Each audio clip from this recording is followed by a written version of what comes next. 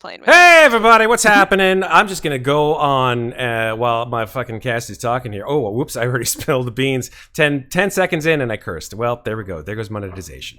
Oh well. 8 seconds. Yeah. 8 seconds? Oh, you know what it was? You know what? We started the stream and there was music. So technically speaking, I didn't curse in the first. So there you go. That's the reason why you have to have like your opening. You get a pad with opening music of your stream, and then you can curse. And then as I much can as say you want. I feel like I missed something again. What's wrong with cursing in the beginning? Oh, nothing, Sarah. You just do your thing. It's cool. Don't worry about it. Well, fucking A. All right. It's about the monetization of YouTube videos, Sarah, Yeah. and apparently we have to make it 8 seconds. So you start off your YouTube videos being like, and just, as soon as you start off, they're like, well, you're not cool. Ding, and you turn off your money. I've made a lot of bull riding jokes about this That's whole okay. thing. And I grew up in Texas, so I'm allowed. That's fine. Okay. How's everybody doing today? Y'all missed me, right? We did miss you. Absolutely. We did miss. I have had a fucking day. That's okay. We're gonna make this a good one. Might not be super smart today. It is. Right now, we only have hot water in our apartment. The cold water sides of the taps aren't working at all. That's bad. Which also means, for reference, it was 90 degrees in New York City today. It was very hot today for some. It also strange means reason. we can't flush our toilet because that feeds from the cold side unless someone wants to open up the tank and like turn on the hot water in the bathroom sink and like fill up a jug and dump it into the toilet tank, which is going to have to happen at some point tonight. But yeah. It sounds like you're stuck in your own little domain of dread there, Sarah. Oh God. Among many other things, but that was the cherry on top of my afternoon. Mm-hmm. I understand.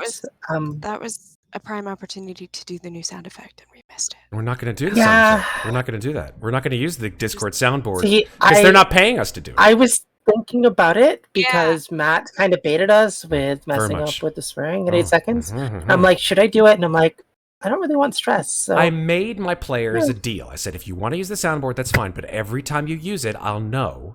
And I will give that character a point of stress. Now, is it a cumulative stress? Oh, yeah. So, like, if I use it 10... Use it 10 times. You can have as many stress points as you want. This is actually something Red would subject himself to. Yeah, he'd be like, I have 35 points of stress. That was actually a point. That was actually something I didn't think to ask because I was looking at my token. I'm like, oh right, why not have stress? Does that carry over to our spirit characters? I mean, there's only one way to find out. Because of spirit character. Yeah, that's because of your spirit character. I'm pretty sure. What happens at higher points of stress? Stress is a cumulative -1 penalty on all of your D20. One way to find out. So then it becomes -2, -3, -4, etc. Now, if you get that's my spirit character who's stressed out. I don't remember. Does it go up at that point? So what was that? What was that, Maeve? Say that one more time. If you hit 0, does it go up at that point? If you hit 0? 0 what? Like you just bounce back up, or you just start subtracting 21, 22, minus 21, 22, 23. Yeah, absolutely. Yeah, there is no bottom to the endless whirlpool. There's no floor of stress. to stress points. Mm-hmm. It's not a race to the bottom, y'all. Yeah, exactly. Because the bottom does not exist. You should have a Discord sound of a sensor bleep. Yeah. Boop, boop, boop, boop, boop. Oh, have they already Tarokaed us? No, they have not Tarokaed us. Nobody has Tarokaed, which is totally fine with me. I have no problem with no Taroka pulls at all. Really, Chad, I don't. Absolutely. I mean, I would do it if I could, but I don't think that would be fair. Yeah, that wouldn't be fair, and I don't think you can actually do it as a player. So there you I'm afraid if they pull a Taroka on me, it's going to actually happen in my apartment and not in the game. And the way my day is going. That's fair.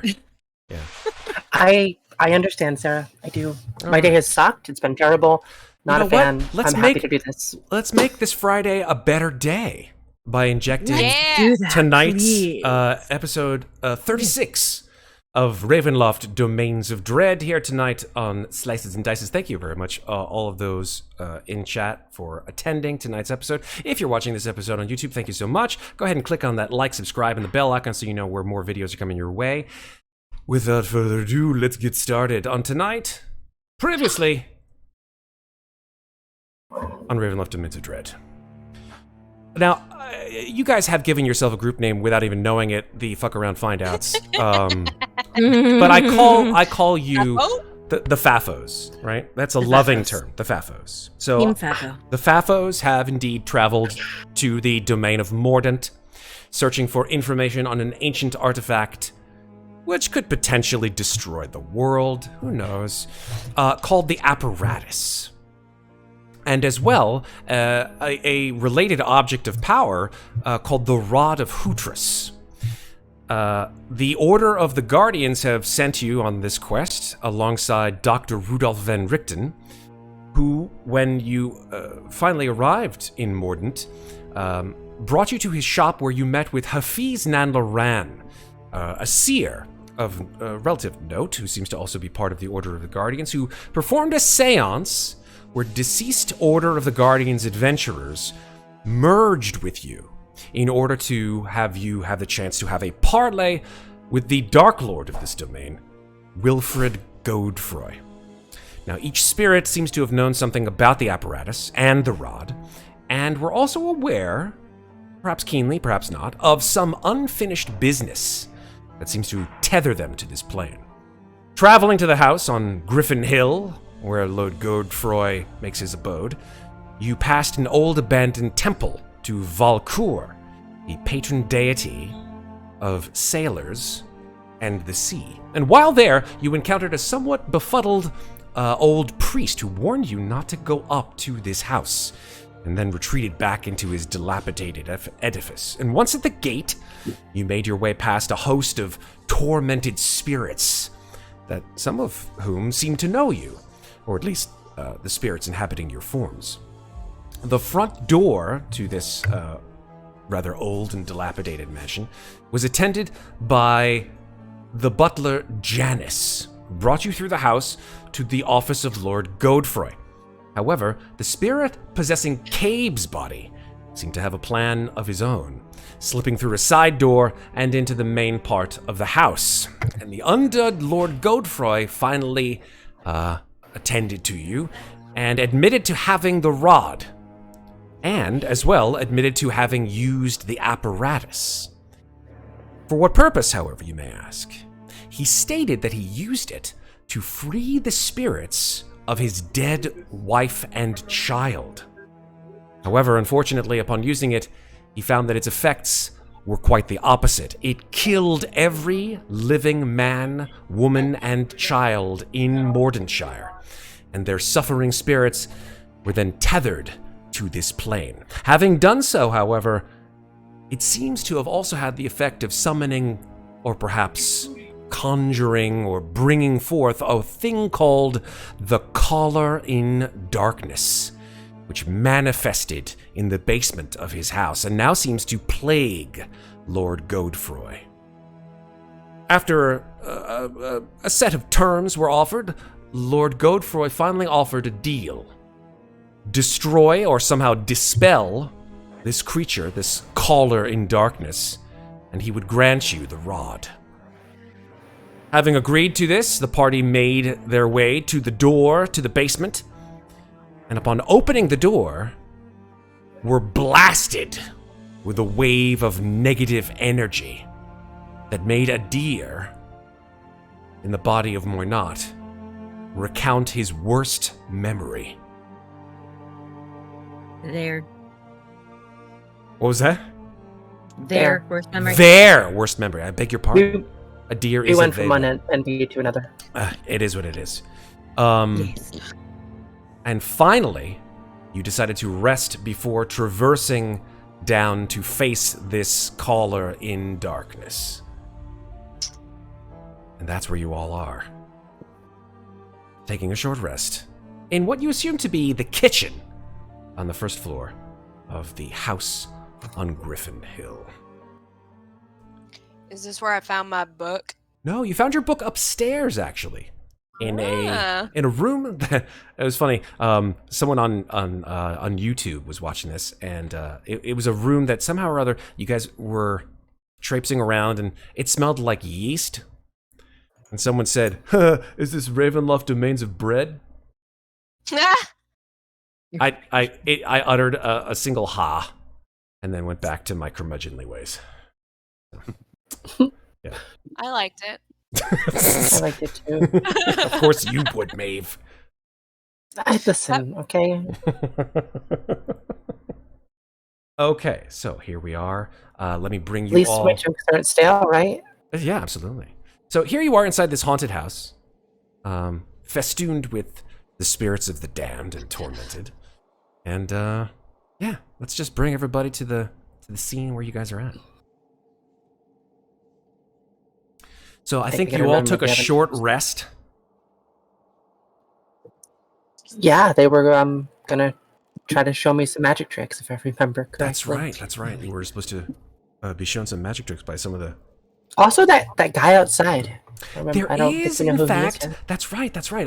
I missed that. But yeah, in fact, there is indeed someone who is very clearly not a spirit, very clearly ethereally challenged, shall we say? Yes. Who is outside in the garden. You see him sort of right around here. Does he look familiar at all? No, he does not look familiar. Does he notice us? He does not. He's outside. You see him. He has like one of those. He has like a garden rake or a hoe or something like that, and he's just sort of slowly, sort of God. moving that tool through the earth, tilling it. A deer is sort of sitting crisscross on the floor, sort of diddling, not diddling, but Whoa, like, hey, yeah. and I know, I was gonna say fiddling is the word I was looking for. I like diddling. It's fine. Diddling works. Diddling with the skull, sort of like, why does she have this? I don't understand. And It's- as she's sort of messing with it, now I'm doing it, damn it. As they're messing with the skull, they're also kind of set it aside and kind of messing around with spells that they know. And the mage hand manifests, but it's Moynot's sort of skeletal blue mage hand kind of manifests and goes skittering across the floor like thing. Whoa. And they're like, oh, well, that's interesting. That's and then, kind of creepy. How did you do that? So I can also try to do that. oh, well, that's a mage hand. And well, what kind of components is that? Mage hand is verbal and somatic. So starts showing Devin the somatic components for mage hand, whatever they are. I'll just be like, and tries to teach him the word or the words to make it appear. And notices that as they do, the words almost seem to be coming out of the skull's mouth. It's like, that's kind of badass. oh, it's a focus. Well, that's creepy. Creepy. What Very creepy. What would a focus look like? Oh, I mean, honestly, a focus can kind of be anything, but a lot of the time, I mean, you know, most wizards, classic, like they like a wand. I always thought that was a little bit weird. I like to use my book. For some sorcerers, they might have like a trinket. Some casters don't use them. They'll have just like a bag of components that they pull stuff out of to make things work. A necklace, a piece of jewelry. I think some paladins like can even do it with their armor. While Adir is saying all of this, Karsten's Literally running down everything they know about spellcasting foci. While Adir is saying this, Karsten's gonna walk up behind Devin, and he's just gonna take both of his hands and he's just gonna give you a short but abrupt shove from behind just to see what you do, to see if you reach for anything instinctively. Kind of like what they do when boxers are trying to figure out like what your like dominant foot is.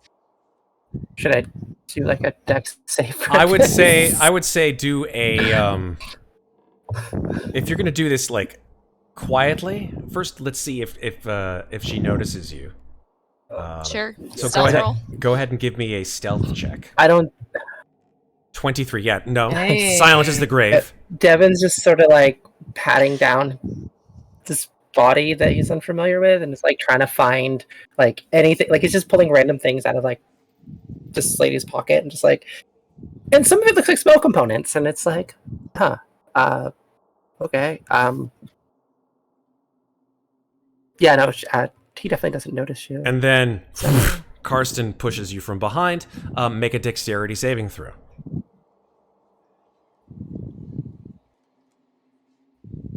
Someone's got their microphone like right up against their mouth and nose because it's going. My fan might be blowing. Oh, on my it. bad. Sorry. If it's your fan, keep it. That's on. okay. I can That's just tilt it away from the mic a little bit. actually pretty good. That's not bad. That is pretty yeah. good. So I think you take like a step, you stagger, but then like you plant with a lunge, you plant your foot on the ground,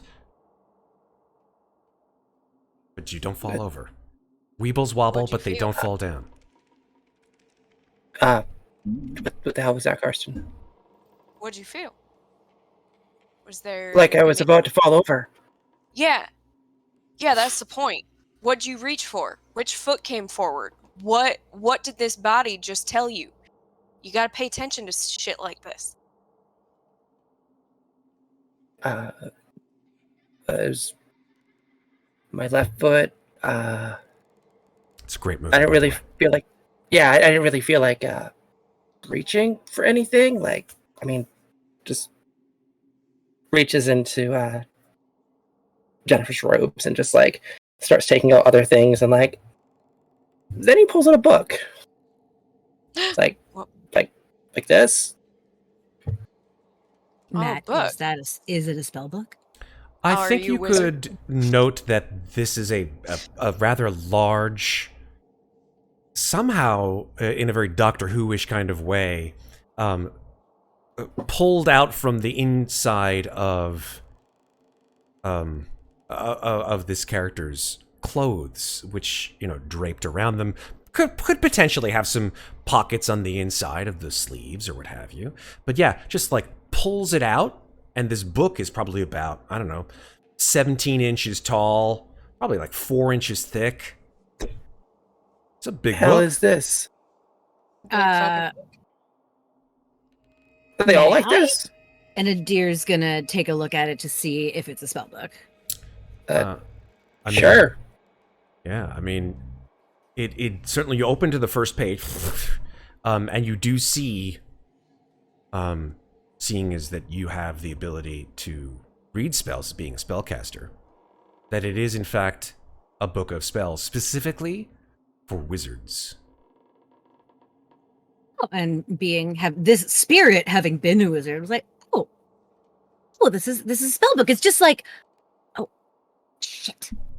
Well, it would be like mine if I had mine in this body, which I don't. So. Well, I think it's a little too late to trade now. Well, it's your book anyway. It's not mine. I don't think it works that way. Karsten just claps you on the back twice and says, "You're welcome," and goes back to looking out the window. Gonna take the book back and see if I can. Let's do it. Read anything. Yeah.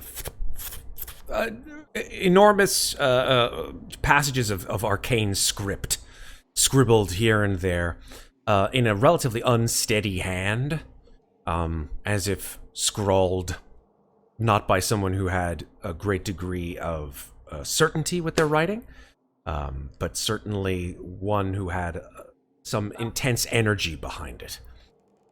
There are spells in that book that you recognize. Actually, would you Do I recognize them? No, well, let me think about this. Your character is is a fighter, so you wouldn't. Defensive fighter. Yeah, no, you wouldn't recognize the arcane spells, at least not without some kind of study.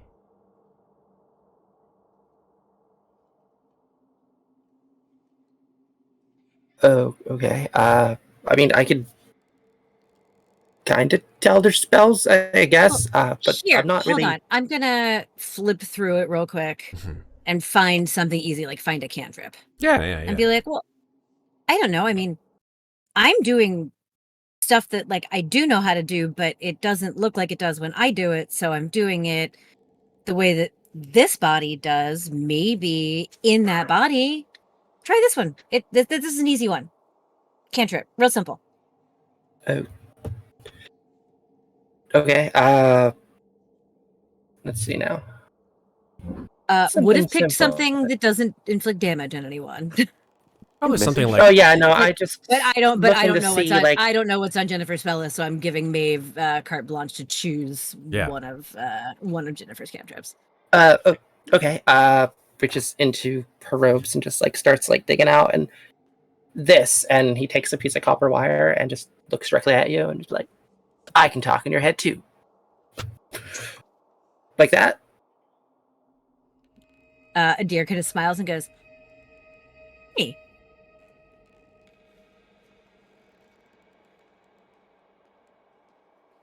Are they all this easy? oh no, I mean they get I mean, progressively not harder, but Easy, but all these little let short me- ones here in the beginning, and like Adir will just kind of like flip through, and whichever ones they recognize, they'll kind of just do a quick, oh well, this does that, that does that. I'm gonna say that some of them, I don't know what level these characters were versus what our characters are. So there might be higher level spells than Adir had, but might know what they look like. But not all wizards know all spells, so Adir will flip through and like point out what some of them are. yeah. Adir was probably the same level, maybe just a little bit less. Like he Okay. might have been instead of 8th level, he probably was like 5th level. Well, we'll go through and point out whichever ones they know to give Devin an idea of what this body that he's in is capable of. Right on. I mean, yeah, dear would just try to go through the book, try to understand. Would he be able to figure out like what she might have prepared? As far as spells go? Make an Arcana check. Can do that. Let the dice roll. I still have a story. No, yeah, there we go. That's 19. Yeah, I think strangely enough, you feel sort of as you pour through this book, you feel like there are certain passages that you feel like you like have in the back of your mind. You know what? Like you have heard a speech over and over and over again, and it's just like you know it kind of by heart. You know that there are some of these passages, spells, for lack of a better word, obviously, that you feel like you've memorized pretty recently. Huh. I'm just gonna like sit down in the middle of the room and just like start flipping through the book, just trying to get a better grasp about exactly what she might be able to do. Mm-hmm. And that as he's doing this, he's gonna just hold the book with his left hand, just flip with the right. And can I make a intelligence check? An intelligence check for what reason? So Adir has met this person. Oh, sorry, Devin has met this person, not Adir. I wonder if he's seen the book before or seen like something she's wearing, like say a ring. Yeah, I would say make a history check. History check, okay. Cool. That's 15. Yeah, so it's funny because Adir, as Adir is. Devin. Sorry, Devin. messed up. I meant to say Devin. It's okay. You said it, so I said. It's okay. I know. As, Screw as up, Devin screw up. is leafing through the book, you're using your right hand to do so, and you know when you see things often enough, you take them for granted. But in this case, this sort of flashing ring on your hand, sort of almost mesmerizing you as you're leafing through these pages, and you sort of slow down and you turn your hand to look at this ring on your finger, and you remember someone But no. No, that can't be. Could it?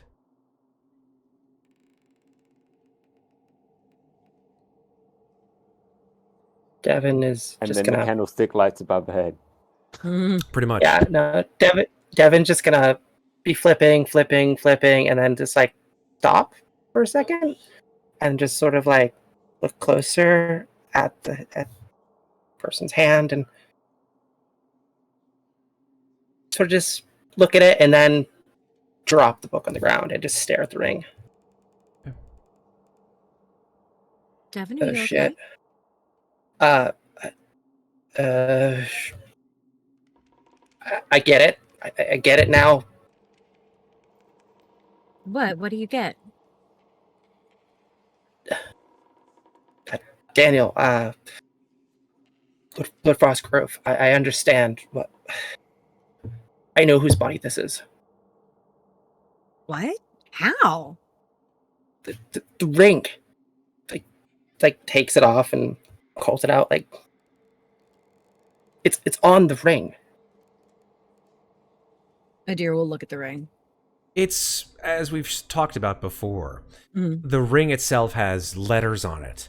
The first 3 are sort of... So here's the thing. Okay, yeah, sorry. No, go ahead. I know what you're talking about. This is not Lauria's ring. Because this is Ginnifer's hand. Yeah, sorry. This is Jennifer's hand, which means it's Jennifer's ring, That's which right. means it's not faded. Right. But it may be a little faded, but there's as- a name on there. There is, yeah. What does it say? It just says Lady Ginnifer with Ray Foxgrove. Mancy. Oh. Would Adir have any idea who that person was? You could make a history check. With my not stats, that's going to be hilarious. You can do it. History. Doesn't seem Yeah, familiar. Doesn't seem familiar. And Adir is sort of looking at the ring, trying to like feeling that feeling when you're like, oh, like that seems like I feel like I should know what that means, but I don't, and it's driving me crazy. And as they're concentrating really hard on the ring for just a split second, it turns into a tiny viper. Not to you, just to her, just to Adir, sees a tiny viper wrapped around your finger as though it's poised to strike, and they kind of startle and jump back. And then What? it's normal again. Are you okay? Yeah, I'm fine. And I actually just realized that effect was only supposed to last for an hour, so let's assume this is happening during our short rest. I agree. Yeah. I don't know if this is actually a good or bad thing. What? Well, explain who is this person? Lord Foxgrove, his daughters, they're supposed to be dead. Okay, well, clearly this one isn't. Clearly. Shit. But didn't Shouldn't you we? look different like a while ago? I mean, yeah, but Well, Adir fixed the makeup this morning to the best of their ability. No, I mean the fact that her Ginnifer, hair, no, not his not hair, Amnestria. like Ah. a completely different color now and shit. Were we just not going to talk about that? Was that Oh, something I missed? can we tell that underneath the boot black that's on the hair under the disguise? I think that there was something like there was a create water spell that Mikmick made, and it sort of And wash it away. washed That's a right, okay, little thank bit you. of it away. Not like the whole Thank you. deal, but just a Thank you for teeny that. bit. So you could probably see like the tips. She's got frosted tips still. Yeah. It's hard to hide. Well, I mean, it is actually with the right makeup. You can hide white under black easily. But who knows? So back to the frosted tips and Amnestria. Also, I Huh. could be wrong because there was like a gas leak or something last time, and my memory is like real spotty. From the last like 6 hours or so. So Yeah, something about being in this body is kind of making my memory a little fuzzy too. I feel that. All right, good. Yep. It's not just me. Good. Okay. Well, this does kind of help, I guess. Yeah, I don't know if we should tell Lord Foxgrove that his daughter's alive while you're trapped in her body, but that is definitely food for thought. Okay. I'm just gonna go back to reading this book. Actually, pick it back up. Devin's gonna go back to, or Adir. Now I'm doing it. God damn it. Adir's gonna go back to messing with the skull, having figured out that this body they're in is obviously some kind of spellcaster, but not a wizard. Is just trying to like figure out what spells they might know. I agree. I would say during the Or 1 she, hour. considering with this voluptuous armor, I think Adir has figured out that Moynat is Yeah. a she. I look down, I see boobies, I think she. But who knows? Mhm. Thank you, Megan. Thank you for I don't that. know what You're Megan did, but- welcome. Yes. This is a mature I channel. looked down at my boobs. Yes. Still there. I look down, I see something else.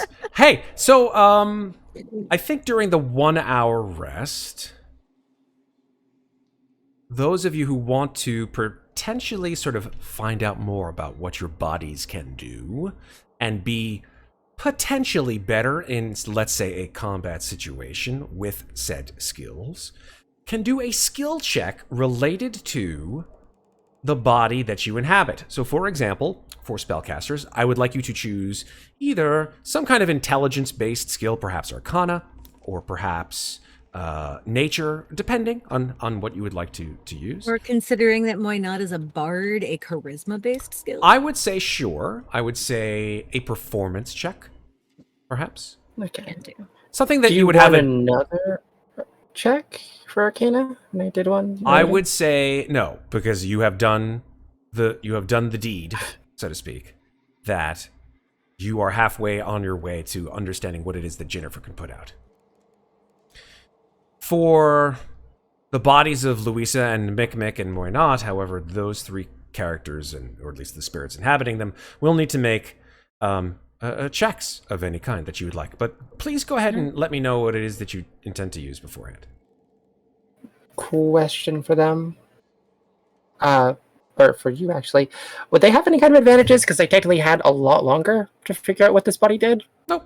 Then, okay. I was trying to help. I appreciate your help, but let's see how the dice roll. This is not a fail or succeed situation. This is just how well you do. How well you do. Yeah. I would say that Adir, in like setting aside the skull, continues going through Moynat's things, finds the lyre, Mm-hmm. and starts plucking a tune, and is going to make a performance check. All right. Let's go. Holy shit. Ooh, 27, baby. Well, I mean, this is why you pick the skills, right? Yeah, I think a deer it just feels right. It feels natural. It's like when you're holding. It's like when you're holding something that you were meant to hold, and you just feel that natural affinity. Whether it be like a baseball player who's holding like their favorite bat, or whether it be an artist using their favorite color, or whether it be, a politician in front of their favorite crowd. It's just ease. It's natural use, and it just Me when I pick up power tool. sure, yeah, damn straight. I did not think that of you, Sarah, but hell yeah. I did. So, Megan's known me a long time. Cool. What's your favorite power tool, Sarah? Just got to know this for future. Ooh. One that you don't have. How about that? How about this? One- A power one tool that you oh, don't have there, yeah. that you want. make it harder. Oh, there's a couple, but the Milwaukee baby portable bandsaw. Oh, damn, a portable bandsaw. It's a little handheld Yeah. bandsaw, and it's awesome. That Hey, sounds big. so cool. Well, it depends. There's like the regular size one that's like probably about 2.5 feet long, but there's also the baby band that's like 1.5 feet. The cutting area is only about this wide, but it's awesome. Noted. For no reason whatsoever. He's gonna torture us with it. Later. Animated objects, bandsaws, just everywhere. No, that's for our next Mercury campaign. That's right. Okay, so I would say, based on that roll, the 27 that you got, I would say that during the course of this short rest, with a 27, I mean, that's just amazing. I would say that you start to really pick up on all of your bard-like abilities. So I would say with a 27, you basically, after a while, you just, it becomes very easy for you to understand how to use bard spells, and as well bardic inspiration, as well as everything else from a College of the Spirits bard that you would probably pick up on. So yeah, Damn, dear. 100% bardic recollection. Bardic recollection. Good Awesome. job. Let's flip to Mikmick. I can't decide between two intelligence-based checks, so I'm just going to do a roll, 1d2 roll. Okay, do it. So 2, so I'm going to do investigation. Okay. He's investigating himself, everybody. Ooh, Oh. balls. Okay, so that's a 9. 8. Oh, that's all right. With the stress, it's an yeah. 8. That's right. Mm. So, I'm not going to say it's a total failure. It's just not as good as what you would have expected. I would say that with that, we're going to have to limit you to a certain degree in what you can do as an artificer. I would say, and I'm going to look up your character sheet very quickly. This is not good. But it is what it is. The dice tell a story. I would say, Mikmick, your abilities are limited to cantrips and first level spells that you understand. You do get rage. You understand that, like, this guy had some kind of, like, deep-seated anger problems. So you will have the ability to call upon your rage and, of course, unarmored defense. That's just naturally part of it. Your magical tinkering, you do not understand. Yep. Your infusion of items, you do not understand. Your reckless attack, you do not understand. Your gift of the metallic dragon, you do not understand. Okay. And you get extra attack, and you do not get flash of genius. Okay. Everything else, Because you're good for. that just stops what I was going to do for this short rest. Oh, balls. Ben? Sorry, dude. Because I was going to have, while they're short resting, Ren being the cleric, he'd be praying to his god, and he'd be like, I know you can't hear me, but look after my friends, and that would be his way of casting aid. Oh, But that's a second level spell. It is. Sorry, dude. But you have all your your first level spells. So Yep, you're the good. 2 left that I've gotten Isn't- can cast. Isn't A the thing you got with the durable though? No? Okay. All I've only right. got 2 first levels left, because I don't get them back on a short rest. Lo siento, senor. Yeah, All right. that. And now, finally, in the body of Louisa, that is Karsten. Oh, me. Point of order before I do this. You said I found my book. Yes, you And did. You found your book. Maybe meant something. Yes, it did mean something. You'll find out if you decide to get into After I roll. if you get into the situation where it will come to the fore. But Oh, okay, cool. yeah, no, the spiritual enlightenment that you feel has nothing to do with this particular role. That you get nonetheless. Okay, great. Then I have a separate question, because Carson kind of feels like he has figured out a lot about her. Okay. What with no ranged weapons except for the wand, a broom that and she's wearing gauntlets, so he kind of feels like she's a frontline fighter. He knows from instinct during the deflect missiles that she's got some pretty fast reflexes and everything. So he kind of feels like he's got a good-ish handle on her. Would it be possible to use my insight on Ren to try to boost Ren to where he can have more? I'm going to say we're going to let the dice roll where they lay. Sure. But I appreciate your wanting to help. I do. Sure. No problem. It's like, so I'm going to use insight on myself then. Insight. See Do it. what else I can gain. Okay. 16. A 16. I would say a success for certain. Not like a 27 like Sarah got, but certainly a 16 is above average. So I would say that although you don't get everything back, Sure. obviously you still can fight with your magical items. You have an understanding of them.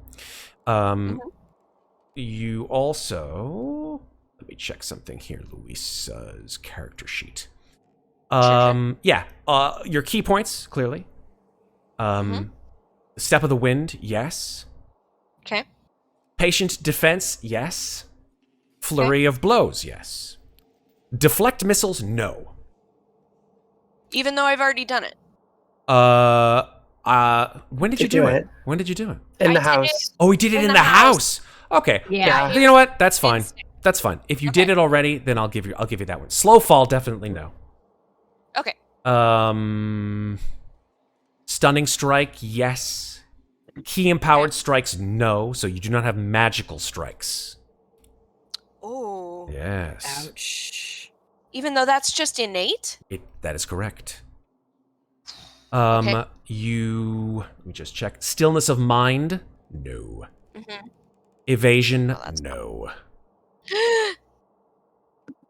Everything else, extra attack, yes. Observant, yes. Your drunken technique, of stunning course, strike? yes. Quickened healing, yes. Okay. Unarmored movement. I'm gonna say no. So I'm back down to 30. That's correct. I lose 15 feet of movement? That is Okay. correct. Okay. That's it, though. Everything else you get is still pretty good, including the ability to use all those magical items that you have: the wand, the broom, the gloves, etc. I think in this, and especially with realizing that she's drunk monk, he's gonna go, oh, that's what all this fucking alcohol is about. All right. It's like, and then he'll turn to Ren. He'll turn to Ren and he goes, you remember Dave? You remember Dave from like the ship? She's like Dave. Yeah, I've named a dude bro sailor Dave. I love it. In this. It's now canon. Nice. I love it. It's I love it. It not only is it canon, but most likely he was like the guy who manned the cannon. So he's Oh, definitely. Drunk Dave definitely manned drunk the can. drunk Dave manned the cannons. Yeah. That's my new vocal warm-up. Drunk Dave manned the cannons. Manned the Drunk cannons. Dave manned the cannons. Dave manned the cannons. Drunk Dave manned the cannons. That is 'Cause such you gotta a get good the vocal manned. warm-up. That is so good. Red leather, yellow figure leather. if Red leather, yellow leather. Leather, Drunk yellow Dave leather. manned the Dave cannons. manned the cannons. Oh my god, that's so good. Somebody clip that for later, for Drunk God's sake, because Dave that's so. manned the cannons with a fistful of fistules. At 20 to 2 today. At 20 to 2 to 2. We've just mashed Yeah, like we've done a lot of. There's a lot of that. There's a lot of that. That's fun. Drunk Okay. Dave manned the cannons amidst the midst and barest frosts. Oh my god. With a fistful of fistules. In a Okay. proper coffee pot. What is happening? Okay, back to the game. So I think we've gotten all of our folks what they've deserved. Yeah. What do you guys want to do? The short rest is over. In case you haven't already done the things that you need to do for your short rest, all that jazz. Just for funsies, since Adir has figured out that this is a College of Spirits bard, as they continue playing this little song on the lute, I'm gonna roll my D8. Yeah, your song. I got a 1. We had this one. We have had this one. The Tale of the Clever Animal. Mhm. So this is the one that when I bestow it for 10 minutes, the target can add a one of my bardic inspiration die, which is a D8 to any wisdom, intelligence, wisdom, or charisma check. Nice. Coolio. Is that a dude outside? Like, there's somebody out there. Yeah, I've been watching him. He's real shit at pulling weeds. Guys, I just need to stop because this is what my husband just delivered Prosecco to me in. What is that? I can't really see it It is that a well. glass mug that looks like an iridescent skull and has a straw in Can it. you hold it up I just a do love smidge? it. Just a smidge? Just hold it up to your... oh my god, that's so good. That looks great. Can you turn it on its side? It's What because looks it good? blurs out a bit. Oh my god, that's so good. Like, do the whole, like, spinny. Oh my god, that's so I great. like the oil slick. Where did It you is- get I've- that? Sarah, you need. Oh, you need I to got, job and it's got with like this, Day right? of the Dead Skulls on the lid. I got this for like $4 at the dollar store in my neighborhood. Damn. That's so cool. I want it. But it's now full of prosecco. So Nice. Oh god, we're gonna have that kind of night. Let's go.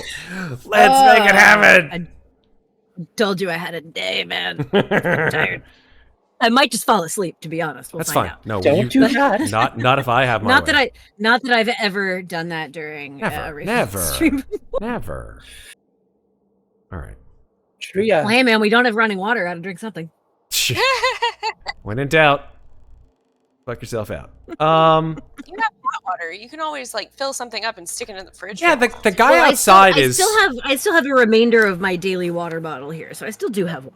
the guy outside is sort of he's definitely hoeing some kind of a garden outside, but most if not all of the plants are dead. Oh, that's sad. He's got a tough road to hoe. -1 on all of your next ability checks. Everybody else gets inspiration, and I get punished. So I got stressed right now. It sounds like you got some punishment.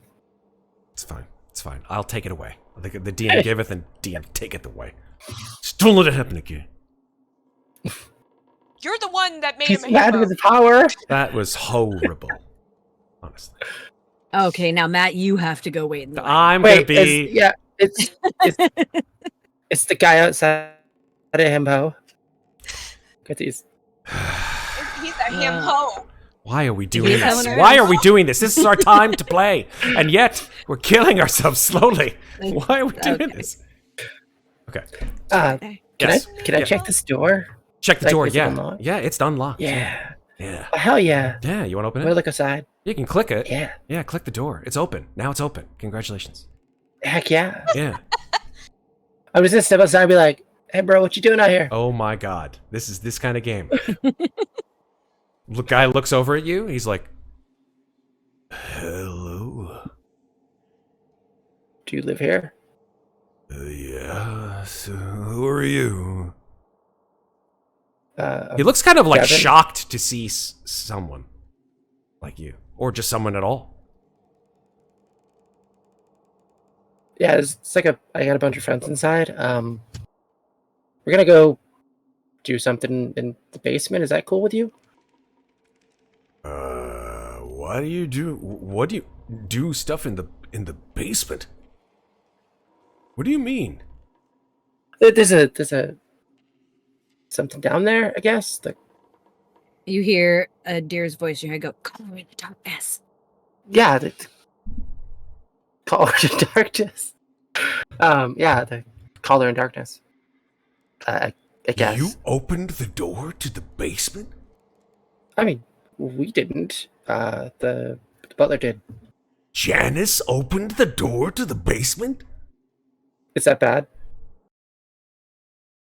I mean, that just means that It sounds like it's bad. it means it knows you're there. I mean, now you do too. Well, yeah, I don't know. Do you know something about this thing? Oh, it's. I only know that Lord Lord Godfrey says that it's the thing that's tormented him for years and that he'll never get rid of it. I mean, well then, if he'll never get rid of it, why is he having us go get rid of it? Because he has had people try to get rid of it, and they never came back. Okay. Did we try to get rid of it before? Do you know? I mean, I don't- not me. Like these. Like it's weird. I know. He just it's squints at you fine. like, huh? Has anyone tried to get rid of it before? A deer said calls yeah. over Devon's shoulder. Oh, yeah. Hello. Yeah, he sent lots of people down there, and none of them have come back ever. Be some cool stuff down there then. I mean, and terrible things, obviously. Oh, yeah, terrible, horrible things, yeah. This is out of game. We're not saying that Sam is saying this to you, Matt. Did we go down into the basement before? Did we make it that far? If you did, you don't remember it. Okay, cool. Thank you. Did you tell us what race these characters were in real life? Yeah. So I'm trying to remember. I think I was human. I'm trying to remember. I believe all four of you were in fact human. Oh. Karsten, Sweet. human. Weird habit. Yep, Karsten human, Yeah. Devin Oh, human. Let me double check. I'm pretty sure that's the case. I Pretty thought sure. Carson was Elven, but also that might have been Ah. something that I made up in my own mind. That's okay. I mean, So- you can make up what you want. You know what? It actually doesn't. It actually does not say. It says that the PCs can actually choose the race and, of course, gender pronouns of their spirit adventurers. So choose as you would like. He's Yeah. Elven. This guy's just probably seen a lot, right? Devin or this guy? No, the dude. Oh, You the know what I'm dude, saying? yeah. I mean, he's sort of like he's got this sort of long mane of hair. Let me give you a little blow up of his face here, of the token, I should say. Yeah, he looks like he's seen some shit. Yeah, he does. He's got sort of a thin How come face. you're a spirit? Yeah. You say that out there Exactly. too? Yeah, Carson's just kind of watching like he does, and just He kind of calls like, that out the window. yeah, it's like, wait a minute, everybody else here is dead, and we've been told that everybody else died upon Thanks for the raid. the Rada hoo-ha, whatever, hoo-ha! And, so, The apparatus. Sorry, did you just say did that hoo-ha thing, or killed hoo-ha? everybody. Because there's like a big difference Both. between hoo-ha and hoo-ha. I said both, because I don't remember what it's called. It's the water hoot. I'm winning The it. water hoot. All right. I gotta interrupt you. I gotta interrupt our amazing game for 1 second just to say hello to our awesome new raid party. Hello, hey, what's happening? Hey, Raiders! Thank you guys for joining our game. Thank you very much, Top Down Tabletop. We love you guys. So weird right now. It's great though. It's great. It is. You bet you've come at a very interesting time. Very interesting. Yeah. Stuff. It's Body Snatchers episode, part 3. Basically, yes. Yeah. Yeah. A deer will pop out of the door behind Devon and say, these people who came before, was there a group and it had, a wizard kind of on the short side. They had short brown hair, human, kind of gray tunic and leather trousers, very simple. Always wore a really large amulet around their neck, and we'll just go on to describe what these What four they look characters like. looked like in life. To these guys, does that He sort does of that sound familiar? Did a scratches group like that ever go down in the basement? scratches his head. He's like, I'll be honest with you. I don't really remember. oh crap! Good gracious! Red Platinum has gifted a bazillion subs. Thank you very much. Only 10. Only 10? Okay, thank God. Only 10. Now we're just gonna hear the sub sound go for another 8 times. So apologies, but hey, thank you guys very much for. That's a Slices and being Dice's here. welcome to stream. Is thank you very much, Red Platinum. Let me get back to my my thought. Oh yeah, he says to you. He says, listen, I don't. I don't know if I've seen the four of you exactly, but you kind of look a little familiar. Does my question just not get answered then? Oh, I'm sorry. What was your question? What? Why aren't you a spirit? Oh, that! Why am I here? Yeah, I tend the grounds for Lord Godefroy, because, I mean, Sure. Spirits Can't kind of hold have a rank. a heart. Yeah. I get that. Yeah, But, like, you're like whole, right? Yeah. Like, I can't... whole meaning alive? Yeah, like you. He sort of, like, points at you and points it to himself. Yeah, Thanks for the sure. follow. Okay, we don't have time to unpack all that. Okay. But, like, everybody else here, with two exceptions outside of this, like, little shindig that we got going on her, it, like, you know, how do I put this? No. So, like, why did you just come after everybody else died? Like, what? Oh, you're talking about when everyone in Mordenshire kicked the bucket. Yeah. Yeah. See, you get it. Yeah, that was like 43 years ago? Yeah. Cool. Yeah. 43. Yeah, I mean, Mordenshire still has its population. The relatives of everyone who died that day, they sort of came and picked up the pieces. So there are still people in there. Not a lot. I hear that the Lord and Lady, well, I should say the Lord at least, is still around, still kicking it. Lord Foxgrove. Yeah. Sure. That's pretty much it, though. Not a whole lot of living people here in Morden. I'm not from Morden anyway, so, you know. Okay, there we go. See, that's getting closer to my question. So, you came here after. Oh, yeah. I've only been here about 2.5 years. Okay. Great. That's all I wanted to know. Oh, okay. Well, have fun and, sort of looks down and he says, well, that's actually not fun at all. Are you guys sure you want to go down to the basement? I mean, that's not a good idea. I mean, unless you know where we can find the rod we're looking for. I think what? we have to. The rod of Hutris. It's the dumbest thing I've ever heard in my life. The what of what? Exactly. I said the... Yeah. You're on the same page.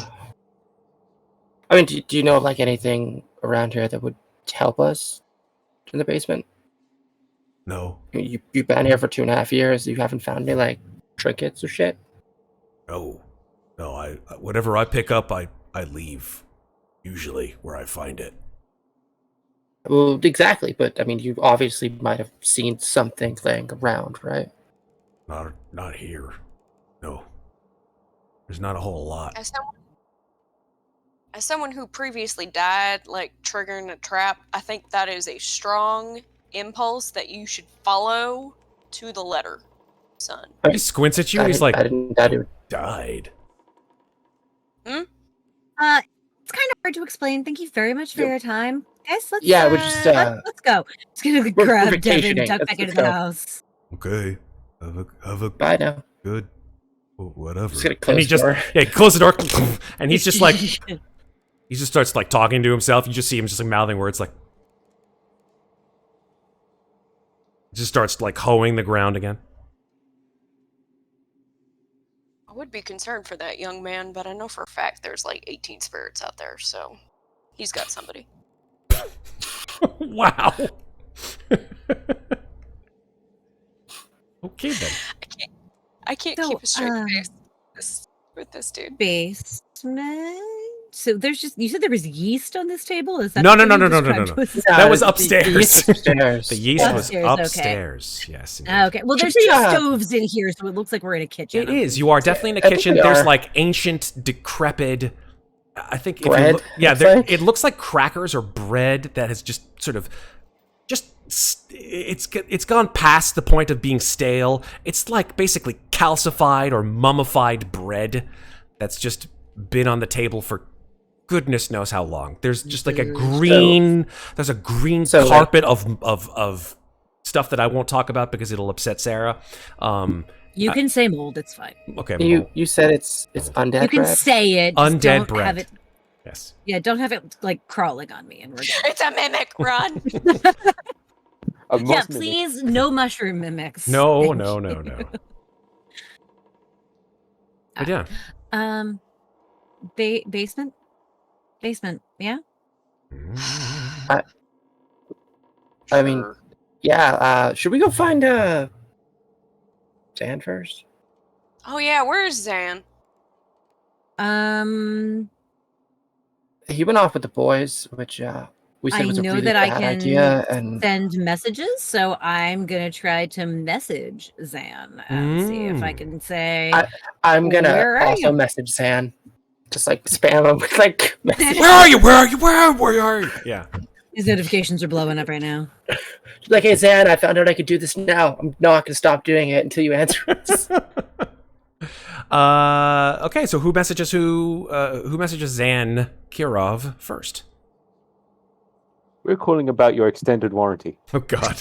I think. Oh god. Yeah, I think mine is gonna say. I'll go first and say. Zan, we're heading into the basement. Where are you?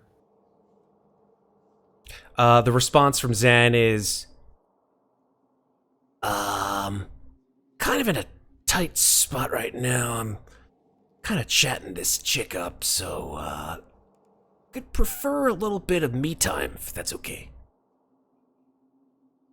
Sends another message. God damn it, Zan!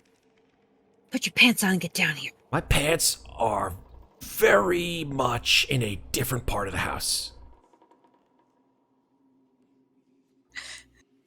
He'll look over it. A deer looks to Devin and goes, Zan is doing a Zan. Will you talk to him? Hey Zan, buddy, old pal. Oh crap! You? What the hell's going on? Can't a guy just? Yo. See, I'm usually the one that has to drag you out of this situation, and now I have the power to talk in your head too, which is really weird, but You are breaking my concentration in a very, very big way. that's what I want to be doing. Oh, la la la la la la la la la la la la la la la la! Can't get you out of my head.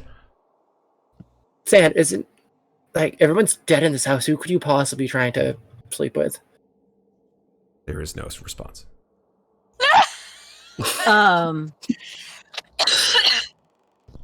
Adir's gonna message him again and just start singing a really annoying nursery rhyme in his head. Alright, y'all. Look, I know that last time we really needed Zan. But this time, and this is no offense to the being that he ended up in, but are we sure he's gonna be helpful? Maybe we just best go on. I mean, he doesn't have his pants right now, so I think you're probably right. That leaves a man in a very vulnerable What position. else is new? So when we leave, like it's Zan, are Message we gonna be Zan able one to more like? time. Message Zan say one more time and say, if we die again, it's on you. Zan responds. Enjoy your ghost life. Zan responds. Yeah, Everything is so much bigger.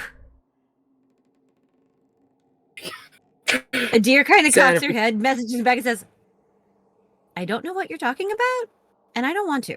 Goodbye. I do know what he's talking about, and you don't want to know. Did not hear that. Sorry. Yeah, but no, think about it. He's saying it because he's a halfling, so Yep. yeah, no. That's things I don't want to think about. So Okay. the fun thing is that Karsten actually can't hear what Zan's talking about.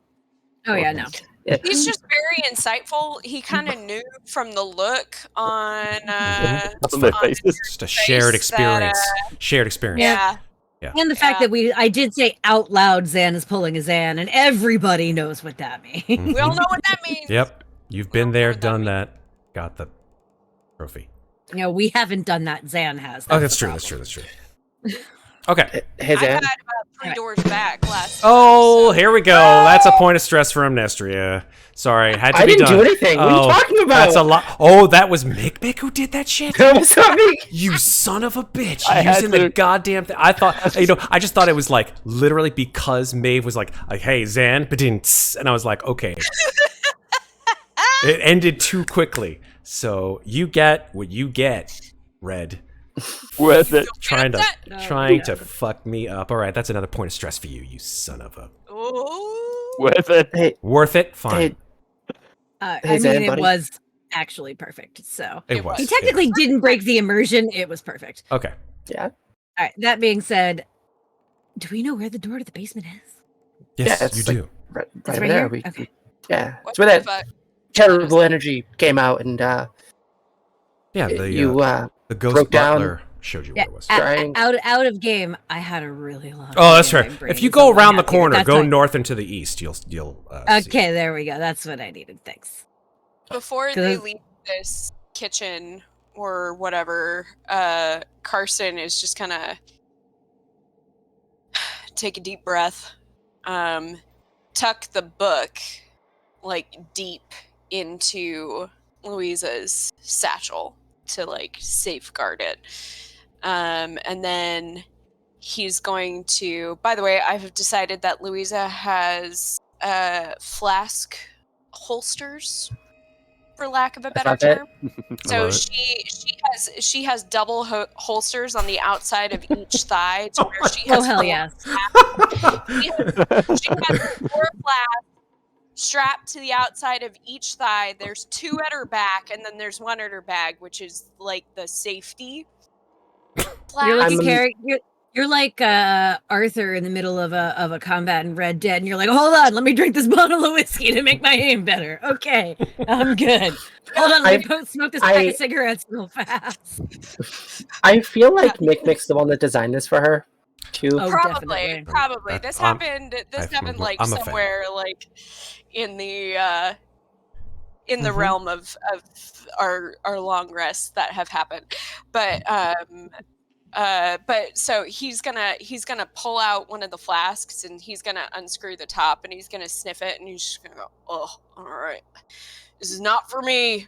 This is for whoever you are, deep on the inside." And he's just gonna take like 2 shots just to hopefully grease the wheels, as it were. Mm-hmm.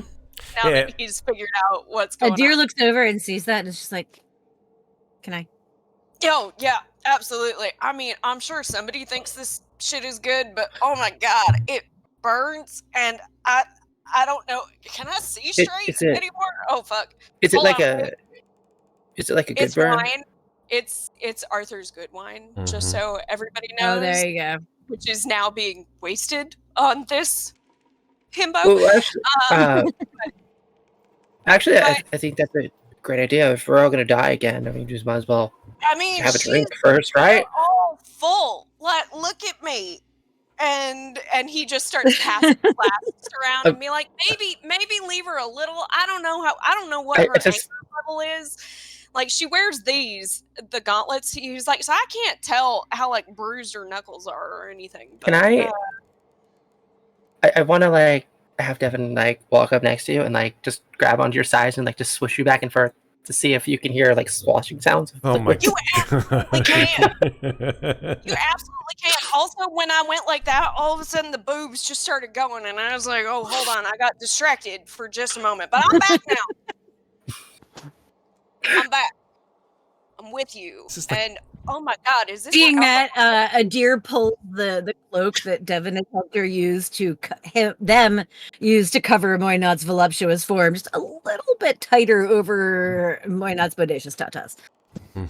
And then grabs a flask. I just want an excuse to say bodacious tatas in a Yes, D&D sure. game. Yeah, I'm down. And then Yeah. takes a flask from Karsten and just like takes a quick slug and then looks at Karsten and says, "This is delicious. Okay. Yeah," and then takes a second one Yeah. and then hands it or hands it to Devin actually. I'm one of those people where like the one gold bottle of wine is the same as like the 200 gold bottle of wine. Oh, that hurt Megan to say. Oh my god. Okay, Gonna be okay. I'm back. But wow, there's a lot happening where it's like all of a sudden my consciousness like skips for a second and I don't know what's going on there, but here I am, and that one's for everybody else. That wasn't for me. Just gonna like try a little bit, just see how it is. I imagine Devin's probably had like fancier wine at the Weathermay estate, maybe when they were younger. This is Arthur's good wine, so Yeah, I mean, like, like growing up in a family who's like spent generations watching over a noble family, they probably had some pretty good Sure, wine. they probably gave you good wine on special occasions. sure. Yeah, exactly. I agree. Is it like good wine? Like good No, wine? it's good wine. Yeah. Hell yeah. It's good. Okay. Maybe. Yeah, like I've had good wine and I've had good wine, and this is second one. Well, then I don't know. If she's fancy, then maybe don't drink all of it. That's all I gotta say. As you guys are talking, you hear sort of somewhere in this enormous manner as you're talking sort of jauntily back and forth, you hear just the strange sound of like ravens just perching somewhere in the house or maybe outside the house, just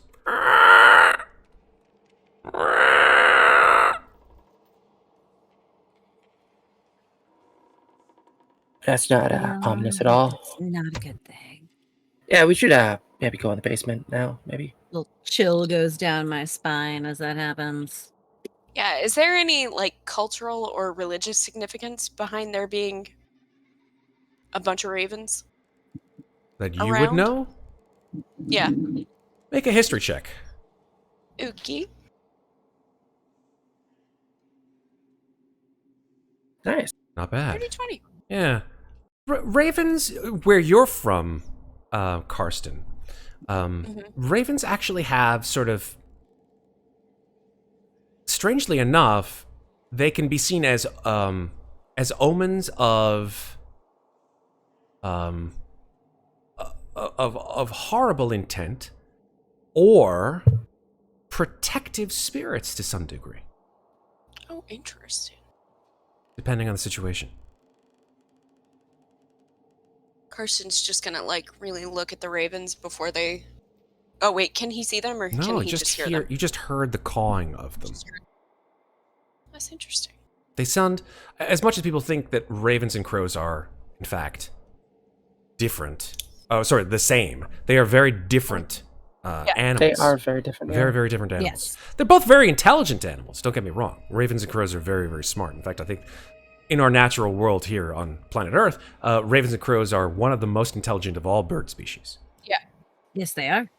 But they have very different genealogies. They're in the same family. Crows though, will from bring what I you know. presents. They will. Should be like Life goals: defend a murder or befriend a murder of crows. Yeah. So this is the door to the basement here. That's right in front of Devin. nah. it's It's to the this right. one over here actually. Oh, okay. All right. I don't know if I want to trust that door right there. Like you shouldn't just open up doors randomly. Bad idea. Devin, Doors are doors. as you stand in front of that door, which, when opened, issued forth that sort of ill wind that seemed to affect a deer pretty significantly, you notice that your breath is beginning to mist, as if the temperature has significantly changed just as you stand in front of it. And there is, in fact, this sort of chill emanating from the basement. Shit.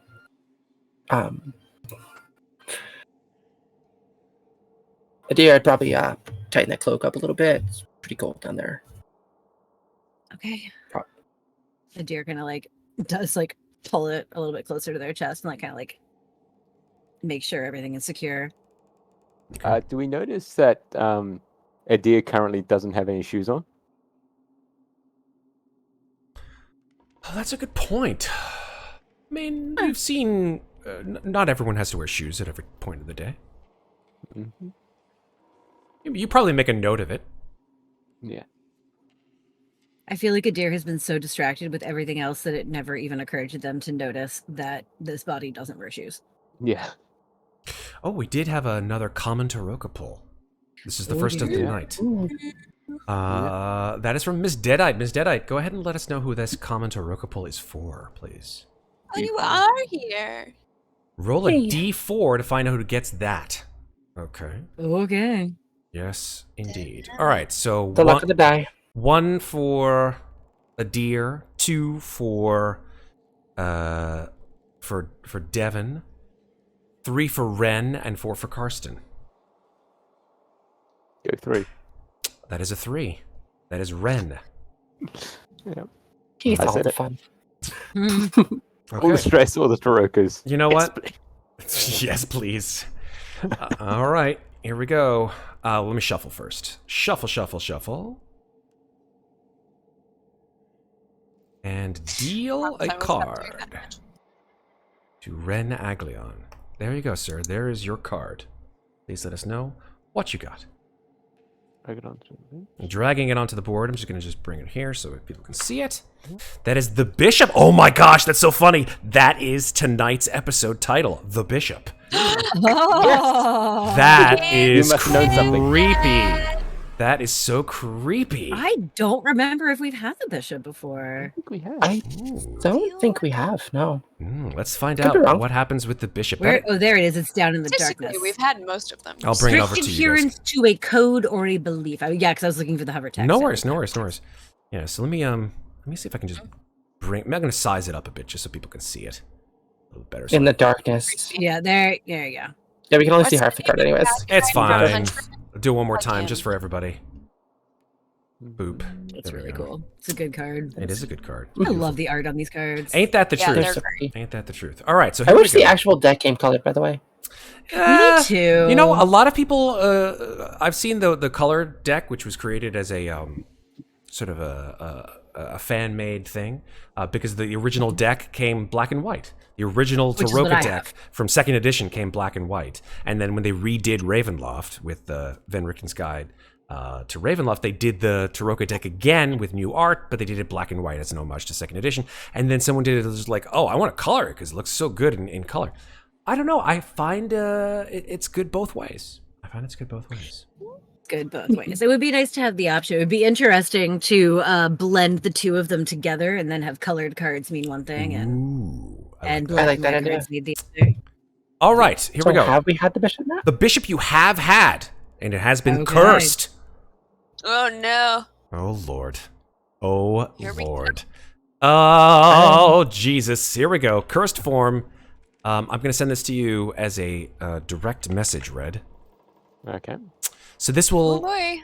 this will be fun. There you are. Always is. Da, da, da, da, da. This will be until you are in your body again. Okay. Ooh, interesting. Oh, that's a long one. Maybe. We don't know. Okay, and now the bishop goes into the bin because it's been Bye, Bishop. cursed and been used. Bye, bye, bye. Bye bye, bishop. I'll take that card now. Bye, bitch. Bye, bitch. Bye, bishop. All Bye, right. Bish. But you did a pun, Matt. Good I job. did. I give myself inspiration. No, I don't. I give myself stress. All right. I was about to say, I was like, wait a minute. That's not fair. All right. It's the DM, you can have double standards. I was That's true. the GM Fiat. He can do what he wants. It's my game world. All right, no, it's fine. All right, so yeah, there we go. I think what happens is as Ren steps forwards towards the chilly basement, his posture changes. He's sort of, his face and his head sort of come up, crosses his arms, and then sort of looks at the three of you, sorry, sort of over his nose a bit. Oh dear. Even though each of you are taller than him. Doesn't matter. He sort of looks up over his nose at you. Yeah, one of those. Up and over his nose. Yeah, up yes. and over his nose. Yeah. You okay there, buddy? Yeah. No, I really don't know why I'm still with you guys.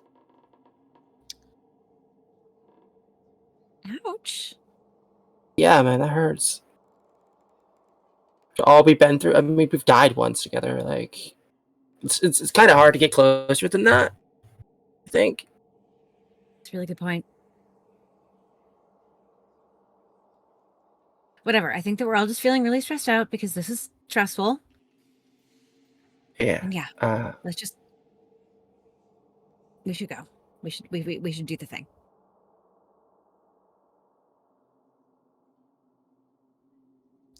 Oh, normally that means me, but this chick. I mean, this Like- door's unlocked. You don't really need Oh, to it's unlocked. do All anything. right. Yeah, I I mean, know they it's open. opened We just it. gotta go through it and to the basement that we may or may not have ever been in before. Yeah. Yeah. Does anyone else really not want to go in the basement? I mean, last time I died, like, well before Last time this. we all died. Well, okay, yeah. So, I don't know. I got a level with y'all. I'm having, like, a moment here where Did it's you like, die before this, or did you die in the basement? Because I don't like. I remember when I died, but there's a lot that is just not there. yeah. Like a big empty. So, like, Void.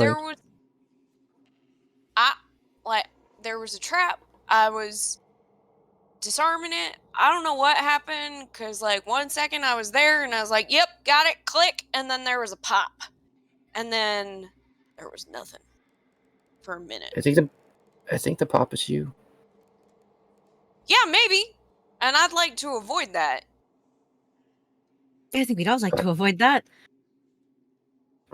So, yeah, I personally, like, let y'all know where I'm at, because I get it. I don't normally, share, but body new leaf. I'm having some, what's the word? Trepidations, To what, huh? apprehensions, trepidations, Yeah. apprehensions, misgivings. I'm feeling away, and I think it's all that ways.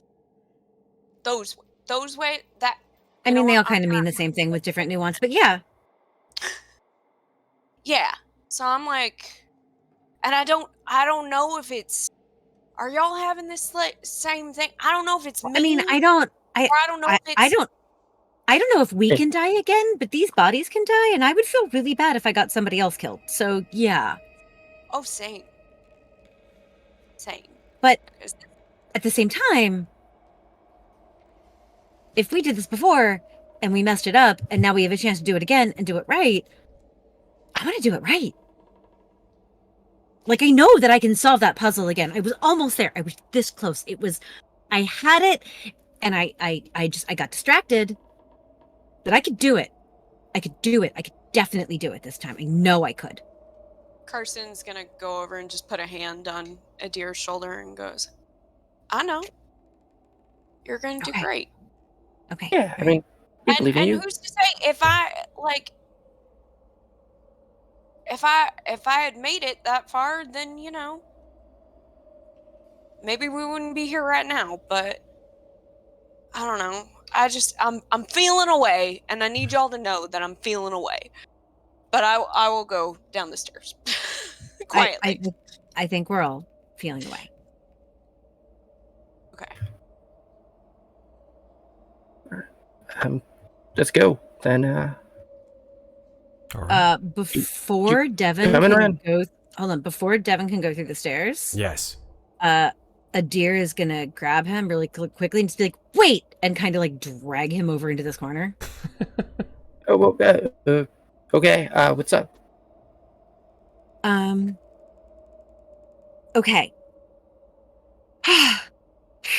So here's the thing. And what's really weird is you're actually going to hear all of this in your head because in their sort of stress and agitation, they have triggered Moynot's awakened mind. So you're not going to hear it in her weird, creepy voice because that's her inner voice. You're going to hear Adir's inner voice speaking inside your head. And it's going to say, so this is really, really, really stupid, and I probably shouldn't be doing this. But here's the thing. If we're going to go down in that basement and die again, then I can't go down in that basement and die again and possibly kill someone else and all these other people if I fuck up again without first telling you that I love you. And I know you probably don't love me the way that I love you, and that's totally fine. But like, I can't go down in that basement without saying it. So I just need to let you know that I love you, and I pretty much have since the first time I met you. Okay, that's it. Devin is going to grab a deer and just bring them in for a kiss. And that is something I can definitely see. Okay, so they're going to make out in the corner for a second. And then Karsten watches that and just says, "New body, new leaf." So, best part is none of the rest of you heard the speech. You just watched them go into the corner, stare at each other for a second, and then make out. Yes. I had to. So I'm gonna do this for you just because I think that this deserves it at this point in time. Adir, remove that 1 point of stress that you have. Thank you. I don't know how, so you're gonna have to do it for me. But I'm just gonna say it. The point, like, that's an incentive for making out if I ever heard. Listen, it does relieve stress. It does. I mean, it certainly does. The lead up gives you like stress, but then once you're in it, bam. So, yeah. That was Emmy's mistake. Heck yeah. And then after a minute, Adir will go back and go, okay, well, that was unexpected. I really don't want to die again. We're not going to die again. No, we're not. Definitely not. And once this is all over, and we will all be together in the afterlife, yeah? Sure hope so. But if not, we're together now.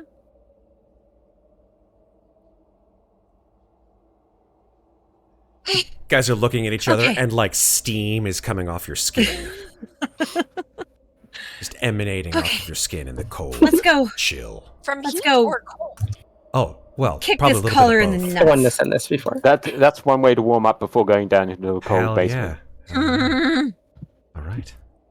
So, this is a 10-foot wide stairwell, so you guys can line up how you'd like, but please do find yourself some kind of order, please. I will go first, as I said I would. How far ahead does Karsten want to go? Well, Karsten knows he's frontline, so he'll stay within 15, 20 feet of the rest of the group, but he's gonna go quiet, like completely stealthy, every step of the way down these stairs. Okay.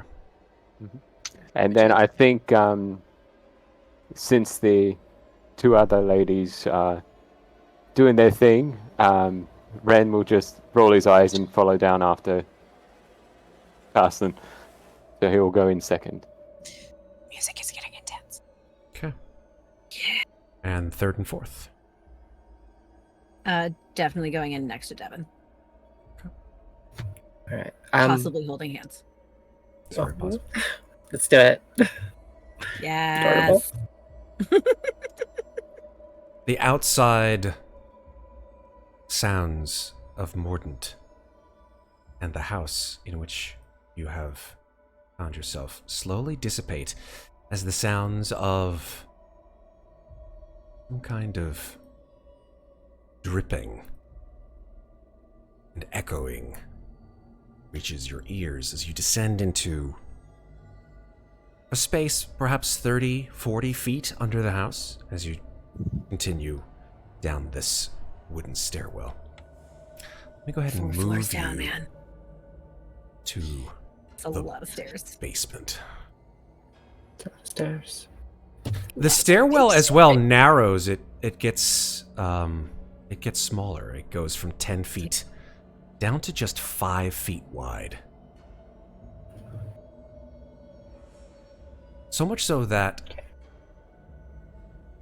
Karsten, going first, you find looking back behind you that Ren is sort of struggling to sort of find a space next to you, so in fact has to only find a space behind you. Same thing for I'll Devon swim and for behind them. Adir.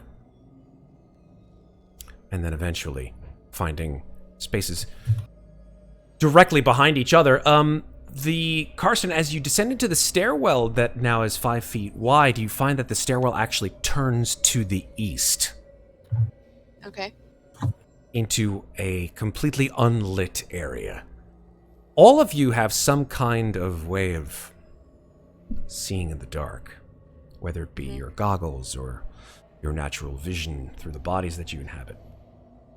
But you know that this space is absolutely bereft of light.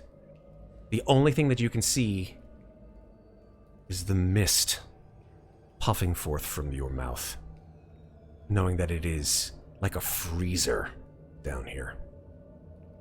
It is just intensely, intensely cold. Not so much the cold like that in Lamortia, but a different kind of cold, a cold that seeps in through your bones.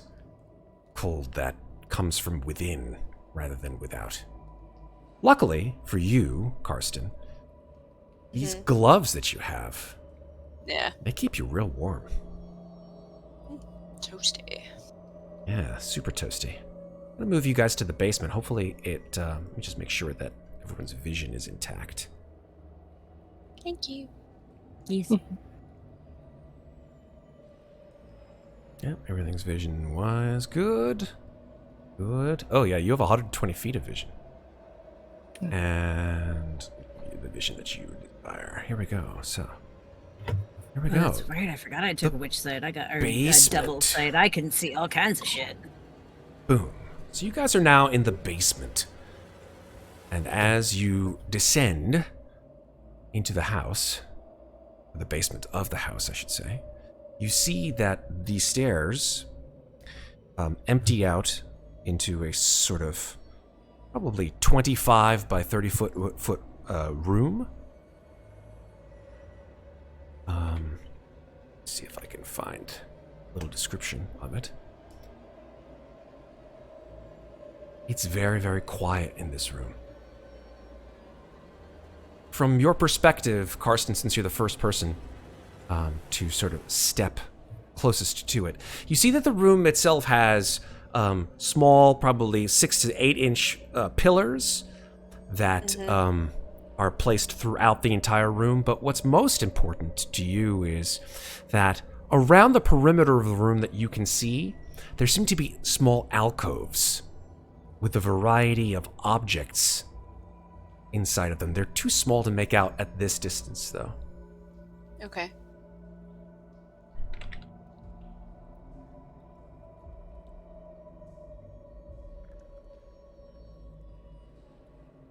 What would you like to do? He will continue to be very stealthy and like ease on down, constantly eyes roving, trying to spot wherever this collar of darkness might be hiding. Hey, Matt, real quick. Mikmick and my stress are both wrong on this map. Oh, that's correct. Yeah. Sorry. And in the wrong order. It's just because of the... Yeah, and I should That's okay. be behind. Well, You guys and can I change fix your that order. That's ourselves. no problem. Yeah, we can just change it. It's perfectly fine. There you go. Stress has been fixed. Thanks. Give me more stress. Hey, you want it? Okay. I don't think it's a good idea, but whatever it is, what it is. We know that Red enjoys hobbling his characters. I think he likes the challenge. This is true. Yeah, he does. Mister, I'm gonna fight with a table leg and show up with no equipment. Yep. Then he got equipment and then probably lost it. It's like, check out my cool axe. It's possessed. Let me see if I have a description of the room that you've just entered. Please. Yeah, here we go. So, this is... What room is this? This is room 35. Okay. Yeah, this is, some kind of a reliquary, you assume, based on the fact that all of these things in the perimeter of the room are sort of placed very gently and very specifically in these areas. The object that's closest to you is a small mummified yellow hand with sharp claws on a loop of rope.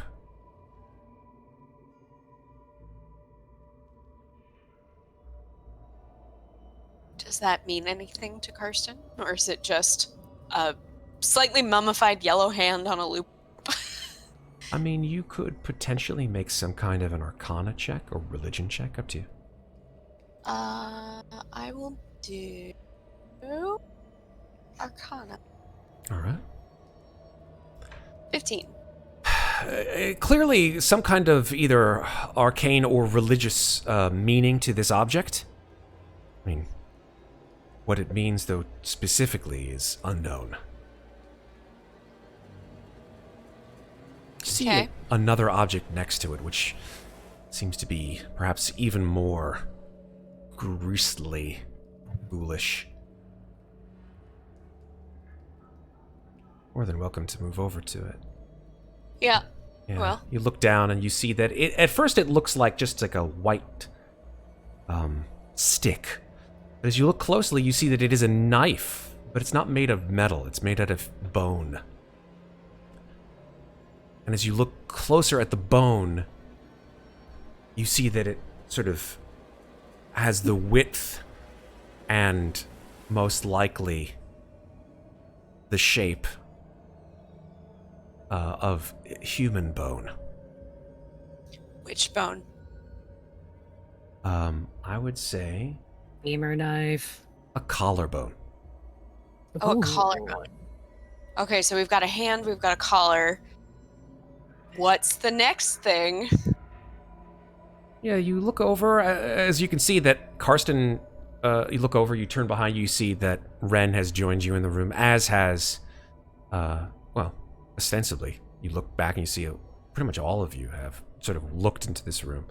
You see that there are actually a couple of exits from the room, one to the southwest and one to the southeast. But other objects that you see in the room are some kind of a varnished 8-inch orb.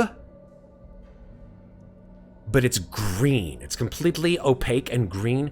There, in the middle of it, though, is a slit. And you realize that this is some creature's eye that's been preserved. Others of you look around, you see, I don't know if you've ever, do you know what an aspergillum is? Isn't that a type of fungus?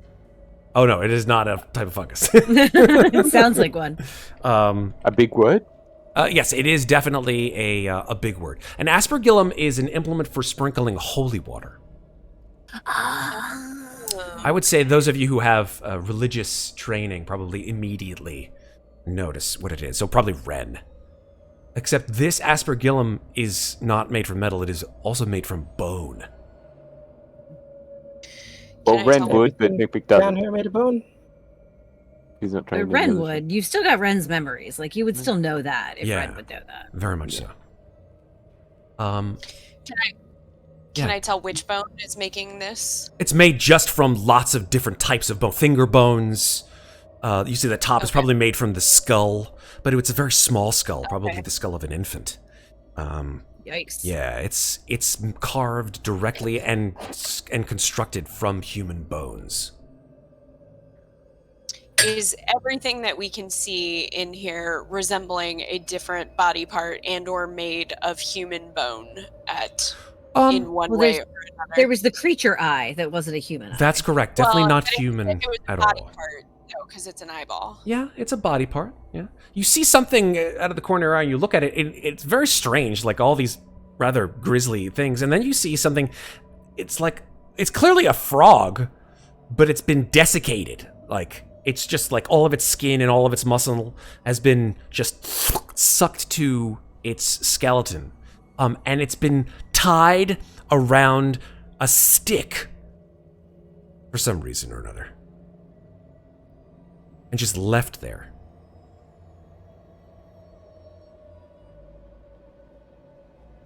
Ren, you search around, you find that there's like a little leather bag. It's just sitting there for some reason or other. You don't know what the heck's in there or in the reason for this bag. Adir is fascinated by all of these objects and minutely staring at each one of them in turn as they enter the space, both to ascertain what they are and to try to ascertain if they've seen any of them before. Okay. Make a history check with advantage. Okay, that's still not going to be great, but that helps. History. 16. Okay, could be worse. Yeah, Adir, you recognize one thing. You recognize the bag, actually. The bag is your bag. That's mine. It is your I'm gonna bag. Run over to wherever it is. You run over, you grab it. You know that it's your bag. It's a small bag. It's about maybe like the size of a pouch. You grab it because you know that it's full of bat guano, which you would Okay. use know as what a that's spell for. component in Alright, the spell yeah. that We all you know what that's loved to use. We all know it. Everyone What say it at the spell same uses time. it? I don't remember. It's fireball. Ah. Does Shot! that mean that I Shots! can fireball now? Sorry. Do I get to like temporarily relive one of my favorite characters of all time? Can I now cast fireball? No, you cannot cast fireball. Unfortunately. Sorry. But it was yours at one time. Okay. What's even worse, though, is that you look over as you grab the bag, and you see the shrunken, shriveled head of a halfling. And you recognize who this halfling is. Was that spirit that we met upstairs? Yes, it was the spirit that you met upstairs. Their mortal remain is placed on this altar of sorts. What's going on down here? Remind me again about the spirit upstairs, because Sure. I'm a little fried. When you were upstairs, meaning just outside of the house, several spirits came to you and Yes, spoke I to remember you. that part. And one of them was someone who recognized you, Adir, specifically. You spoke to him. Gotcha. He was this individual. Forgot their name, but Thank you. I can't Yeah. remember his name either. Thank No you. worries. Thank you for the reminder. yeah, sure. Does Devin recognize anything down here? Make a history Yeah, check. just Same thing for you, Karsten. Do I also get advantage? Yes, you do. Awesome. Well, I'll get into it as well. Why not? 21. Yeah. History is one of the things that. Natural 20. Natural 20 Nice. 27. All of you. Yeah. All of you start to I recognize was gonna say things. Mikmick's actually good at histories. Yeah. So all Yeah, of I'm you good at history, but that's I'm seven. impressed that I'm still impressed that I pulled out a 16 with my 1 in history. Yeah, that was good. all of you start to recognize certain things. I'd say that, Karsten, you see a dagger with a rat's skull set into the pommel, and it was your dagger in life. You remember being gifted this dagger by, I would say, a member of the Thieves Guild. Okay. after completing your trials within the Thieves Guild. This was one of your most prized possessions. It's not magical, it's just an artifact from your own history. I would say beyond that... Yeah. So, Devon, you see... You're a fighter. You see an iron pendant adorned with a devil's face. And although it doesn't seem to be, for the rest of you, magical at all, you do remember having obtained this pendant from one of the other sailors who stated that this particular deity was considered to be evil where he came from. But it seemed to give him unending good luck. And that if you... It was Dave, wasn't it? Mixed your name up. Because you said Devon. Did I say that? I'm sorry, I meant to say, yeah. It's okay. I was just confused. I'm no, like, no, wait, it's Ren. Sailor pendant? It's Ren. It's Ren. Beg your pardon. It's Ren's pendant. And that you proselytized to this particular sailor. Of course, that the god of the sea, Valcour, was the greater of the two.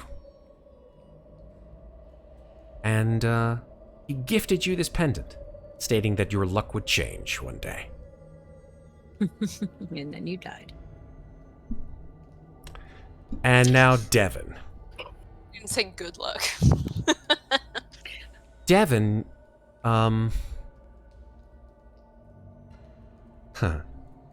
This is a creepy one, but I think you'll appreciate it. In your travels, you've seen some weird shit. And have fought some weird shit. One of them was a hag.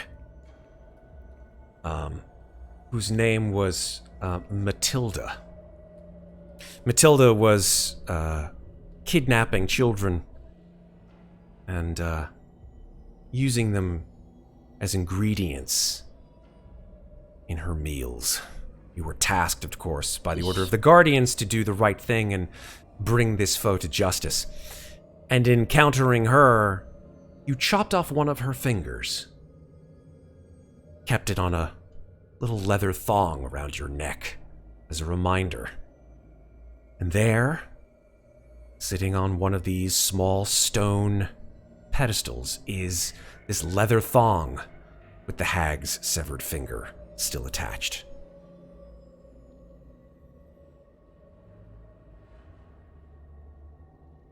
Seeing that we have all found something that we recognize in here, Adir will sort of look to everyone and say, well, I think that clinches it. We've definitely been here before. Do you think this room is the treasure hoard Yeah, we're in of the the trawler? It kind of looks like a trophy room. Yeah. Ren, as you look down the southeast tunnel, you see that there is, in fact, a downward slope to it, and there is a portcullis of metal bars in front of you. But it seems to open up into a room that is flooded with dark green, murky water.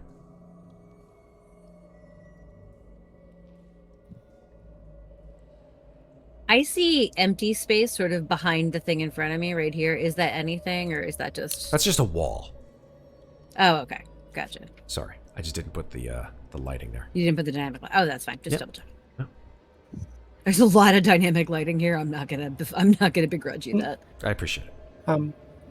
So are we making a choice to pick up these items that we remember in life, or? I picked up mine because... Yeah, I think Devin would also pick up his. Ren wouldn't pick up his because it did bring him good luck, but not in the right way.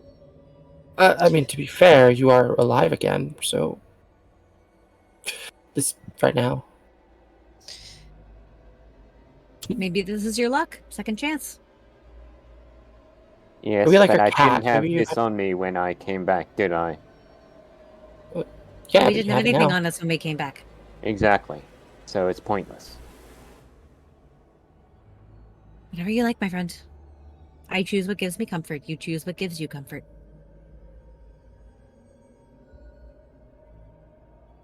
What do you want to do, folks? When Nadir mentions like the whole choosing what gives you comfort, like Devin's just gonna step a little closer.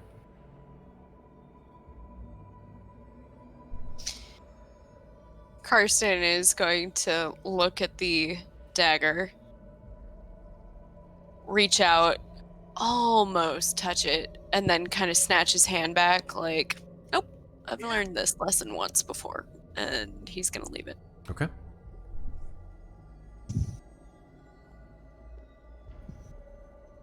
Anyone else want to take anything from the room? I think me and Nadir took our items, and I think that was it. Don't get me wrong. Adir is fascinated by all of these objects, but having determined this is a trophy room, doesn't want to take anyone else's trophy. Okay. No. Also, if there's any like necromantic shit, all of this shit has stuff that used to be alive on it. So take that for what you will. Do I see anything down here? Just to You look down skip that pathway? passageway and you see that it goes about another 10 feet and then turns to the southwest.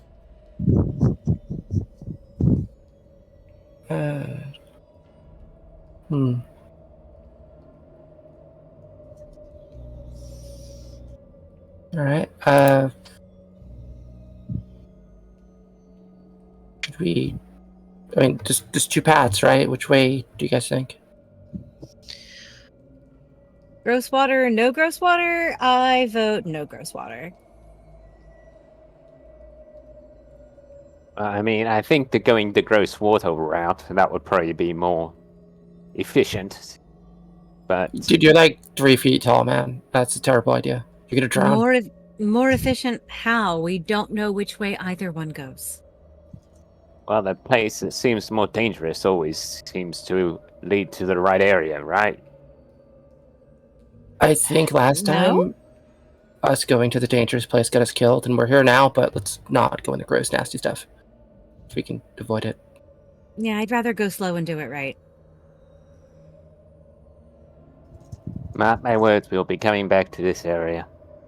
We probably might, but we should maybe check Um, that. Consider them marked? Well, then lead the way. All right, let's go check down here then, I guess. All right. Start moving down the I'll southwest follow those passageway. commands. Gonna go real slow like. Real slow like. I'm just like that too. Slow like. Karsten gestures ahead for Ren to go ahead of him, saying, "Squishy in the middle, go." As you approach this You're the area, squishy one here. as you approach this area, Devin, you see that There's a there lot of are bodies here. many skeletal forms in small alcoves on either side of you. You see them all, at least the ones that you can see, which are at least 4, if not more, all shackled to the walls here on iron manacles. That's weird, right? I can't have no see what's in desire that to- room. Well, I have no desire to see my own dead body, so I plan on walking and looking directly forward, thank you. Okay. I guess let's just keep walking. Devin's gonna like look around though. Okay, make an investigation check. Yeah. As Sure. you're watching. Sure, I Going can do around, that. looking at these skeletons. Making sure they don't jump up and grab you by the face. Okay. That's a 20. Nice.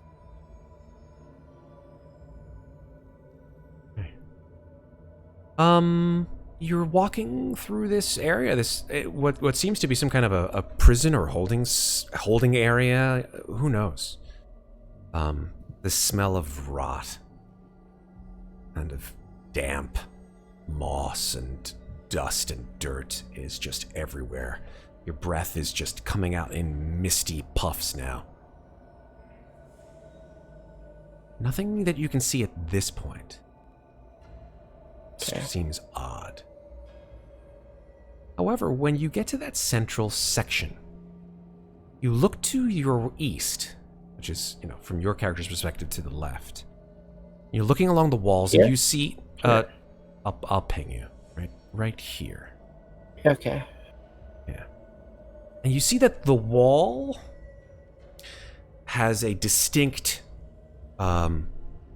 offset from the edge, meaning that it most likely is some kind of a secret door of some kind, or a secret wall.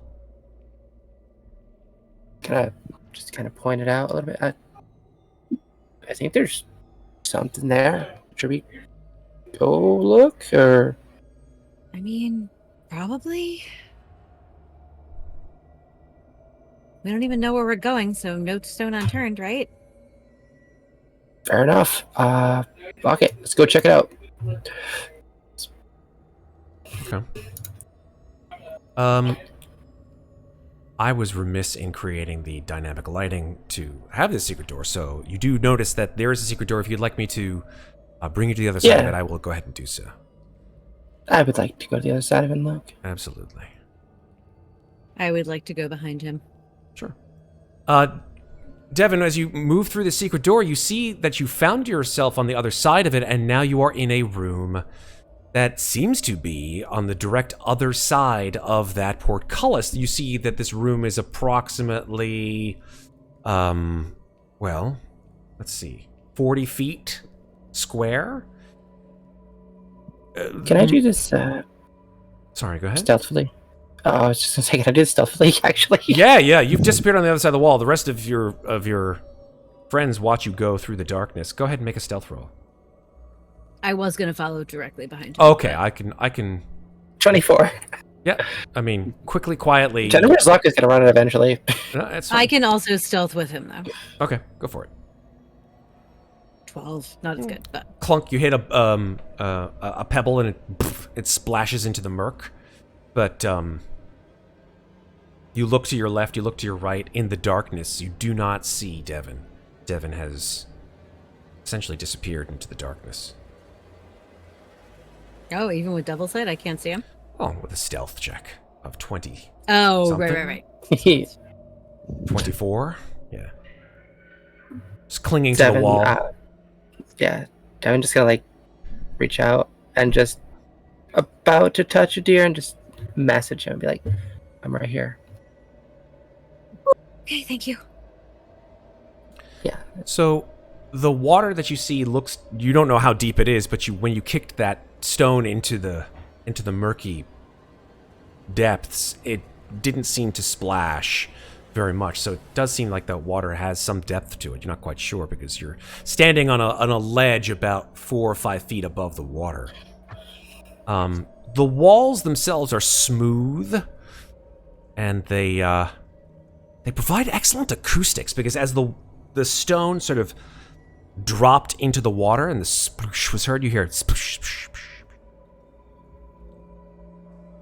And there are the sort of stone pillars which you saw in the rooms before, featureless, supporting the probably 40 or 50 foot high ceiling.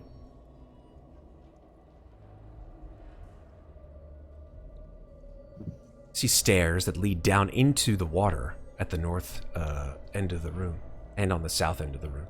And there is sort of a small alcove here to the south. There's some kind of pile of rotting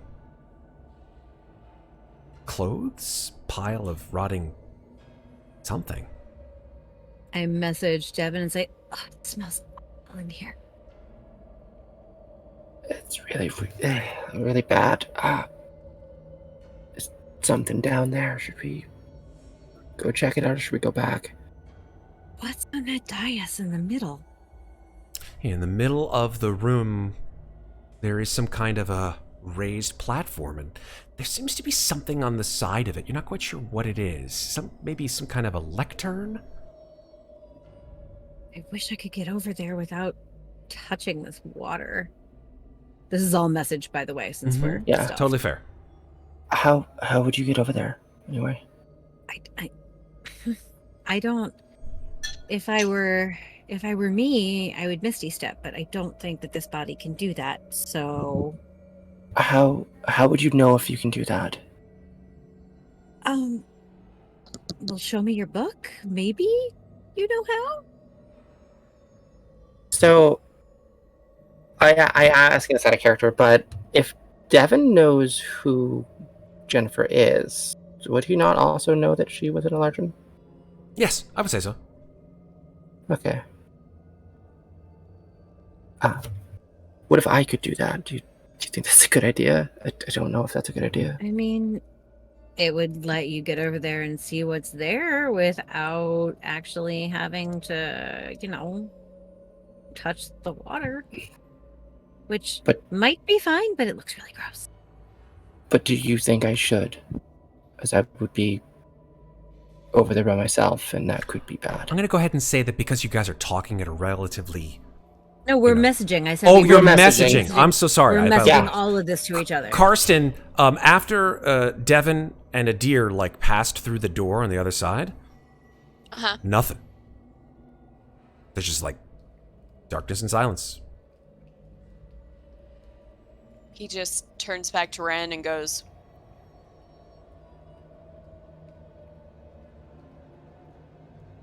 Well, they got themselves killed again. Nothing new there. I'm actually And going to he look at. just walks back. Yo, can we hear them say this? I feel like I was like, do we hear them, or is it too meta for you to be like, oh, we should probably tell them we're okay and message back? I think it's fine to say that. That's fine. but give me just a second because... Oh, please do what you want to do. It's cool. Please, yes, please. I want to know. Carson's gonna turn to I just look don't back- want to get pushed into the water if someone comes barging through the door. Carson's gonna look back at Ren, and then he's used to Ren being a lot taller and them being of a height, and so he's gonna kind of take a knee and get on the same eye level as Ren, and just lean in and go, "Are you okay? Because we all may look different, but those are still our friends." And that's the kind of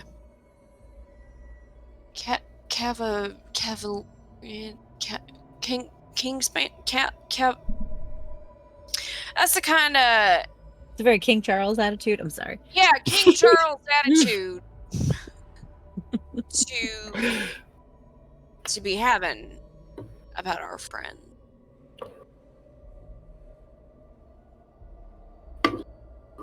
I don't know where Ren went, but it looks like Ren just disappeared off the map. I think Ren... No, I just went up. Oh, he just left? Okay.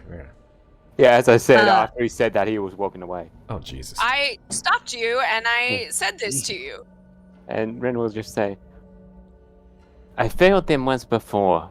It's just like me to just fail constantly. Ever since I've died. Yeah, I mean, just go. Come back here.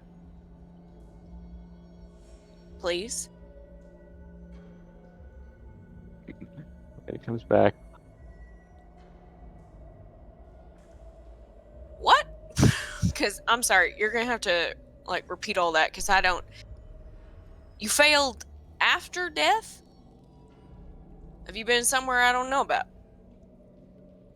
Well, I didn't get back to Falconer. He rejected me. So I did something wrong. So I failed him. My one goal failed.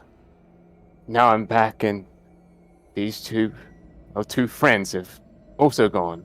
Failed again. Just a big old failure. At this point, I think you will both, one after the other, Karsten first, and then Ran will receive a message that says, "Oh, hey, we're fine. We're on the other side of the portcullis. We're just being quiet. It smells really bad in here." Did you hear that? Wait, you have to wait 6 seconds before he actually sees it. Yeah, I was gonna say, like, you'll get the message, you'll say, "Did you hear that?" And he'll be looking at you like, "Hear what?" And then he'll get the message. Yeah.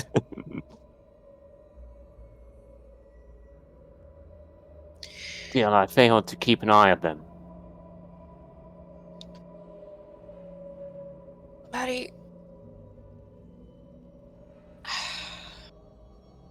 There's like a whole lot within brand of special. And by that I mean religion. That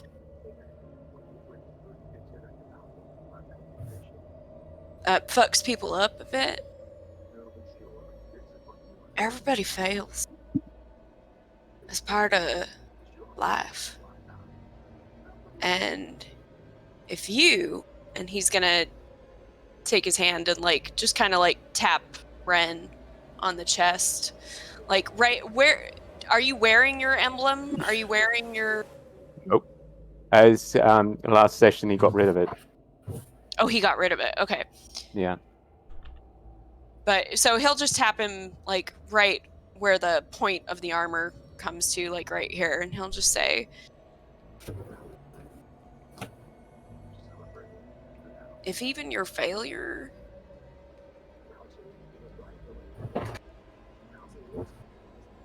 isn't sacrifice or whatever, like, you know, buzzword really gets people going in that kind of like faith, if that's not enough, what is? When it's not a sacrifice, it's helping other people, and if I can't help people, then what am I to do? Survive. Well, we both know how that ended up. We both died in this godforsaken place. Sure. Don't want to happen again. No matter what form we've ended up coming into. You're gonna try to keep that body after we're done then? Oh. His head has disappeared. Oh, it's back. Oh my god, the blurring is amazing. I'll take this opportunity to say that Adir and Devon, there's something very strange with that pile of clothing to the south. Yeah, I was gonna say, as we're debating whether or not to go to the dais in the middle, Adir will message to Devon, well,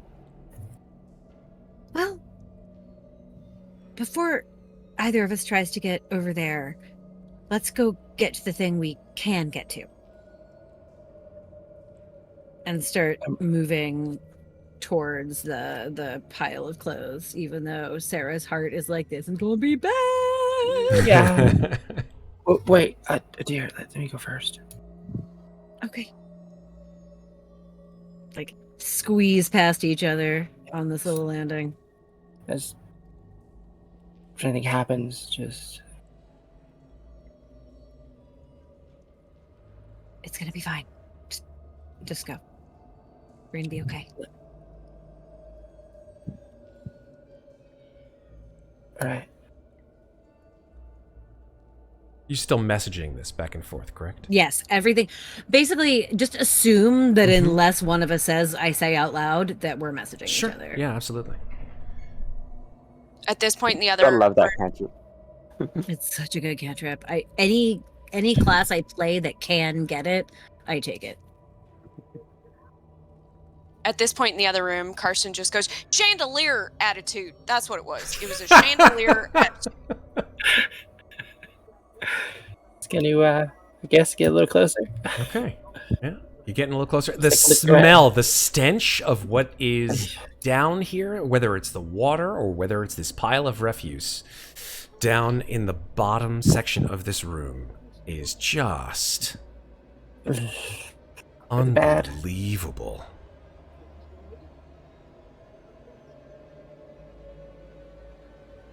Gonna have to like make a check to stand near it. It's your choice. I mean, I at this point, I think I'd have to stand in this You're on the stairs. water, right? Yeah, you'd have to go Yeah, down but I into mean, the like- water. I wish Moynot knew prestidigitation could make it not stink, but she doesn't. Yeah, wait, don't you have that? Don't you have that hand thing? Let's just use that. What, to touch it? Oh, I mean, I could. Sure. I just have to back up a little so I can see it. Hold on. Yeah, let's do that. Just like Ah. move around there. Maybe there's something Arrows, good. do your job. There we go. All right, now I can see it from here. I will cast a mage hand. And my little skeletal cousin, or my little skeletal thing hand, will climb out of the skull's mouth, run down the front of my body, skitter across the surface of the water, and run over and begin poking at the pile of horror. Okay. Your mage hand expels itself from your skull and thing-like runs across the floor, leaving sort of ethereal wisps behind it. And then floats across the body of greenish water and begins to sort of... It makes it look like it's running across the surface. Even I though love it's it. not. Tick, tick, tick, tick, tick, tick, tick, like that kind of thing. Like on its fingers. It does a little water strider, Mhm. yes. I love it. And then begins to sort of manage this pile of decay. Yeah, I just sort of use it to like root through the pile of decay. So yeah, I mean the hand sort of begins to just pull things out. You see shoes just covered with muck and slime that empty out their contents into the soupy mess of green water. You see a shirt stained with brown and green stains that is just soaked with all kinds of detritus and mess. You see the pieces of clothing and various objects all begin to sort of tumble out of this pile. And as they do so, you hear a very faint whispering that comes to your ears.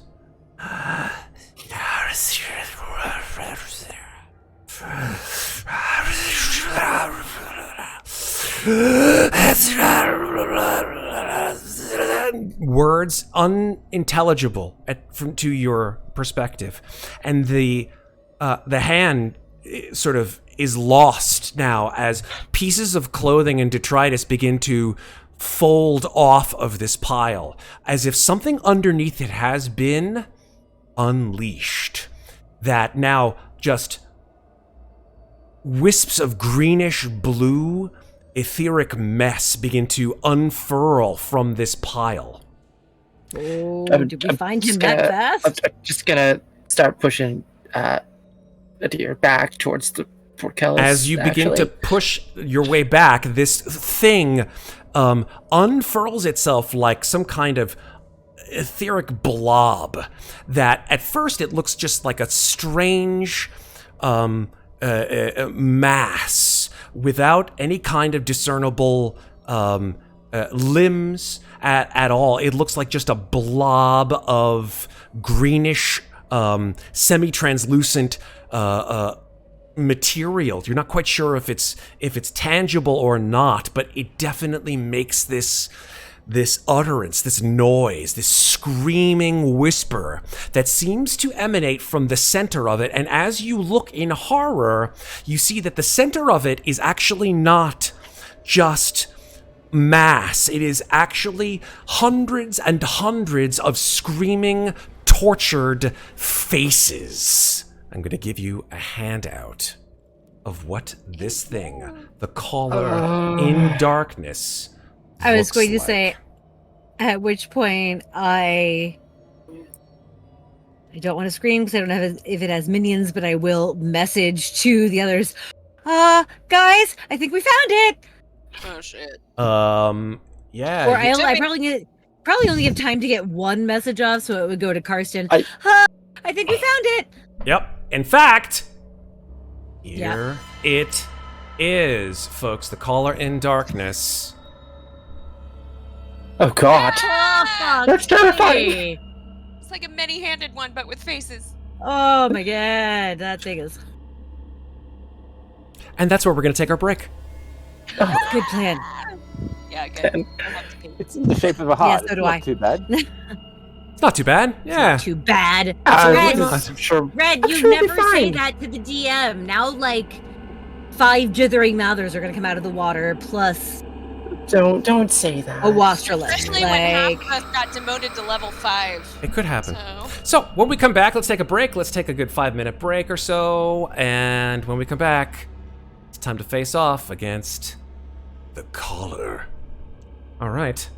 Good wrong 5-minute. number. Yeah. Kick. Sorry, wrong number. Well, I mean, we were saying that earlier on in the system, in the game. Oh so god. All right, we'll be back in we 5 talked minutes. about you. Don't go anywhere. Your extended warranty. More Ravenloft Domains of Dread when we come back. All right, we're back. Here we go. Guess what, folks? Let's see if I can roll another 3 on Let initiative. me start. Time for initiative. It's ain't it? time for initiative. So go ahead and roll your initiative, and let's make this. Let's bust this shit open. Roll another 3. Roll another 3. Who are you talking to? Yourself, man? Ooh, look at that. 22, very nice. Yeah. Yes. Oh my God, Red! Double shit. Oh. Oh no. Christ. We were in the middle of a conversation and got caught off guard. So I also rolled terribly. Hey, you know what that What am means? I- I rolled a natural 1, so I've got a 5 to on the make Color out? of Darkness. So You know what that means, though? this will be fun. Initiative 0. Jesus Christ, that's right. You do have an initiative 0, but doesn't matter because you're at the end of the My chain. God. You're at the end of the chain. You know? All right. I bet this thing has a high ass wisdom score. when you roll initiative 0, you don't get to go. Yeah, you're just like, what? You're What's just happening? shown the door. I'm just. The spell banishment is cast on you for the next minute. I All right. wish I had that spell right now, but I Adir, don't. you are up first. Banishment is one of my favorite spells.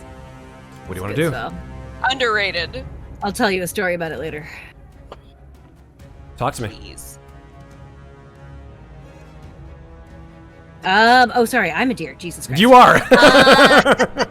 I'm like, all right, that's my Who? name right now. Who's up? Oh, it's me. I'm the first in initiative in Ravenloft. I'm gonna try to cast slow on this fucker. Okay. So that is a DC 14 Wisdom save. Alrighty. Let me just check something here very quickly. Alrighty. Yeah, always whisper. Wisdom save, yes? Here we go. That is a 23 wisdom save. Yeah, I had a feeling he was gonna pass it, but I had to try. Mm-hmm. And I'm looking, I just need to check something really quickly. Oh, it's not here. I have to actually look. I just need to check something really quickly on College of Spirits Bard. Okay. Do you want to? Because do you want to do that now, or do you want to wait for?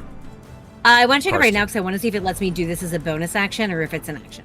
Okay. I think it's still an action, but I just want to double check because it changed some of the spell, the way the spell works. No problem. That's it. Karsten is on deck. Yep. Okay, nope, that's it. It's not a bonus spell. It just changes the range. Okay, I am going to move back here, especially to give the others room to get in and end my turn there. Mm-hmm. All right. Oh, wait, bonus action. I'm going to look at Devin and say, you got this. We're going to be fine. And Devin has Bardic Inspiration. Very nice. That's my bonus action. Love it. I always forget. Bardic bonus. Karsten, you're up. Okay. Karsten getting that message because he's the only one that got it.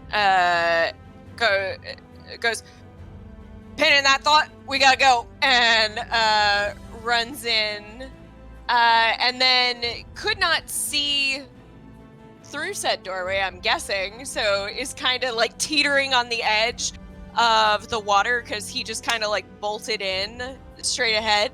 And is probably going to lose his balance just a little bit and set one foot in the water, which should activate the ice flow of the gloves. Okay. So he just goes, well, shit. All right. And then he's going to look up. And can I make a wisdom save on myself? Because Karsten's used to fighting from the shadows and having like all sorts of like different combat instincts. And so he knows he's a frontline fighter and he knows he's supposed to go straight to the business, but he's scared in this I don't moment. blame you. I don't blame you. Yeah. So can I do like a wisdom check? Wisdom or, save like, is fine. Yeah, wisdom save? save. Okay. Oh, sorry. Just to see if he can like fight it down. Sure. 12. This So I thing think with is a nightmare. So I think he's gonna look down at the ice floes under his feet, and since he figured out the gloves, the gauntlets, I think he's going to retreat to here, Okay. and he'll take out the wand of magic missiles, and he'll send 3 charges All of right. magic missile Works for me. his way. So it's 5 magic missiles.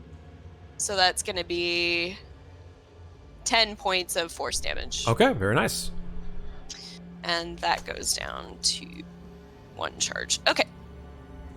Okay. So yeah, you just watch as you stumble across the frozen green slushy mess, running behind the dais, pointing the sort of closing your eyes, pointing the wand out, and you just feel like this just pulse of as 5 bolts of lightning white energy pulse out of your out of the wand, and you're like, holy shit. As the bolts sort of like make a quick left turn and hone in on this creature or entity or whatever it is, and it just right into its center of mass, and it just screeches inhuman wail of pain and suffering. Don't like force.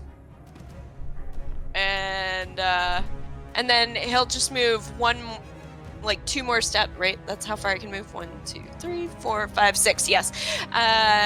So he'll just move over here and then hunker down behind whatever this is, because he can't fight off the instinct to hide to try to get that next advantage. Right on. So Does the ice only last as long as Carson/Louisa is standing on the square, or does it last a little bit longer? It lasts as long as Carson is on the square, because we did this with the Okay, river. thank you. yeah. Yes, I was just trying to remember. Okay. All right, so it is now the creature's turn, the caller in darkness. So here's what happens. As these 5 bolts of force hit the creature just it dissipates. You do not see it any longer. I don't like that.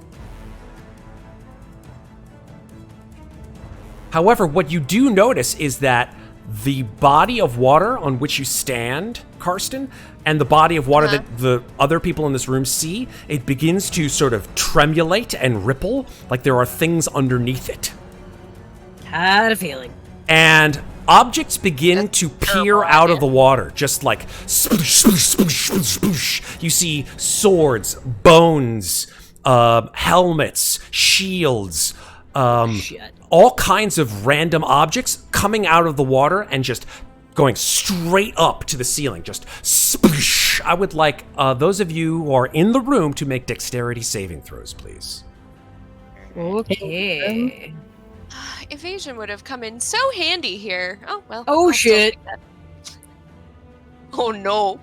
Oh, no. You can add a Yeah. bardic inspo to that if you want. D8. I don't think it's gonna be enough, but Okay, fair. No, you don't have to if you want to save it. That's fine. I was just telling you it was there. okay. Shit. Save it for your attack. Leave it alone. Yeah, that was my thought too. Okay. So, I would say that Karsten, you save. So you will only take half this damage. The rest of you will take full damage. So that's 14, either bludgeoning or slashing damage, depending on what way you want to flavor it. Why do you not do your thing? 7 to those of you who saved. Weird, it's not doing my subtraction. Yeah, it's not doing mine either. Let's see. If you'd like, I can okay. do it for you. I can just do it okay. on my I can do it on my character sheet. It's fine. It's just not doing it. Oh, There it you did go. it on my character sheet multiple times, I think. Oh, No, wait, that's just once. Okay, I Wait, did it I once didn't on my think- character sheet. I know I did it. Let's try that again. It's still just. I'm just gonna refresh There we the go. sheet real quick. I like Wait. how since getting evasion 2 levels ago, the very first time that you finally throw a dexterity saving throw at me is a time when You can't you've use taken it. away evasion. All right, there we go. Now I'm right. I'm just gonna do a little test. Okay. Okay. Test why does away. it Okay, look now like something else? now it's working. Fantastic. All right, that's the end of its turn. Ginnifer, you have Devil's Sight, correct? I do indeed. You. Ooh, you and I Can- both have it. Nice. If both of you have Devil's Sight, then you both can see this creature.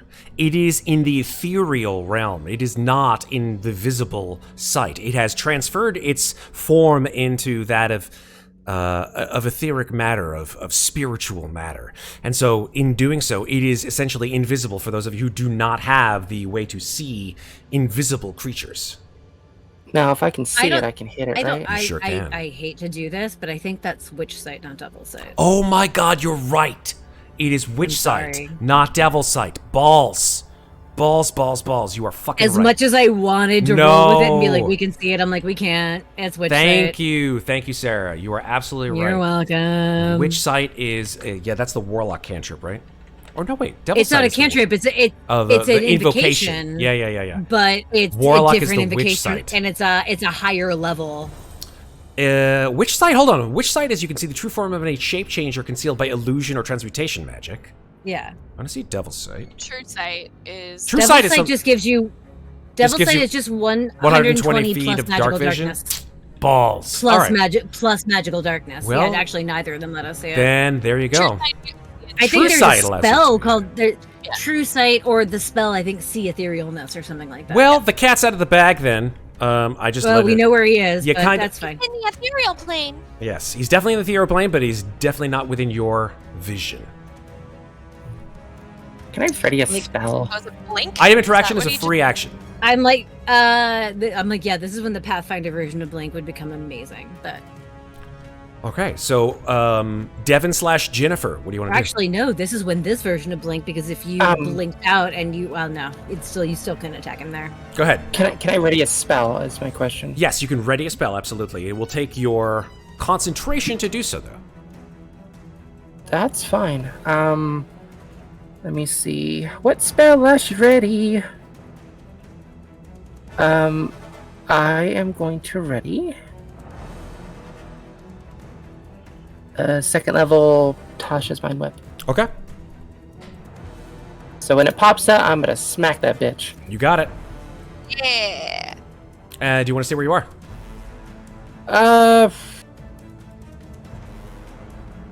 Yeah, I feel like staying where I am might not be a bad plan. Alrighty. I will then shift the turn to Ren/Mikmick. Ren will walk into the room, first of all, and not seeing anything, but seeing that both Devin and Adia seeing as everyone else seems to be ready to attack, Ren will pull out the ghost lantern Nice. and uncover it, which reveals invisible creatures. Very nice. Big brain move right there. What's the And range he'll on say- your ghost lantern? I think it's 60 feet. I'm not Fantastic. 100% sure. I'll check it. I Because think you're it's basically just a reflavored ghost lantern revealing. That's correct. Yes, it is bright light in 30 feet, dim light additional 30 feet. Lantern of revealing doesn't say about. Yes. I think this was a special item you gave us. I from did, yeah, I did. Forgotten room. it was It from, was from yeah. that basement. I remember. in Yeah. Actorville. There it is. Yeah. Lantern of revealing. It's not a ghost lantern. It's called a lantern of revealing. Yeah, invisible Oh. creatures and objects in the 30-foot radius, and dim light for 30 feet. So yes, so bright light, 30 feet, dim light, an additional 30 feet. The invisible creatures are visible as long as they are in the lantern's bright light. So within a 30-foot radius. As long as they're in the 30. Correct. Then they will Which be is this visible. room. It's pretty much this room. Pretty much this Yes, room. it is. So yeah, you unfurl or unveil, I should say, the lantern, and you do in fact see this creature. I'll bring it back onto the token layer, which Nice. now gives you line of sight. In doing so, Ginnifer slash Devin. Blah. You have seen it now has popped up.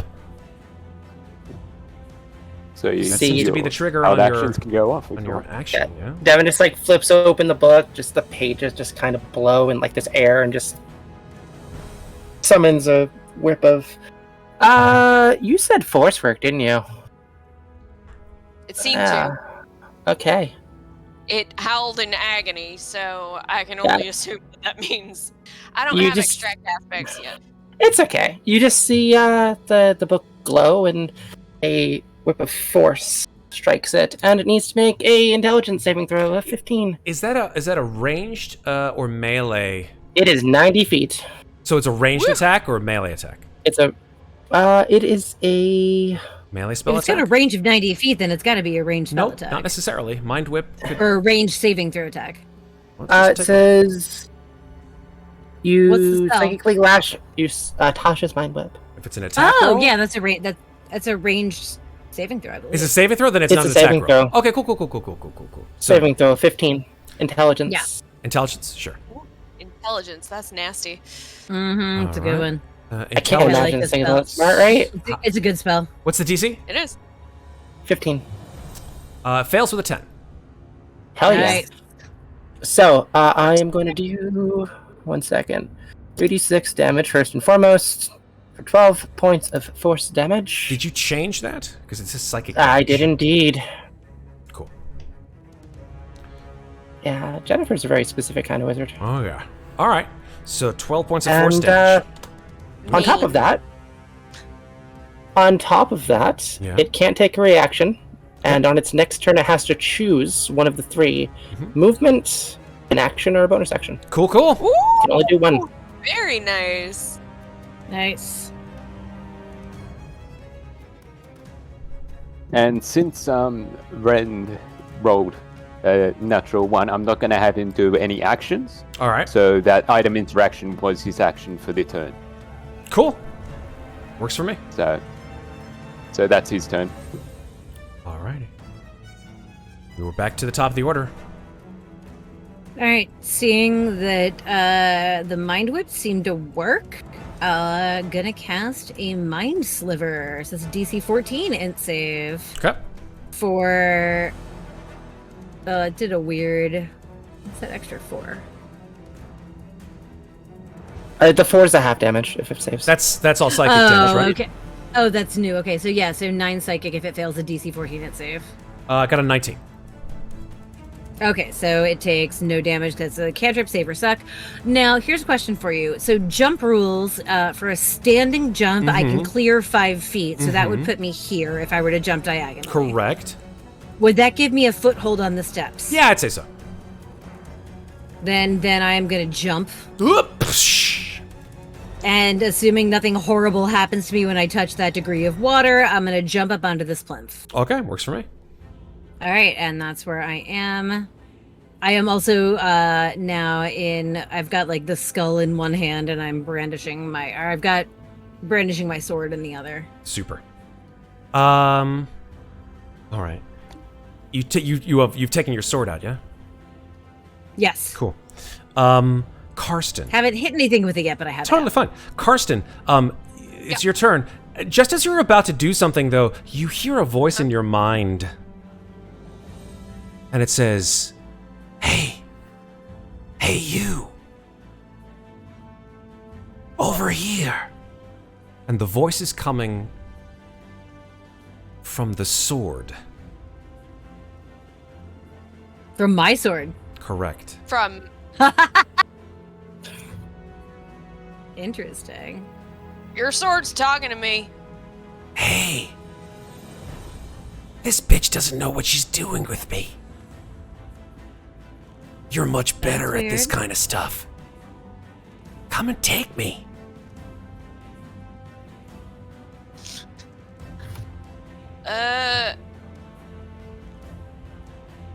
This is weird.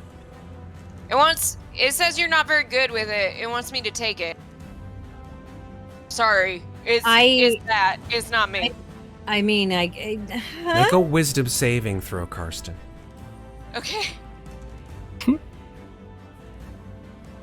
I mean, Louisa definitely has better dex than I do. Damn straight. 21. Yeah, you're good. I think I'm gonna leave you where you're at. I think you're fine. A deer. It's a sneaky bitch. Watch it. And Karsten is going to look deep into the faces in front of him, and he's gonna take a kind of like a shuddery, deep breath, and he's gonna do what he knows he's supposed to do, but he's going to run here, and then he's going to skirt to here to get onto land. Okay. And he'll take out what he thinks is a broom, which is, the Fair. nastiest, gnarliest looking broom Yep. he's ever seen. Love that. And he's gonna go, all right, and just kind of wail on this thing. Okay, cool. First attack, 25. That'll hit. 6 bludgeoning. Second attack, 19. Cool, that hits. 5 bludgeoning. Don't your gauntlets make that do extra damage? Oh, yes. So that's an extra 4d6 because it hits twice. And that's with cold damage, correct? Cold, yes. So you an whack it additional- once, and and your gauntlets sort of extend this bluish white energy out through the end of the staff and into this creature, and it does nothing. Yeah. Just nothing Yeah. to this ethereal mass. But surprisingly enough, you feel a rebound when the broom hits. So Okay. this does seem to do something to it. But the cold, nothing. All right. Don't. In The case cold anybody. doesn't bother it anyway. Nope. Yeah. It's Not. fucking Elsa up in here. Don't do cold. So then he will. Why not? Hit it twice, and we know that it hits. So he'll do flurry of but flurry of blows has to be unarmed, doesn't it? Hold on. It doesn't matter if you're still armed with your staff because you can just hold it in one hand and punch it with the other. Yes, that is Okay, good. fine. I'm more concerned about the degradation of my fists being magic. Mm. So, Fair. yeah. So, you know what? I mean- We'll spend 1 key point. We'll see. Okay. We'll see if I Stunning can punch trick. those. Wouldn't your punches be magical anyways? Because you're punching with magical gauntlets. Well, except for the fact that they do Cold cold damage, damage. and he's immune to That's cold. fair. So So there is technically, that. would that does that make the bludgeoning magic though? That's an interesting question. But that's a Matt answer. Nope. Yeah. Actually, I did hit twice, so okay, this first key point will be to try Stunning Strike. Okay. So let's There you try go. Stunning Strike first. All right. Which is a Constitution save of, oh god, it went up. I believe it's up to 14 now? Hold on, I'm checking. Okay. It fails with a 12. Oh, great. Nice. Okay, Um, so... Even if it was 13, it still failed. Yeah, that's true. Okay, great. So That makes I'll- it stunned, yeah? I'll Okay. live it. Yes. Cool that's beans. done. Yeah, so everybody gets advantage. Go Heyday. So nice. I guess Is we'll it advantage try on it. melee attacks though, or advantage? It's advantage on Advantage on attacks. attacks with stunned. Everything. Hell yeah. And it automatically fails dex saves and I think strength saves. I'm gonna need to double check that one. Sorry, my computer is freaking out currently. With the I'll stunned check it condition, for you right it's now. incapacitated. It fails Incapacitated, strength and can't dex move. saving throws. Yep. That's right. Yep. Yeah. Nice. And Strength and Dex can't move. All attacks have advantage. Yep. It gets to do nothing until the end of my next turn. So, which is great. So yeah, we'll try one more key point and we'll see if I can hit it, especially unarmed, especially now that I've got advantage on these. So All right. we'll see. 24 for 9 bludgeoning. That hits. It does. Okay, does it look like my fists do damage? If it does cold, then Well, But her I'm not she's asking about the non-magical bludgeoning damage. no. Yes. It means that once you punch it, you don't feel any kind of give to it. So no. All right, here's what I've learned. Magic damage only. Don't do cold. And go like fuck nuts on it, because it can't do nothing until I say so. Right. That's my turn. All right. Being stunned, it is incapacitated, which means it cannot take actions or reactions. Not that it could take reactions before because of the mind whip. But this is bad for this creature because it is stunned. So it basically takes its turn doing absolutely nothing. Monk. So it is now Ginnifer's turn. Or I should say, Ren's turn. Devin's turn. What the fuck? I can't get your goddamn characters. Can you get back in your bodies, for God's sake? Well, I'm gonna try something here because JF was nice enough to help me with this. I'm gonna cast Magic Missile at first level. Okay. What? Nice. I get to cast it. It's 3 darts, right? It's 3 at first level, yeah. Yes. I'm gonna cast 3 different types of magic to see what works. Sounds good. I'm gonna cast lightning, thunder, and fire. Lightning, thunder, and fire. So 2 lightning.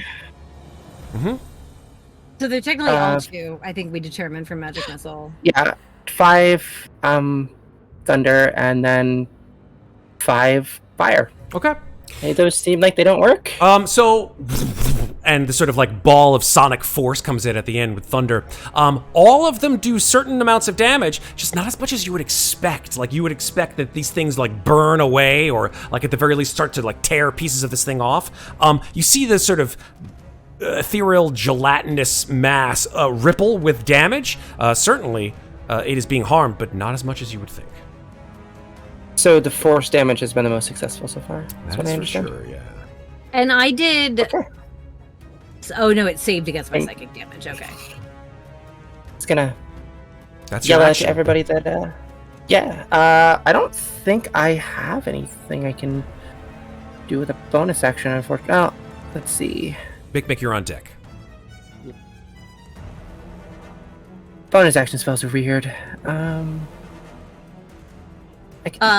In our world, if your first spell was a leveled spell, you can only do a bonus action spell if it's a cantrip, and vice versa. That's correct. Yeah, and I don't think I have any bonus action cantrips, so... No, it's I think action that'll- cantrip, bonus action leveled spell. Sorry. Okay. No worries then. Alrighty. Then, I think that's gonna be my... You know what? I am gonna bonus action. I'm going to bonus action Misty Step in front of Vidir. That's an ability, not a spell, so you can do it. Nice. And it's like, give them like a nod. I gotcha. Alrighty. Moving on down to Mikmick Town / Ren Town. Would a jump be an action? No, it's part of your move. No, it's your movement. Movement? Okay. So could I do basically what Adia did and jump to a center platform? Yeah, you can jump 5 feet, standing jump. If you back up and run and have the movement to do it, then you can jump further, but I don't know how much movement you have. Yeah. Because if you were to if you cover 10 feet, you can cover you can cover your whole strength score. If you do a standing jump, it's half your strength score. So my strength score is 8. Or my strength score, yeah. So I basically had enough to get like right here. Mm-hmm. I looked it up right before I did it. Yeah. Because I have only strength of... Do I have a strength? Yeah, I have a strength of 0, so... No, not your mod. Your 10. actual strength score is 10. Yeah, 10. So, yeah. So you can cover your full strength score if you run, and half of it if you jump, or half of it from a standing jump. So Well, 5 feet. Yeah. So yeah, you can cover 5 feet and get on the stairs. So if I can jump to there, that's basically what. That's 10 Jump feet. to the though. edge of. You know. That's 10 feet. Yeah, that's 10 feet. Well, from no, where I you think are. that it's like you cover 5 feet, so it means you pass the 5 feet and get here. Because otherwise, a standing jump would just be a move. I guess so. Yeah. Right? That's fine. I'm fine with it. Whatever. Or I can mean, I can that's the take way I a step interpret back. it. 'cause I think you're otherwise, right. what's the Make point of running trying That's to fine. do what's the point of trying to do a long jump that covers the same amount you could walk? I'm with you. Okay, so he'll jump over to the central dais. If he needs to back up to do so, he'll do that. Okay. Make a I long think you're jump. fine. Go ahead. Jump away, my little friend. He'll jump to central dais and squeeze past the two ladies to get to there. Okay. And still holding the lantern, but he pulls out the dagger and makes an attack roll on this mass With advantage. with the dagger. Away. With advantage. Here With we your go. sneak attack damage too. With the sneak attack damage, and I'm also going to put a blinding smite on there as well. Nice. Okay. Yep. Oh shit, that's right, you have that. You do have it. Yep. So. Cancel. Where is it? Dagger. Unfortunately. Oh, an 18? Yes, an 18 hits. Yes. Oh, 18 technically hits? 16. Yeah, 16. Yeah, 16 hits. Okay, 16 will hit. So that's 3. I'm assuming that's piercing for daggers. That is correct. 1d4 plus your dex, which is 3. And Plus your Increase sneak attack. attack What's damage. Okay.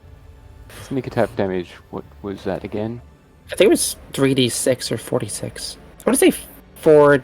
No, I think it was 3d6. I could be wrong. It was a 6th level rogue, if I remember correctly. Yeah, 6th level I'll rogue is check. 46. Okay, then there you Where, go, 46. where did he get this 6th level rogue? From this thing? dagger. Is The this dagger from- of the The dagger. Midnight Slasher. Oh, the dagger itself. Mhm. So that's Yeah. 66. picked that up so long ago. Or, what was it? 66? 46. No, 46. 46. 46. Okay. 46. I like how it's called the Mist. The Yeah, 'cause I- Mischief. Dagger. Because I constantly Dagger. miss with it, Maybe. that's why. Right on.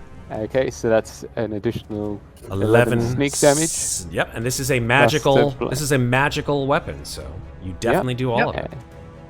And a DC 14 con save for 12 radiant damage with the blinding smite. Well, no, he takes the 12 radiant no matter what. The DC 14 con save is to be blinded. Ah, okay.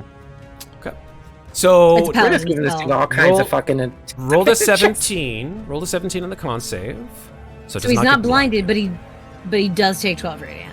Right on. Blinding smite. Smite. It's a Yeah, great spell. sneak attack and blinding smite. Well, Or- hey, it's Good strength spell. and agility checks that fails on, right? Not con saves. No con saves. Just strength and dexterity. Strength and dex, yeah. Auto fail. Anything else, Mikmick or Bren, whatever.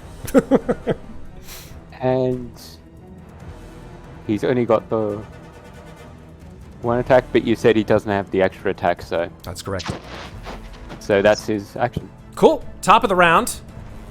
Back to. Can I use my free object interaction to see what's on this lectern Gaia's plinth in front of us? Sure, yeah. You sort of like quickly look to your side and you see that it's a wooden lectern. You see that there is an indentation, probably about 1.5 feet long. And that it seems to have held something about that length because there are small metal pincers coming up on either side. Then there are sort of like strange, like almost organic cables that have come out of the side of these pincers and are trailing down the side of the lectern. Beyond that, nothing else. Well, I think we have found the apparatus. Sorry, that was Monat's voice. Well, I think I found the apparatus. And then I'm gonna scoot over here, so I'm standing on the edge of the stairs, and I am gonna shoot at him with my Eldritch Blast, with my Agonizing Blast, Okay. and it's 2 beams at the level we're at right now, so 1, Yep. 2. Both hit. So that is... I don't know what this 3 is. Oh, that's my charisma Agonizing damage. blast. So 15 plus 16 is 31. 31. 31 force damage. Very nice. Damn. Oof, big hits. And then I 9 see out of 10. that Devin already has Bardic Inspiration. I am going to give my last inspiration to Carson. Cool. I'm gonna be like, Carson, kick his ass. I know you can. So Thanks, Carson also has a Bardic Inspiration should it be needed. All right, Karsten, it's your turn. Great. Carson's gonna pummel him again. Okay. Nice. Hey. It's a crit. Yep. So, 19. And your stun goes away at the end of your turn, correct? The end of my turn. Super. So on this That's first just stuns him hit, again. on this first hit, I'm going to spend a key point to attempt to stun him again. All So, con save 14. Sure. And nice. 14 or Plus crit, 15. I love did it. not figure that out. It's a 22. Okay. Either yep. way, he's gonna pass. Either way. Yep, exactly. So, hit him What again. level? What level monk are you? 8. All right, I'll find this for you real quick while you're Oh. playing. Cool. Um, And Because my computer 8 won't bring bludgeoning up the thing for that tells one, me. so that does hit. Okay, so that's. We'll spend one more key point and try to stun him one more time. Okay.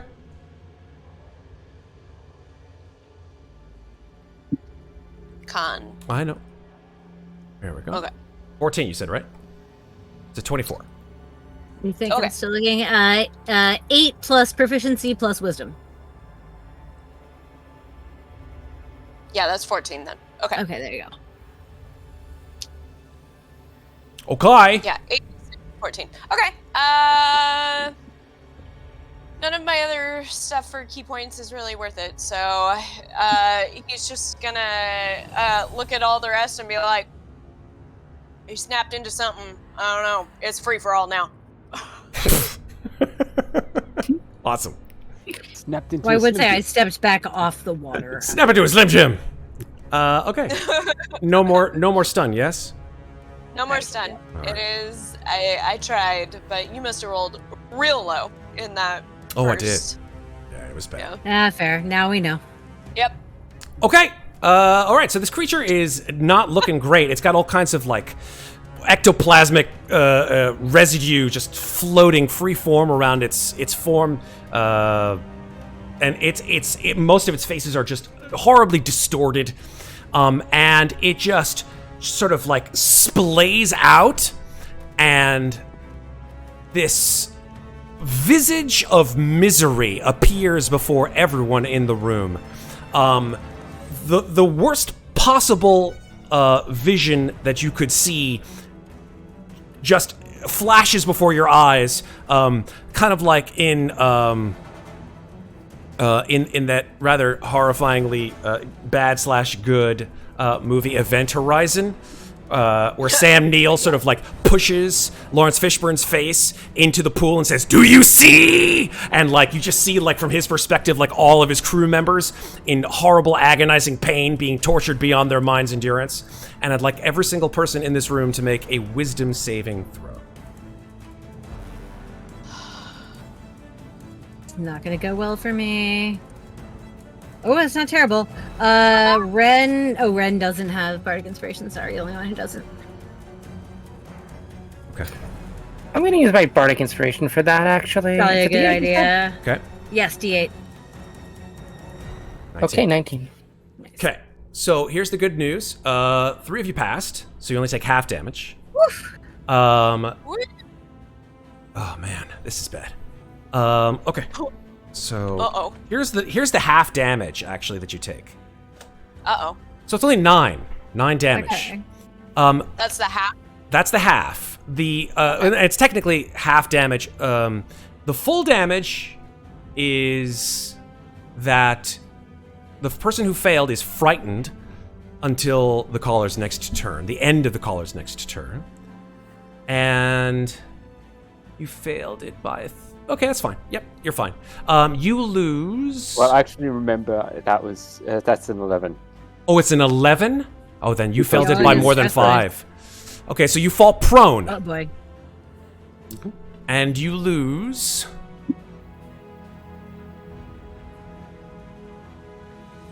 31 hit points. Woo! Shit! Okay, prone and 31 hit points. I got you. Okay. Oh, thank you. I'm Said sorry. 9 damage, right? Oh, hi, Bruta. Sorry, it would be 32 hit points. Because you're at half hit points. Yep. Okay. Sounds like it. Okay. So good. Wait, that wasn't just an arbitrary number. That was half. Exactly of half equal hit points equal to half its maximum. Woof. And you And watch prone. and fall prone. And you watch as Ren just like screams, falls to the ground, his eyes, he's like staring at his skin with his nails, and you watch him just expel, and like half of his being, you see it like his soul sort of like passes out of his mouth and into this creature's center mass. And you see it sort of begin to sort of fill up again. Oh, shit. will. Hit point regain. Uh-oh. And that's its turn. It is now Jennifer's turn. Great. I'm gonna cast a Look third him level up. spell. Don't like that. Jennifer's turn? Don't like that. I'm gonna cast a third level chromatic orb. Okay. I'm gonna do force damage. I can't click it as an option, but it is force damage. Cause it doesn't let me. That's a 21 to hit, but I have advantage, right? Well, not- no. You have Well, you have yeah. advantage, but you have disadvantage thank because you. you're in melee range. So it's the same. So it's a Wait, I wash. have disadvantage because of melee raise? Yeah, you cast a Yeah. ranged spell at melee Oh, range. see, I'm not a caster usually, so okay. But a 21 hits, right? 21 hits. Hell yeah. Take lots of damage. Take lots of damage. Oh wait, did it not roll the damage? It didn't roll damage. I think the 21 Oh, was it the did. damage. 21. Oh, well then what's 21 your... force damage. Well, sorry, did you Nice. actually roll to attack? So it's if you rolled it at a higher level, it's actually 24 damage. So did you Oh, to be roll... more? Did you roll to Yeah, I attack? rolled third Roll to level. attack. It Yeah. didn't roll to attack, apparently. You didn't roll to attack. It Oh no, just the did the 20, the damage. 21 is the attack. So 21 it's is 20 plus 7. Alright. Oh, okay. So what's Oh, so where's I need the to But it, damage? Damn it. it only rolled your higher Yeah, level so just roll damage. It 3d8 didn't- plus What 48, happens if you 5d. click chromatic orb? Yeah, roll 5d8 because it also, your higher level damage just says rolling 3 equals Mhm. 3. So that's not 5d8. Okay. 2, 3, 4, 5. Take damage. 26 damage. Nice. Very nice. Nice. And I'm going to let's see. Okay. As a reaction to that, it will move without provoking opportunity attacks.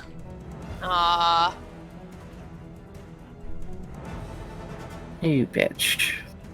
So it just like and just like sidles around you and over and above you and lands on the other side of you. Okay. That's a pain in the ass.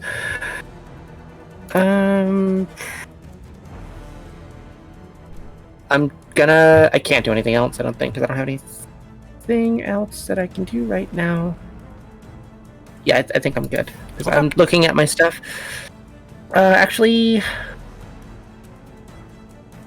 Wait, can I do that? I don't know what you're doing. Uh,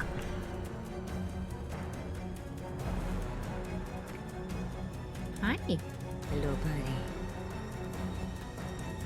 Tell you what, while you're What a figuring that mess. out, I'm gonna move on. yeah, I'm just gonna message you something, Matt. All right, you move it, and I'll move it. Here we go. We're on to I like Ren/Mikmick. Go. Yep.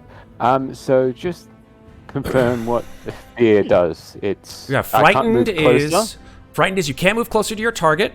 You have disadvantage while you are in line of sight to target.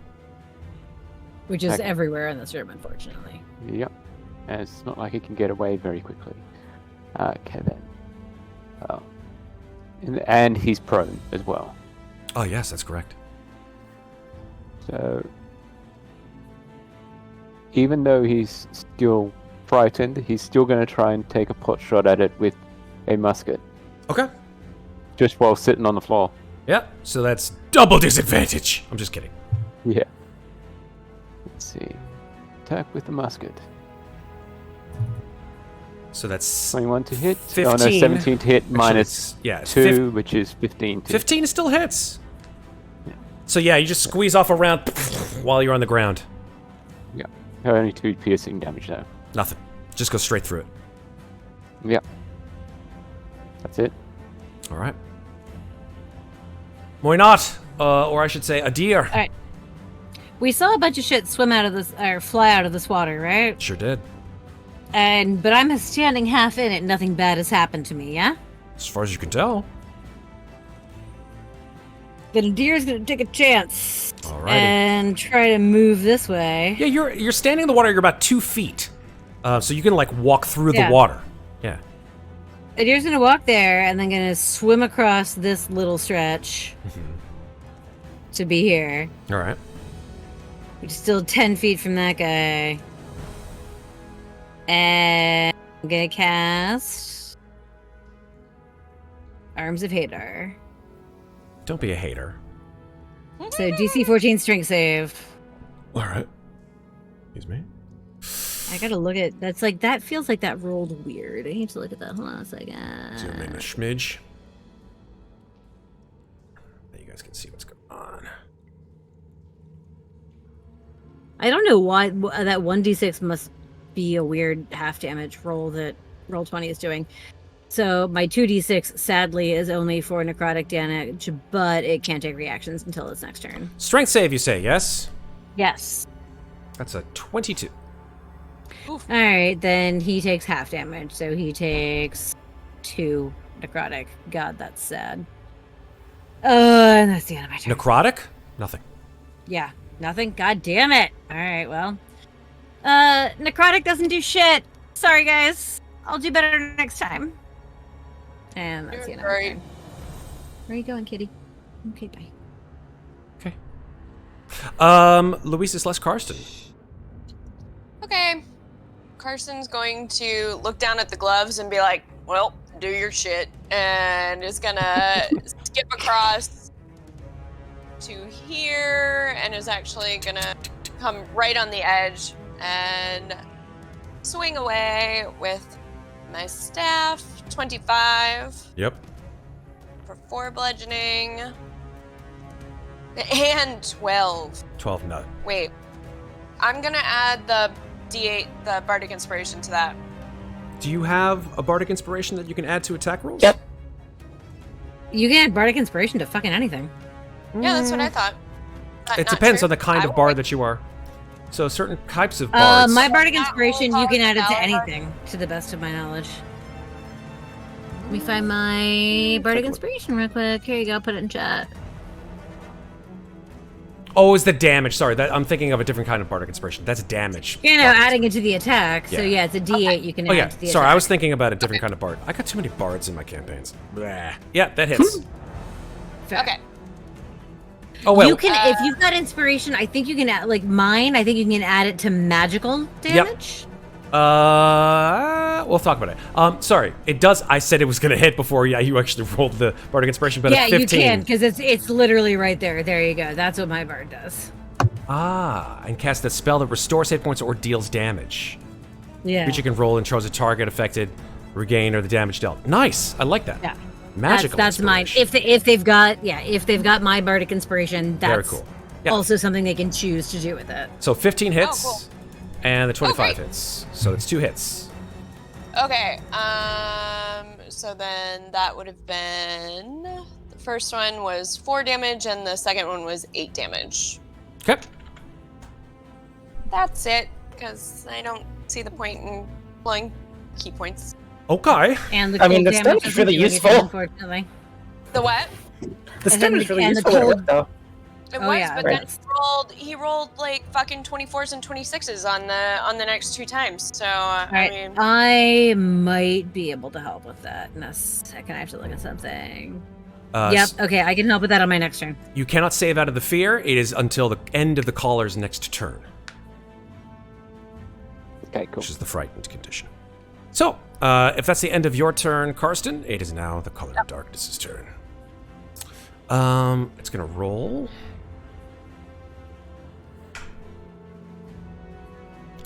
And once again, this creature just like opens like some kind of hellish flower and showcases to each of you your worst possible memory, distorted and twisted into a hellish landscape. Go ahead and make a wisdom saving throw, please. I don't have any disadvantage on that. I don't think I saved that time. I don't have any disadvantage on that being still afraid. Nope. Or advantage, or... Nope.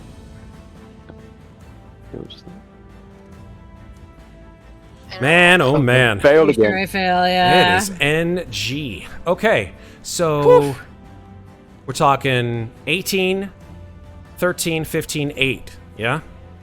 Mm-hmm. 6. Oof. 6, sorry. So it looks like only one save. The rest of you fail. Oh, damn it. DC Like 16. then. checking. I don't think I have anything against this. The I'm good news assuming is that the only person I'm who's saved assuming by this 5 affects or everybody, not just humanoids. more. That is right? correct, indeed. Yeah, just checking. So the good news is that those of you who failed, but only failed by fewer than 5, do not fall prone and lose half their maximum hit points. Oh, good. You, Oh, however, sorry. But one of Sorry, us Red. do. some what of was you the do. actual DC? 17. 16. Oh, Okay, 17. cool. Oh, damn. That's high. Yes, it is. Yep. Welcome to level 8. Come on. Just all look right. at dirt. So, I mean, to be fair, we're playing as characters who aren't playing as characters. oh, for sure. Here we go. So this is what you, those of you who fail don't lose 30, meaning max of, half of your max. You lose this, 18 necrotic damage. Woof. That's so I lose half of that. Yes, you'd lose half of Is that that correct? because you are resistant to necrotic damage. Make sure Ren is down. Oh dear.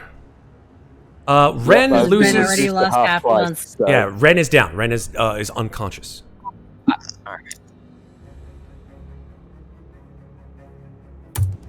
What's worse? Let's see if it is worse.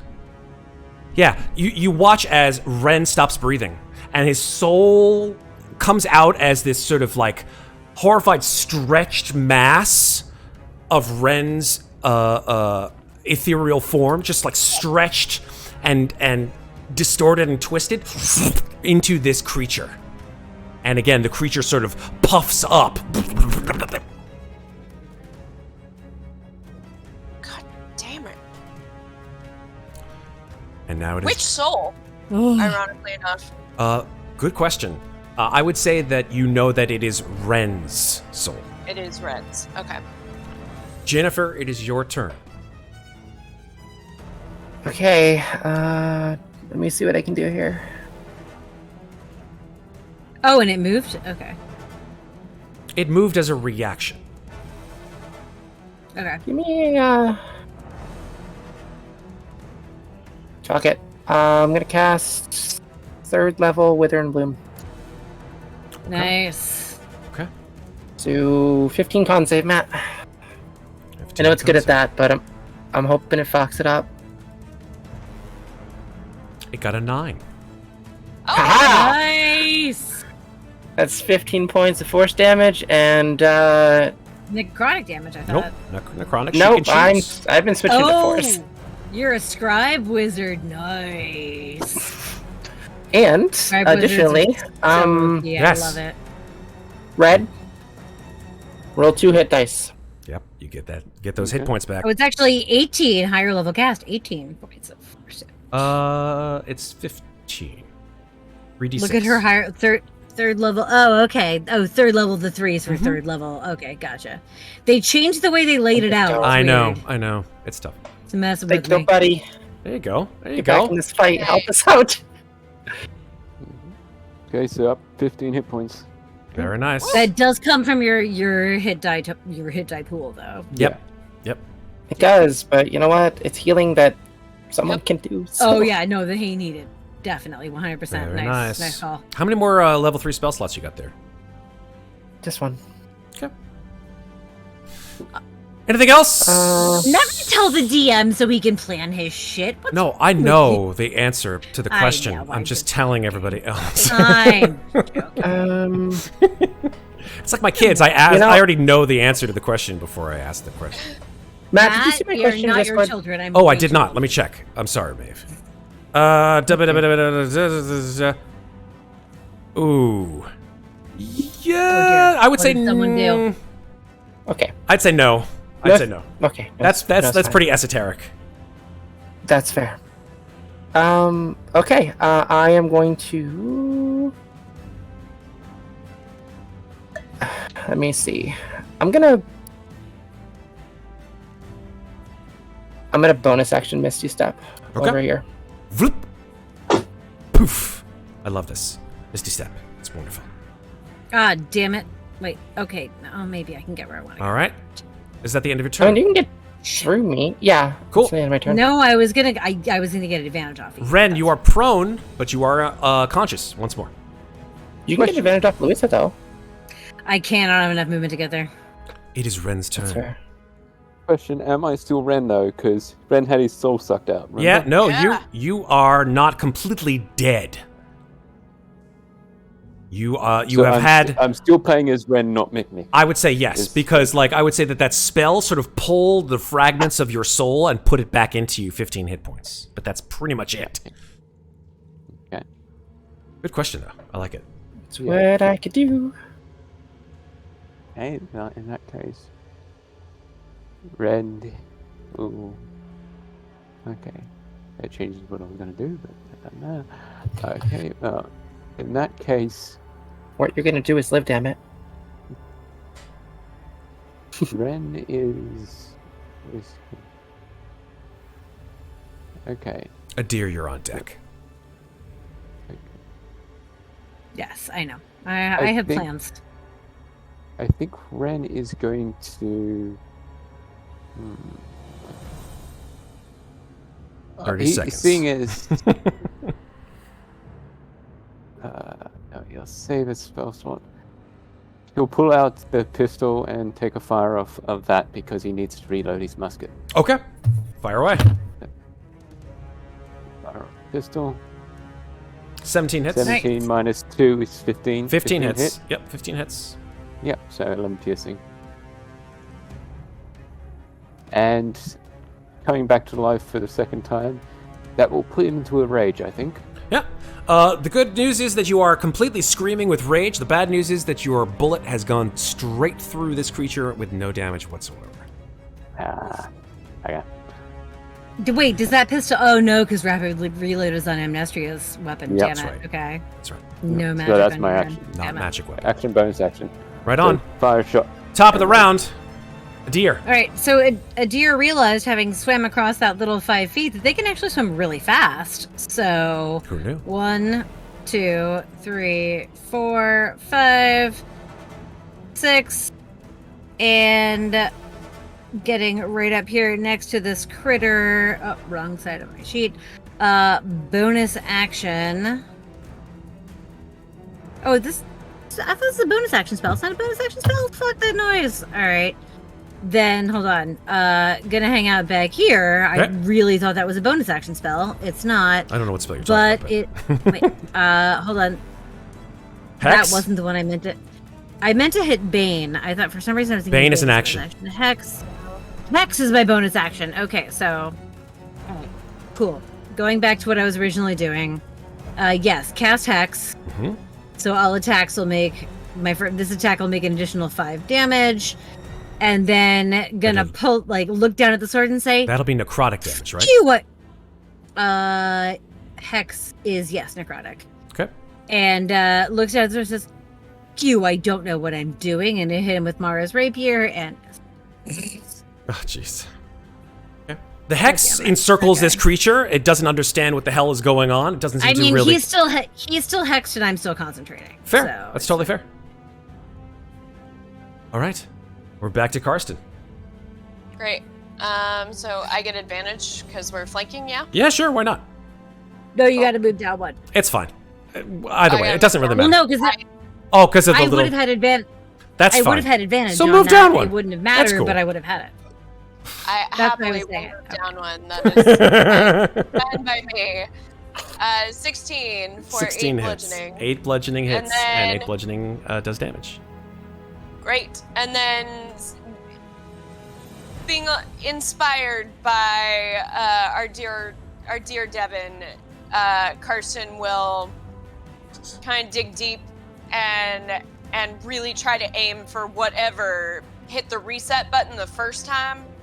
And so he's going to try a stunning strike again. Okie dokie. Yeah, do it. Sorry, I should have just baned it. That would have actually helped more. I apologize. All right. It's all right. thought I could do Con both. save. DC 14, yeah? Yep. Oh, that's a failure. That's an 11. Nice. Fire in the hole! Nice. And he'll hit it again at advantage this time. 17 for 11 bludgeoning. And on that 11,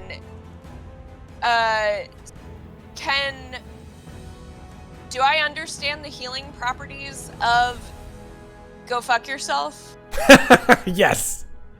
I do? Okay. Yes. Remember, you can 'Cause use I all was your like- magic items. Oh, yes, great. Okay, so I will, I'll make the wisdom save to heal the 11 points. All right, go for it. Alright. 21. That makes it. Okay, great. So, That was your last key point, right? nope. I still have 3 Oh. more. I thought that you had. I thought you said. Nice. Maybe I was wrong. I thought I heard you say that was my last key point, but never mind. My fault. Nope. Cool. All right. This creature is stunned, which means it's incapacitated, which means it does nothing on Yeah, its turn. bitch. So there we go. Okay, can't do anything on its turn. Perfect. How close am I to this thing? 25 feet. If you got Dex or Strength Time again. saves, that's this is the time. Yep. I don't think yeah, I do is the whole thing. Let me check. Wisdom. Shit, she's built like fucking Moina, doesn't she? She's like the wizard Yeah. version of Moina. I mean, This is why we innocent. made out. it didn't do great intelligence save either. Okay, I'm gonna do something a bit different. If you do a spell attack, you get advantage. Because it's done.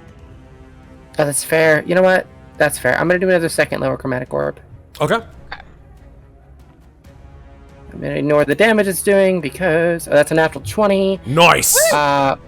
Nice. Does that does double, doesn't it? It does double the damage, yeah. We're not in 1D&D Okay. yet.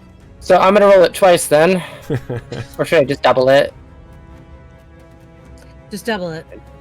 Yeah. That's or fine. Oh, roll it. I had already hit the button. There you but go. that's Barely fine. makes sense. Barely made a difference. Nice. 35 35. Oof, that big hit. So yeah, 35 force damage, and I don't. Once again, I don't think there's anything else I can do with a bonus action. Okay, You have Thorn Whip. Thorn Whip.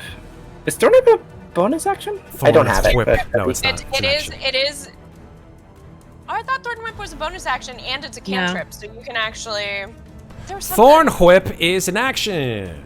Yeah, I thought it was an It is a cantrip, though. It's a good cantrip. Yeah. Yeah. It is a good cantrip. Yeah, I don't. No, I can't do anything else. Roger that. Okay.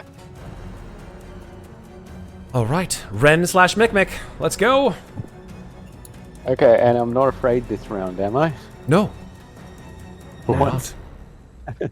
Hooray. Okay then. Ren is raging currently. And Fuck it up, bro. Yep. unfortunately he can't use Blinding Smite again, but he's going to You can come use that fucking dagger, though. yep, Yeah, that he's going dagger's to- amazing. He's going to do that, just that. And He's gonna get the sneak attack. yep, fuck yeah. and okay, let's see if we can do this. Mm-hmm. See if he can actually hit with the You Mist can Knight. do it. You've You got can advantage do because it. he's stunned. It's true. Yeah. Okay, let's see if I can Okay. miss it. That's what's funny. 19 hits. Nice. 19, 17. Fair. Oh, 17. Still hits. 17. Okay, so that's 2 standard damage plus the 4d6. And plus an Nice. 11 damage. All right, very nice. And what's your rage damage? And that's a good rage point. Oh, yeah, I forgot to put rage Yeah. damage. Forgot about I rage. think it's... rage damage is just proficiency modifier, isn't it? It's 2. I think. 2, yeah. Well, 2 damage then. Plus another 2. You stab the dagger of horrible mass murder into this creature. The backstabbiness. Wait, our proficiency is 3 now. It's not your rage is not your proficiency. It's just it goes up at a certain level of barbarian level. Ah, Yeah. okay. And I'm only at level 1, so it's only 2. So. Exactly. Never played a barbarian. One of those. Got to do it, Sarah. Fun.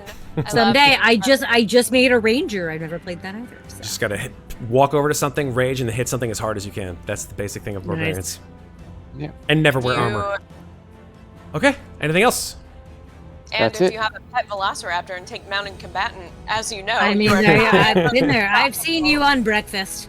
So he's stunned, which means that I can move away and he can't hit me. Correct? That's correct. No reactions. Sweet. I'm gonna back up. And here's the fun part. I get to hit him with my hex damage on both of these because I'm gonna advantage Eldritch Blast him twice. Cool. Ba-bam. Ba-bam. Nice. Your hex is necrotic, though, right?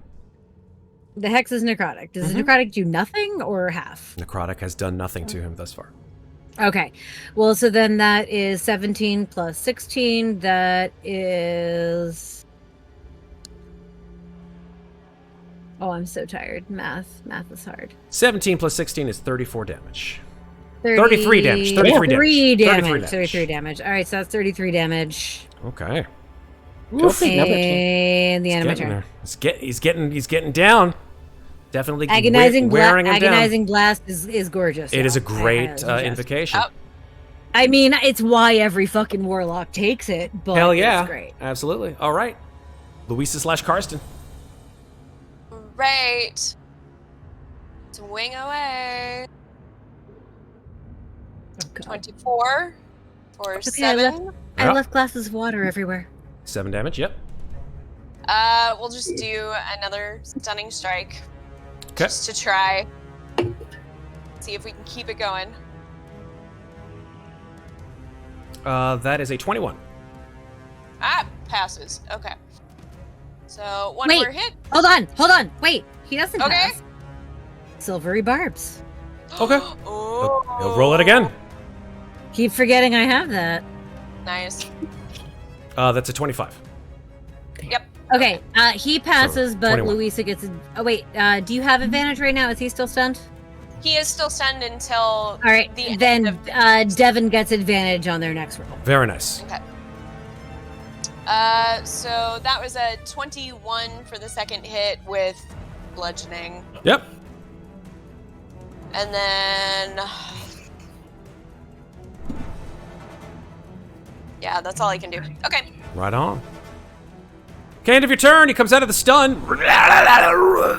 Makes some kind of gross, weird, horrendous noises, and just starts flailing. You see these whips of etheric energy start spiraling out of him, or it. I shouldn't say him. It doesn't deserve a pronoun. And so it will do. Yeah, it does some melee attacks on creatures within 5 feet of it. The creature that's really been doing the most damage to it is someone who he can't touch at this point in time. So it's gonna just go. Yeah, sure. Why the fuck not? 1 opportunity attack. Go for it, Mikmick. Yeah, Mikmick. Make do it. Can Louisa do an opportunity check too? We'll Red. try it Not with yet. the- He's still in range. Can I try it with the dagger and still get the sneak attack? Yes, absolutely. Do it. So, dagger. That is Oh, no. Unfortunately, not going to hit. So it circles around, and as it does so, it circles around Louisa / Karsten and does 2 attacks with these sort of whipping etheric tendrils, shall we say? Okay. Sure. That's a 25 Did to I hit. add my? I didn't add my hex damage onto those. Oh, Hex that is was necrotic. necrotic. I didn't do shit. 15. Oh, then I dropped concentration because it's useless. Fair enough. So that's a 25 to hit, 15 necrotic damage. Okay. Second one. Hold Second one is a 14, which I believe misses. Misses. Very nice. It continues on its merry way. Actually, no. You know what? It's gonna stay there. Okay. It's gonna focus its other 2 attacks on you, since it missed you the On second me? time. Yep, on you. Second one is a 15 to hit, Miss. and the fourth one is a crit, Oh, okay. Oh shit. and that's 18 necrotic damage. Whew, okay, still up. Very nice. Is there anything else they can do? Thank God I healed. Indeed. Yeah, I Thank would God say you're so. healed. Whew. I'm so sorry. Those are spectral weapons. I beg your pardon. This, the collars. I'm gonna just highlight this because I think this actually changes its attack quite a lot, actually. So it's called Okay. spectral weapons. This is the first time it's done melee attacks and anything, but it's called spectral weapons. The Yeah. collars attacks treat all creatures as unarmored. I don't know if that makes a difference for you as a monk. Well, you got the spectral armor and the unarmed defense. So That's the reason why you're I spectral don't armor. have any armor, and I have the +2 bonus of the spectral armor. Okay. That's 8. So literally, I have no armor that I'm wearing. Cool. So my AC is 16 normally, but with the +2 spectral armor bonus for the possession, Super. I'm at 18. Awesome. I'm loving it. Okay, And cool. I'm assuming a spectral weapon and spectral armor cancel each Cancel other out, each other basically. They Yeah. do. Yep. It would be dumb if they didn't. I agree. All right, that is its turn. Carson just goes, No, Carson, actually what Carson does is he just goes, huh, and like spits out just a giant wad of blood. Ugh. Because he is not looking good. Absolutely. All right. It's like kind of like leaning on the broom. Being No like, doubt. Oh god, we gotta end this. All right. It is Ginnifer's turn. Okay, seeing this thing getting close to me? Yeah. Shit. Well, I'm going to, let's see what I can do, because I'm running out of spell slots. You know what? Yeah, let's do that.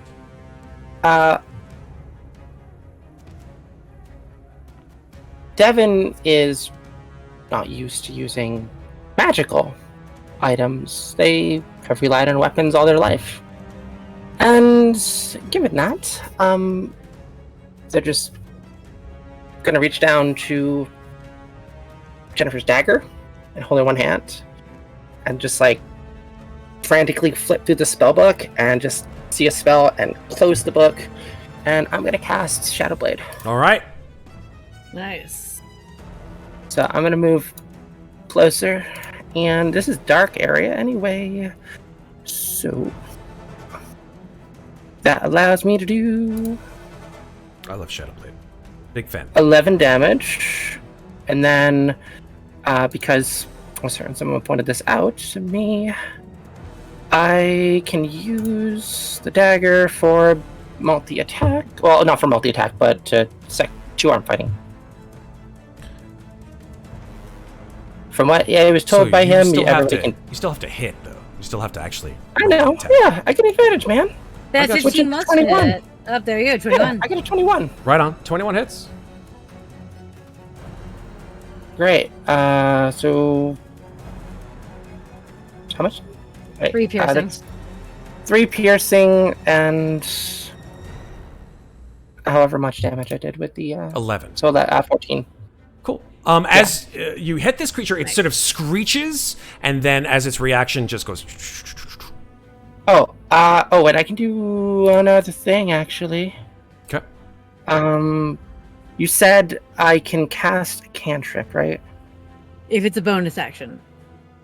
Basically, you can. No, the only way sorry. to cast 2 spells okay. in a round May I- is if So- one's a bonus and one's Sorry. a cantrip. Yes. So Shadowblade is a bonus Or, action. sorry, one is leveled and one is a cantrip. Right. Sorry. You have to cast a cantrip action. I have a cantrip action. Is Shadow Blade a bonus action cantrip or a bonus action? It's a bonus spell? action cantrip. Oh, then you can cast a leveled spell. Well, since I hit with the dagger, I'm going to do this. So, sorry. Oh, but you used your action for the dagger. Sorry, Oh, Shadow Blade is not a cantrip. Shadow Blade is a second level spell. No, Shadow Blade's a second level bonus action spell. Right, exactly. Oh, then you can only cast a cantrip. That's correct. Okay. Cantrip action. But when I hit with the dagger, can I not use Green Flame Blade when I hit with it? No, because Green Flame Blade. No, because it's a bonus action spell. Is a bonus action. You can't cast 2 post action spells. Okay. Well, it just says when you brandish a weapon used in the spell's casting. Right, But so it doesn't really. the casting is the bonus action. Let me just reel in here for real quick. Why would you be doing that? Why would you do being Green Flame Blade? Because I stabbed it with the dagger. You can't stab it if it moves away without an opportunity attack. Oh, it moved around. That's fair. Yeah. Sorry, I just wanted to bring us back in. Sorry. Oh no, you're good. Okay. Don't worry about it. Super. All right. It saves you a spell slot. You can only use spells on opportunity attacks if you have the Warcaster feat. That's right. Do I get an opportunity attack? It moves or without did it provoking do the opportunity special attacks. thingy? Yep. He's got a thing where he moves without provoking them to begin with. Yeah, I did that the first time. Just checking. No worries. Absolutely. We're up to Mikmick. Okay. Mikmick's Ren's getting a little bit annoyed at this creature that's frightened him twice. So now he's gone into the rage. He's going to just wail at this, making 3 attacks against him. All right. That's with his hand axe as the second weapon. So it's going to be dagger, hand axe, dagger. Dagger, hand axe, dagger. Love it. Are any of So them I only magical? get sneak attack on the one attack though, right? Are any of them magically imbued? Dagger. The dagger. Right. Dagger is the hand axe. Hand axe is not. Yeah. Solid. So we'll see. Dagger. Hand axe. Dagger. Okay, so the daggers miss and the hand axe hits, but the hand axe does no damage. Yeah. Fuck. So it's like, and then the dagger just like glances off twice, and the hand axe sticks in this thing, and you have to like pull it out because it absolutely just sort of bubbles back to its ectoplasmic self. Mm-hmm. That's it. Damn it! That's my 3 attacks. Hey, no, it was good. Why not slash a deer? Eldritch Blasting from far away. Okay. Bam, bam. 24 and a 14. 24 hits. So 13 force damage. Cool. Yeah, look at that. All right, he's very much not liking all of this force damage. You see that probably like. Oh wait, and he is still. Oh, the necrotic doesn't do. I stop dropped text. concentration. Okay, yeah. Nope, never mind. Sorry. All good. Yeah, no. Oh, yeah, 13 damage. Yep. On the force. I gotcha. And I'm out of inspo, so nothing I can do on my bonus action. Alrighty. I'm gonna run to the bathroom. I'll be right back. No worries. Okay, we're up to Louisa / Karsten. This creature is not doing well, I should say. So Karsten is going to move all the way over here to get flanking. Oh my god. Okay. I do what I can with the 30 feet you gave me. Oh, that's good. I love it. And then hit number 1, 25. Uh-huh. For 4 bludgeoning. I'm going to spend another key point to try to do stunning strike. Oh, wow. You are just stunning. I love it. Oh, that's good. This thing hurts, man. It does. It's supposed to hurt. I at least gotta try. It's going to, and I've been such a jerk in not using this, but I'll use it now. It uses a legendary resistance. Fuck. Can you use a legendary resistance on saving throws? Key saves? Saving throws. It's just saving throws. All saving throws that it fails, it can choose to succeed. So that's a legendary resistance. Oh, that's that rule. Okay. Yeah. I've only been a spellcaster when that's been used against me, so... Roger that. Yep. So you see it, and you're like, ha-ha! Bam! And you just goes like, it like drops down, like... It starts screaming in your face again. Seeing that, then, even though it's only 4 bludgeoning, she's gonna. The staff will do its thing to try to suck 4 points of healing into him. Oh god. Yeah, because it's dire over here. You've got 10 so hit that's a points wisdom now. saving throw? Yes, Yep. wisdom saving throw. Oh my god. Okay. Oh my gosh. Yes, you make it. 22. Okay, so then second attack. Okay. 23 hits. Yep. 5 Another 5. Yep. We'll do another charge. So that's 3 charges used on the staff. Roger that. So up to 15. Yeah. That's 5. Very nice. And another with saving throw. Nice. 19. You're making it. You're making it happen. Okay. All right. Oh boy. And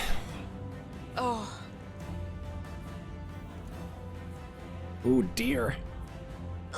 okay. No, I'll. Don't you mean oh dear? Yeah, I don't that's like it. that laugh. My That laugh at all. That's my turn. Okie dokie. And I do, Matt. Yes. Just so you are aware, Yes. I do have 1 key point remaining. Oh wow. We holding went on through to it. all of them. Oh my god. That's Yeah, nuts. I have 1 more. No. That's still like you have 8. 8. I have 8. Shit. Yeah. That's crazy. I did burn 2 each in the first 2 rounds, and Okay. then I started being a little bit more That's fair. conservative. That's completely fair. Yeah. Okay. It's done some things good for it. Okay. But yeah. Yeah, it's going to.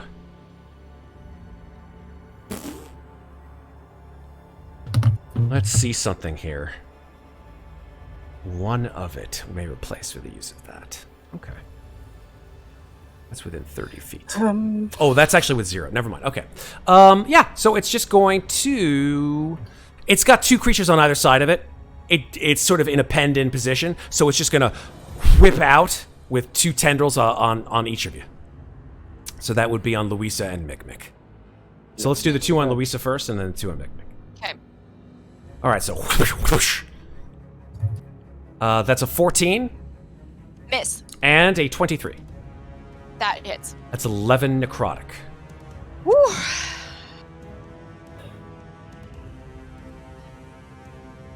Still up. Okay. Barely. Third attack on Mikmick. 24 to hit. Hits. 11 necrotic. Okay.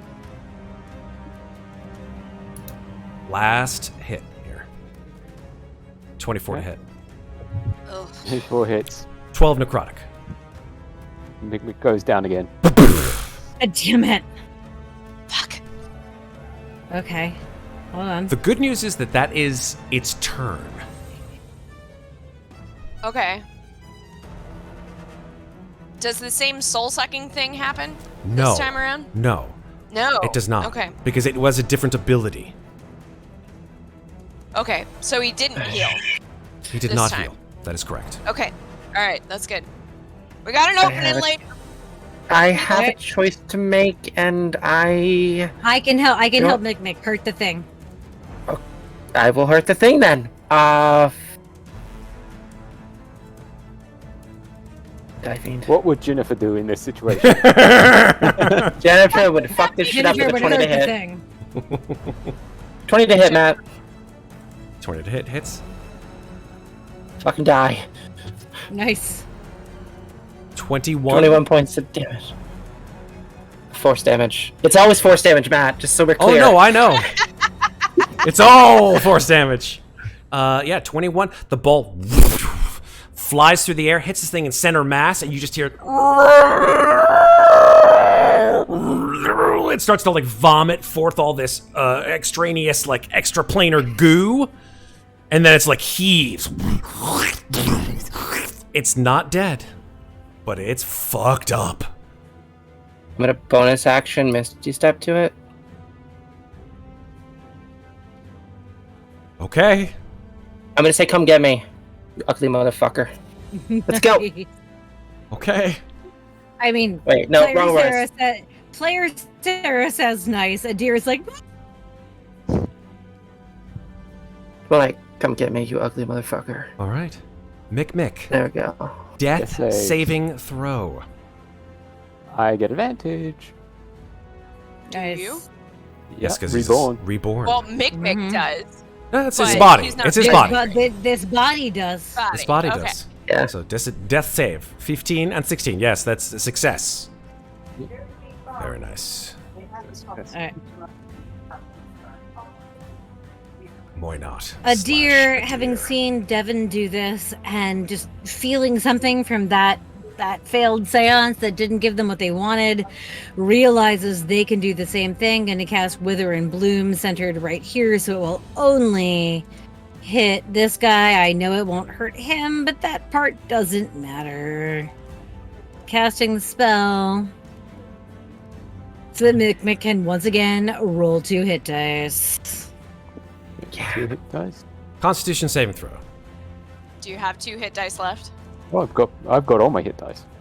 Well, you already rolled 2 earlier, so you've got Yeah. now 2 less, but you can still roll 2 hit dice. That's that's necrotic. That's necrotic. That's necrotic. Yeah, so it doesn't matter. It doesn't gonna take any damage at all. But it doesn't matter. It was literally about allowing Just to heal. Mikmick to roll I'm 2 good hit for dice. it. Yeah, absolutely. Yeah.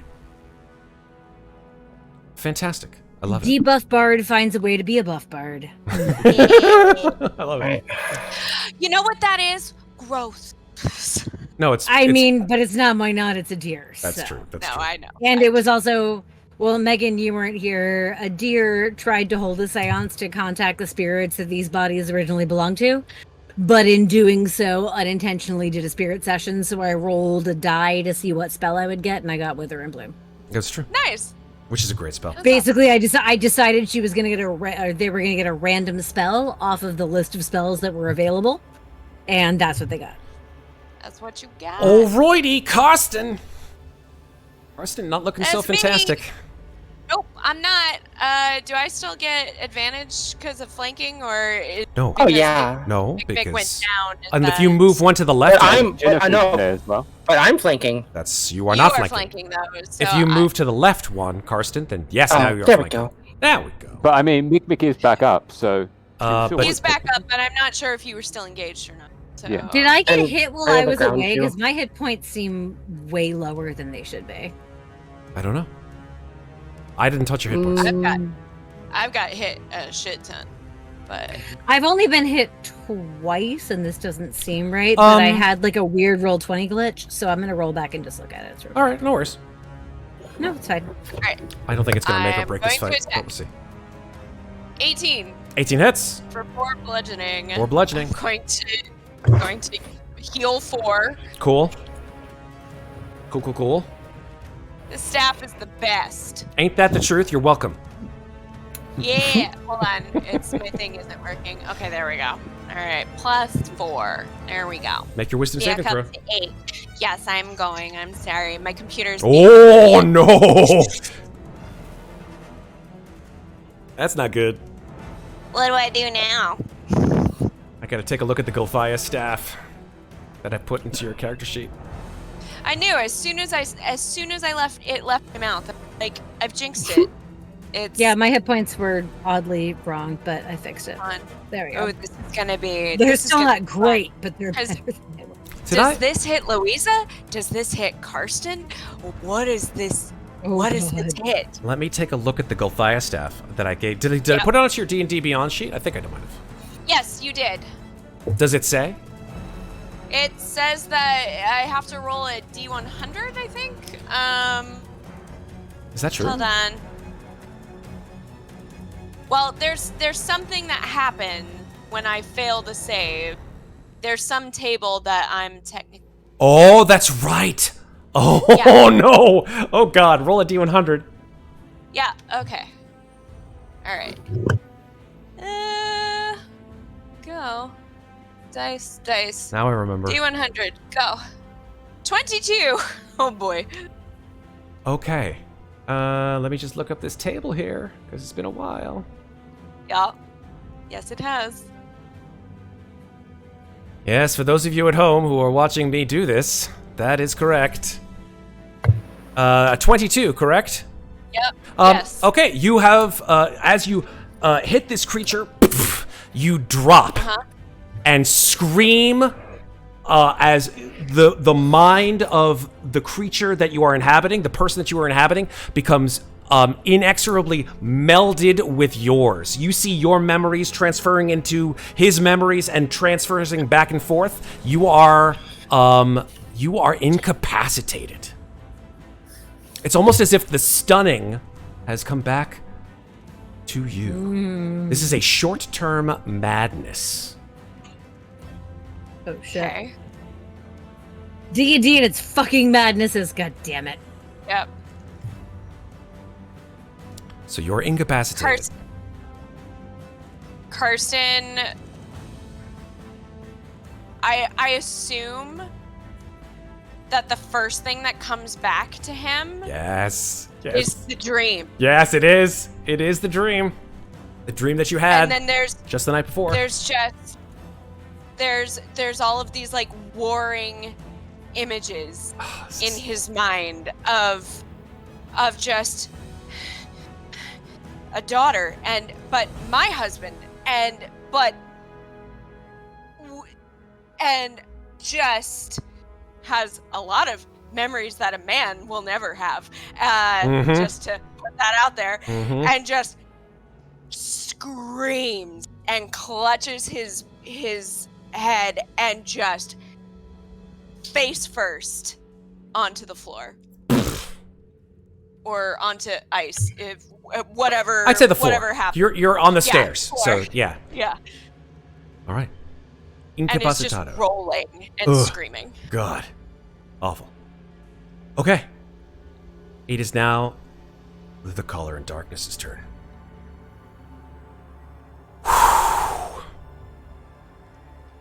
What should it do? What should it do?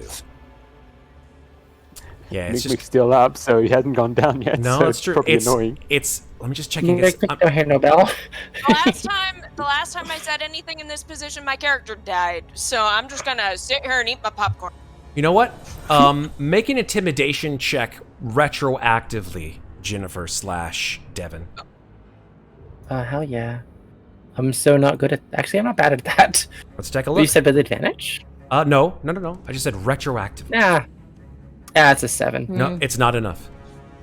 That's fair. This creature lashes out at the 3 creatures around it, but concentrates 2 of its attacks on the one screaming in madness on the floor. So the first one is... And this is with incapacitated, so it has advantage.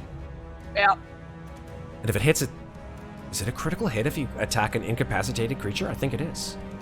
I'll check that for you real quick. I think it is. I don't know about I know that, it's but- unconscious, but I think incapacitated... No, it's unconscious creatures that have... conditions unconscious. If you're unconscious, any attack that hits a creature is a critical hit for unconscious, but not for incapacitated. Yeah, incapacitated just can't take actions No or reactions. reactions. That's Yep. all. All right, here we go. So let's see him, Carson, just dodge while screaming out madly. So actually, with incapacitated, I don't think that... It's paralyzed that you get advantage. Incapacitated, yeah, there's no advantage or anything like that. So this is regular attack.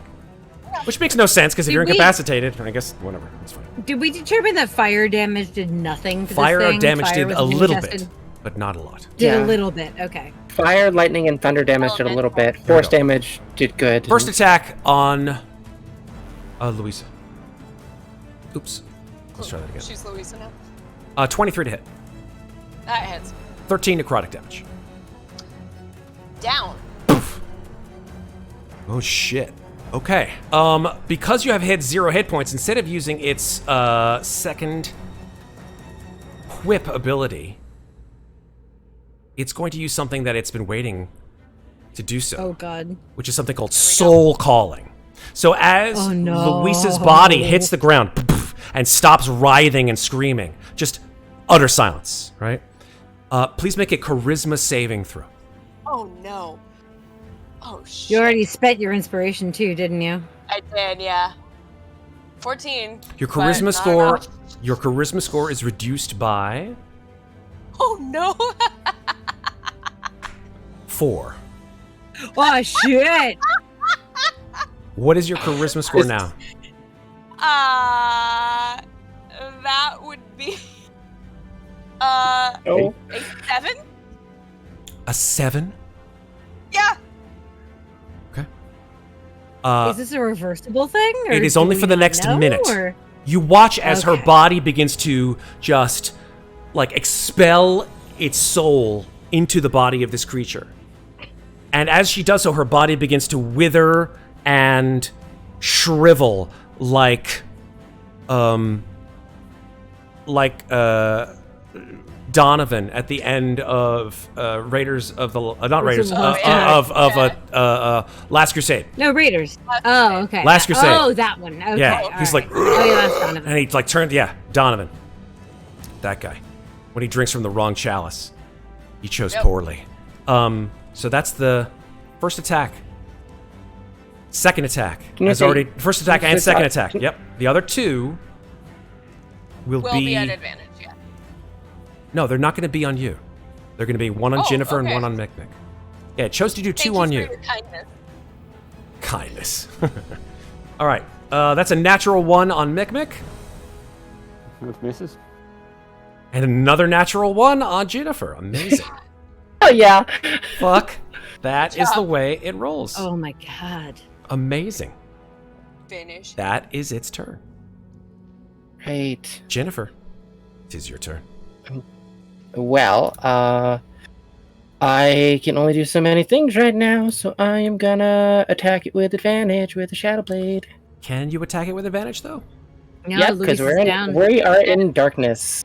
We're in dim light, so I can attack with advantage. Lanterns So I around summon you. that. Not with a lantern. Oh, motherfucker. Damn lantern!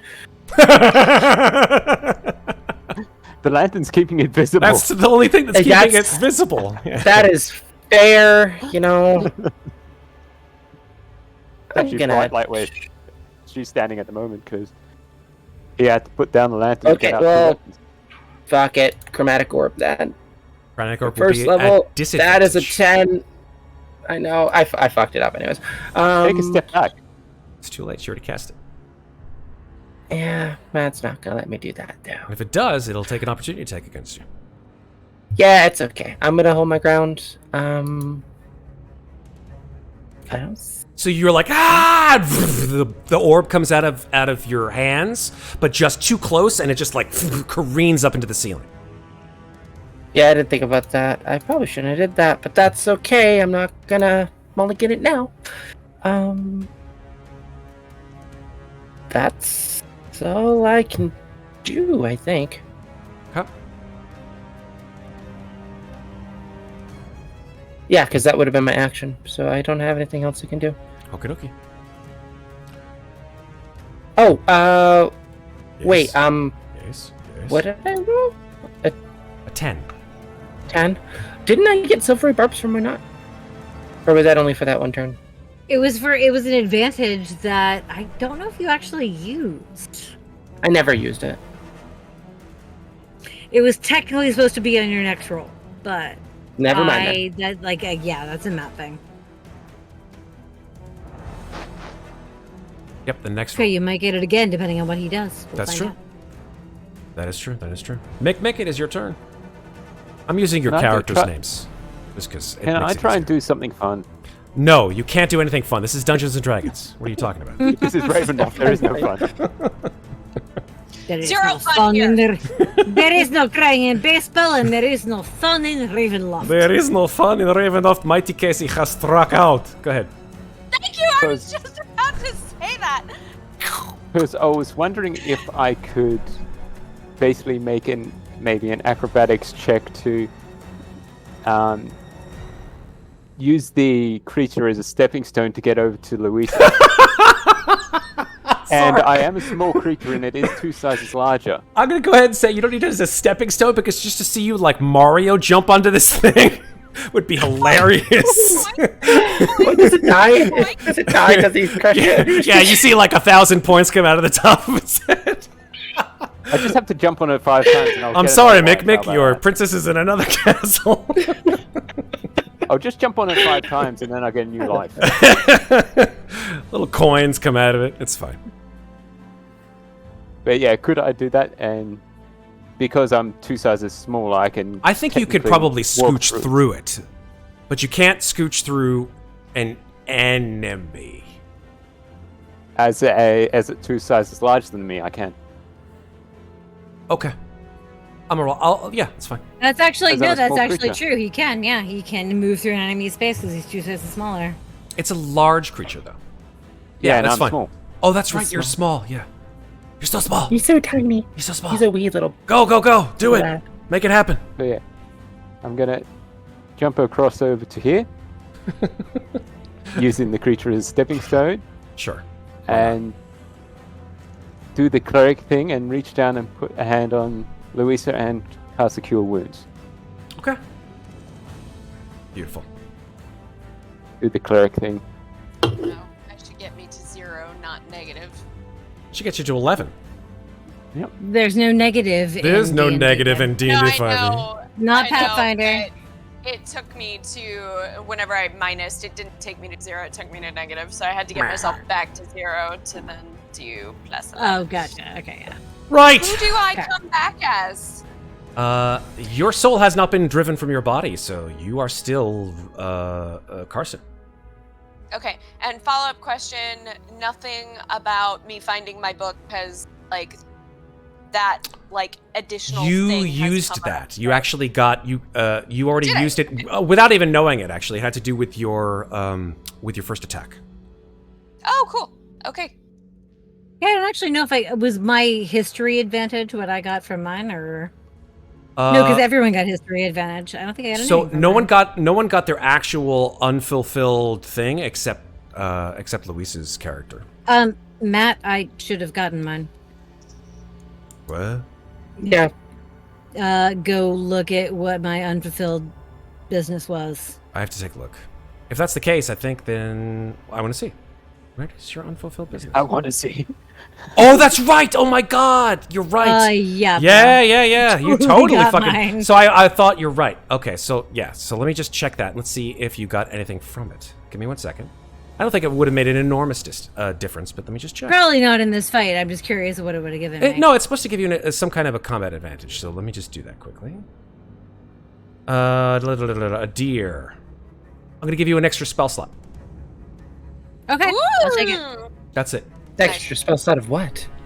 Is my mind Level still 1. merged? Level 1 spell slot. Extra level 1 spell slot. Yep. Okay, cool.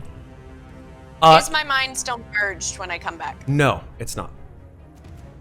Just Karsten. Just Karsten. Great. Although, Basically, the Cure Wounds is basically like a Using some shit, defib. though. So yeah, it's a just- defib. Exactly. No. It's like every bad action movie where the the hero at the end is like, and he like all the like memories flash over his mind. Right. So that was your turn, Mikmick.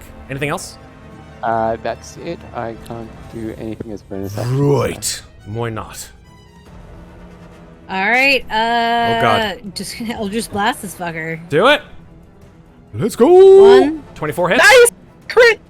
Nope, no, I not don't get crit. the critical Oh. advantage. So 24 and 17. Both hit. So 9 plus 9. Wait, hold on. 9 9 plus. plus No, plus 9. Wait. What? Oh, because of the Hold on, agonizing that. blast. 9 plus 15. That's 24 damage. But no, it did weird math on the top. It's actually 11 plus 9, I think. Nope. It's 9 plus 15 because it's the first numbers for each one. Okay, Yeah. then 24. all right. So 9. All right, 24. 24 damage, and yep. No, that's it. So you throw these double blasts of force through the air, and the creature explodes. And you watch Yeah. as all of these souls escape in a torrent of ectoplasmic energy. Give me some more flavor, though. Hit me with what you I was think saying, it you looks didn't like. ask me how I wanted to do it. Well, so I'm I like, mean, oh, I'm that's done? that's the Okay. physical emanation from it, but you can I can now think tell me. that the first Eldritch Blast goes like straight into like what would be its gut if it was like an actual corporeal creature. But the second one, whichever mouth is opening and shrieking the loudest, Mm-hmm. the last blast just goes directly into its mouth. Nice. And the mouth closes around it. And then the head begins to vibrate and shiver. And the shiver starts to travel down its entire body. And then it's like a chain reaction. Like first this head explodes. And then it travels down, and then this head explodes, and then this head explodes until you can't even trace which head is exploding as the entire thing bursts and all these souls are set free. Ugh. Gorgeous. Nice. Gorgeous. Gorgeous. So cried. basically like the Ender Smiths at the end of Matrix 3. Yeah. Kinda. I've only seen that one once. Sort of like T-1000, I thought more like, but I like it. Oh yeah, a little bit well, of I'm that sure too. Miss Deadeye Like will, all the get the faces. gifts. But yeah, it's like the main face and then like all the tangential faces. Like, and as each face bursts, a soul is released until they're all gone. Okay. I'm sure Miss Deadeye will get the gift out. I'm sure. The only thing that you see after all of these creatures explode and all the souls sort of flit away is there's an object that sort of spins through the air and splooshes on the lowest rung of the stairs right underneath where Ginnifer / Devin is standing. And it's about 1.5 feet long, pure white cylinder with a ruby red tip. Gonna swim over. Gonna lean down and look at it a little closer. And then look over to Deer. And grab their hand. Pull them closer. And then A deer is gonna grab one end of the rod and just say, together. together. Pick it up together. And put it where it goes together. So, when you put the rod into the lectern, it snaps in, and the pincers sort of, bless you, and the pincers sort of collapse around it. I thought you were going to say it snaps in half, and I'm like, motherfucker! End of quest, end of campaign. Have a lovely night. No. The pincers sort of collapse around it, encircling it. And these sort of beams of reddish energy begin to snake down the leads into the water. And just all the water begins to bubble around you and hiss. And in the cold of this room, this water begins to emanate an exorbitant amount of heat and light. And you begin to see underneath this greenish fluid the remnants of a massive machine. Pieces of metal scattered everywhere. Large, cylindrical objects, lights attached to it. And this sort of humming, this thrumming begins to pulse throughout the entire room. And then at the height of its cadence, the water bubbling and hissing, you hear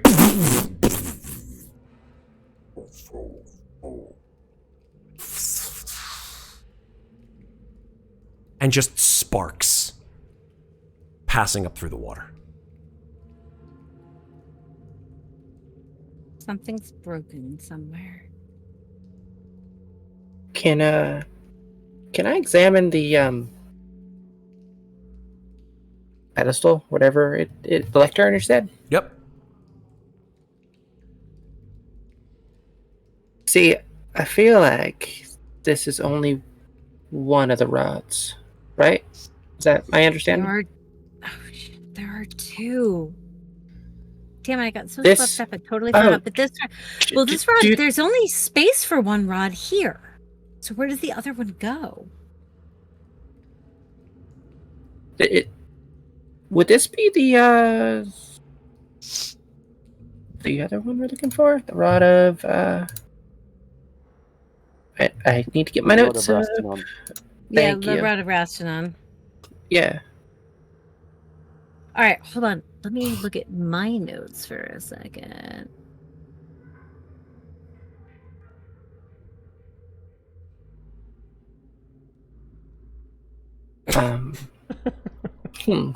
Sorry. But yeah, does that sound right? Maybe. Well, no, like I'm sorry. I'm trying to figure out. I apparently didn't copy and paste this from my chat with Matt, so I need to find this. It's called. real quick. I'll help you out, Sarah, just because we're running a little late on time. It is called Yes. the. Well, yeah, go ahead. it's the Rod Rod of Raskin. Rastinon, but I know that he created it. So how much would I know about it? Would I know what it looked like? That's a really good question. You've never seen it, so you wouldn't know. Okay, but so how do I know he created it? Like, did I read descriptions of it? How did I get this information? That's correct. You had historical knowledge of who Rastinon was and what he did. So, having historical knowledge, would I be able to tell the difference between the Rod of Rastinon and the Rod of Hutras? I'll say make a history check with advantage. Still using my not skills. This 13. You do not know. I mean, since I know something about it, can I make a check too? You can do it with a higher DC. Sure. Do I still get advantage? Nope. Oh shit. That's fine. It's literally, I'm it was good. I'm- literally part of my character's. That's right. fine. I'm good at history. 20. Hey, look at you. Cool. So yeah, I mean, you look at this thing and you look at the sort of quizzical look on Adir's face, and then you're like, you see a symbol on the bottom of it. And it does seem to match with your understanding of this historical figure, this person, this figure, Rastinon.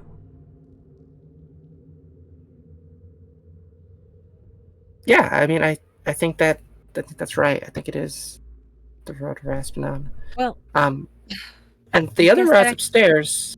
So that does actually, yeah, no, that tracks because he did say he would give us the Rod of Hutras if we got rid of this creature. I got really excited. So I wanted to put the thing in the thing and make it do the thing, and I understand. Wait, when we get the Rod of Hutras, though, are we supposed to bring it back to Van Richten? here, or to bring Well- it here and fix the problem. I don't know if that's a good idea. Why is that? Well, I mean, you heard Godfrey. This, if this is what we think it is, this is what destroyed everyone in Mordentshire last time. Yeah. I don't know if plugging it in is really a good idea. Or maybe plugging it in is a good idea and giving it back to Van Richten is a bad idea. I think that we should go talk to Lord Godfrey. And, I mean, he's the one who used it. We can ask him which rod he stuck in the machine when he did what he did. Or if there's more to the machine that we haven't found yet. Okay. Should we look around down here first? I mean, do you think maybe we might have died down here? Maybe we can find something else. We found our things. But I didn't find the puzzle. Yeah, there's Puzzle? probably more to this. Well, the puzzle that I was trying to solve when I died. Right. Haven't Um, changed. It's here. there's not like anything valuable in the corpse of this nonsense creature, right? Unfortunately, the only thing that you found was this thing, Yeah. this rod. Right. Well, I think we should go somewhere else. Adira's Go back gonna in here. move back and actually just kind of look down the hallway and be like, nope, just more crypts. Don't want to look in them. Don't want to see my body. No, thank you. So, let's do this. It seems like you guys want to get out of this fucking place. Out of the basement? Yeah. Return to Goatford. I actually, I would say Devin would be interested to find their body if their body is one of the ones in these crypts. Can I look? You would like to take a look at these crypts, yes? Well, I mean, we walked through them. You sure and did, yeah. See skeletons. Nothing. Yeah. If Devin is doing this, he just gets a message from Adira that says, all you, babe. If you find me, I don't want to know.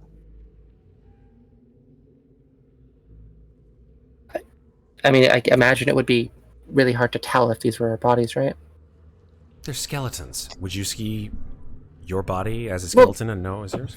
Well, no, but I mean, like, I didn't know if there was, like, anything left. Oh, good aside point. from bones. Investigation roll, I would think, yeah?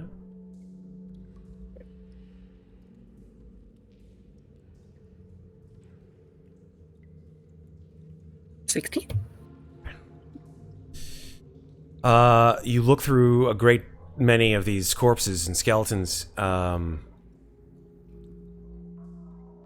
You do not find anything from these bodies that would seem to indicate that that any one of them are yours, unfortunately. Or any one of my friends, right? No. Then I'm just gonna peek back in here and look over to Karsten and Yeah, they're a mess. Ren. Yeah, just gonna send a message to Adir. We should probably go check on them. They haven't come. Adira will come back now that we know we're not looking for corpses. Mm-hmm. Just go take a look. You guys look pretty messed up. You okay? Karsten's been helped up by Ren and is just like sitting with his legs splayed out and just has one hand like right on Ren's shoulder and is just like gripping into it, just trying to stay anchored here and now, and is just, yeah, that was rough. Can I do a quick perception check to see which one of these three ladies is probably the most injured at the moment? You can do a medicine check. Medicine check? Okay. I mean, I think we look pretty okay, but I mean, Let's do a medicine technically check. I'm below half, but just barely. I mean, you Nine. think, Yeah. you're pretty sure that Karsten's kind of fucked up. I mean, he's all beat up and slapped to shit, so. Well, if we go back and see Lord Godfrey, we can probably rest upstairs and patch ourselves up a bit, because I hate to say this, but I don't think this is over. Who has the rod again? Sorry, I just want to be sure I understand who had it. Oh, we put it in the machine. We actually never said who took it out. Yeah. That's what I wanted to ask. I'm gonna go take it out. Cool. Okay. It was either going to be you or me, so you can do it. Roger that. I'll hold on to it. Super. I don't like the way you said super, but sure. Well, I just said super because super. Yeah. So is the water in this room still boiling? No. Or is it just... No more. And it was never really boiling. It was just like making bubbles and heat and It was light. a big bubble bath. It was, exactly. Big green bubble bath. Would not we would need have the loved this place. second rod, and we probably. need to know where it goes. Godfrey clearly was not forthcoming in his original information, and I'm sure there's more ahead. And Ren will speak up at this point. Just cough a little bit of blood up. And say, dear, I know what your body is. Why don't you have a look underneath the water? I think in the body that you are in, you may be able to see more than any of us could taking a swim, and you may even be able to breathe underwater. Maybe there's something under there, under the water, that we could Breathe. find. I hadn't tried that. Should probably go down the stairs first. Excuse me. Okay. Gonna look over at Adir in rather worried fashion. I mean, I could swim really fast. Almost as fast as I could walk. Actually, exactly as fast as I could walk. So, looks down at like the barefoot, maybe sees a few of the scales on Muadnhait's feet, says, worth a try. Right? While we're down here, at least, yes. And we'll give Devin a quick peck on the cheek and then dive in the water to have a swim around and look at what is underneath everything. Make a perception roll. Wait, no, it's actually halfway decent. 13. Okay. Here's what we're gonna say, and then I think you might find that this is probably the best place to stop for tonight. Yeah. A deer dives under the water, completely submerging his body in the water. Yeah. Their body. Their body. Thank you. Her body, technically. Muadnhait's body. There you go. For the briefest of moments, as you watch a deer go under the water, it's so strange. You could swear their feet, their feet elongated and became diaphanous. And when you start to swim completely submerged under the water, a deer, your body begins to change in a way. Your fingers, the webs between them become more voluminous. Your ability to want air goes away completely. You can breathe, although it's not the best air, so to speak, under the water just as well as you could above it. And your eyes sort of change. The vision in them changes to that of, well, essentially, pardon the pun, a fish lens, that you're able to see in 180 degrees.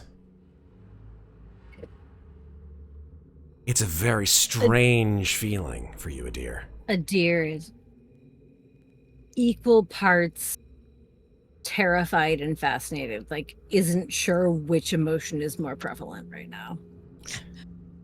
As you swim through the remnants of whatever has lain under the water for such a long time, you see massive heaps of detritus junk that lie just under the surface, perhaps a foot or two down, resting on the stony floor of this room, and you see that these pieces of metal were, in fact, sort of tethered or pinned or riveted in place, perhaps at one point in time, but now just torn asunder, shredded.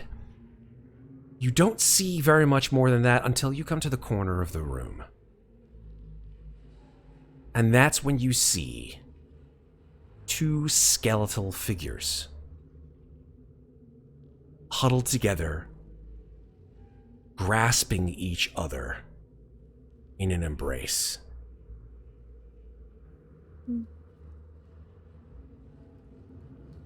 And you see one of them has a bracelet around its wrist, still clinging with moss and greenish gunk. I go to examine the bracelet closer. You come closer to it, and it seems like it's a bracelet that actually has like a little clasp that you could undo if you got close enough to do so. I want to get close enough. I don't want to undo it just yet. I actually just want to get close enough to look at it. Thinking about the ring that we saw with someone's name on it, I want to see if there's any identifying information that I can see here without taking it above the surface. Okay. Investigation, really quickly. I love that I trained my knot in this, even though her intelligence is terrible. 17. It seems to have a very strange, complicated, puzzle-like mechanism to it.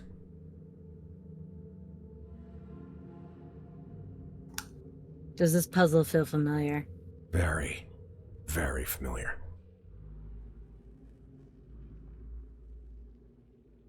I'm gonna swim to the surface.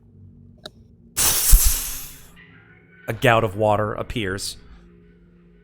And look over the others and say,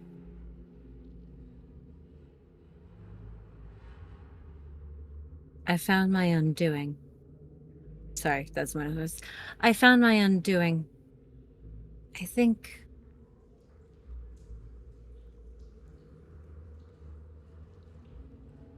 One second, she then dive back down. Sploosh. We're gonna dive back down. And really, really focus on what is on the bracelet. Just try to commit every detail of it to memory. Okay. And swim back up Sploosh again.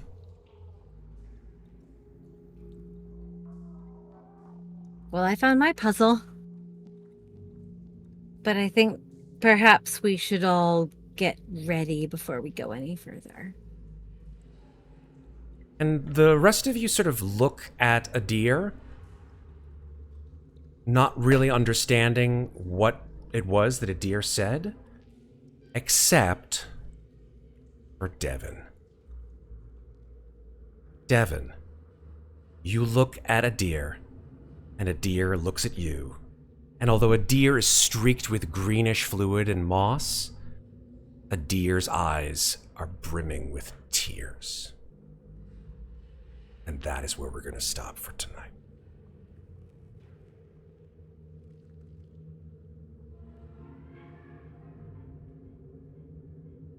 Oh, God damn it. I've been muted for so long.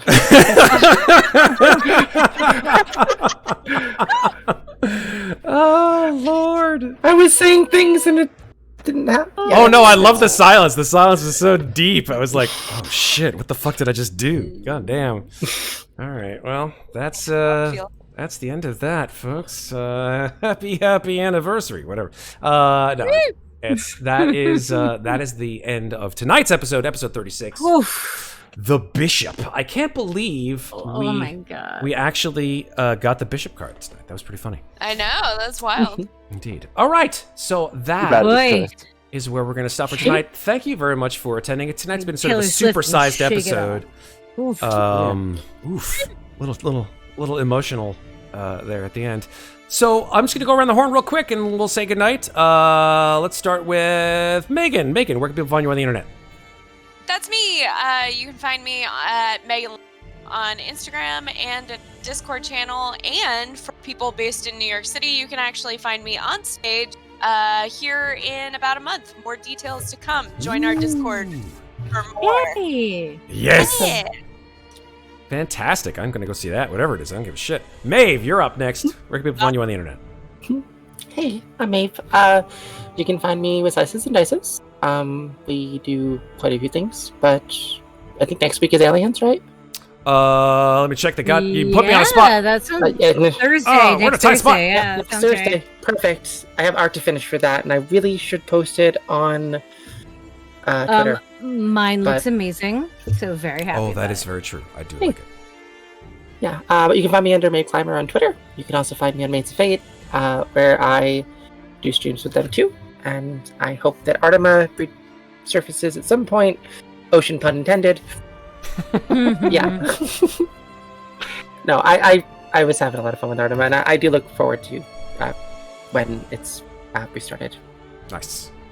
Let's go over down to this dude down in the left-hand corner at the bottom. That's Red. Where we can find you on the internet, please tell us.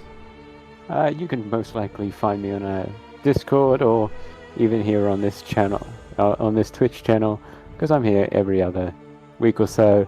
And I am trying to plan some fun things for the first week of May, being a Star Wars week. Nice. Yeah. I'm going to see if I can get some more people onto May the 4th.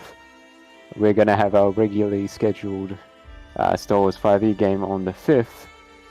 And yeah, we'll see what happens.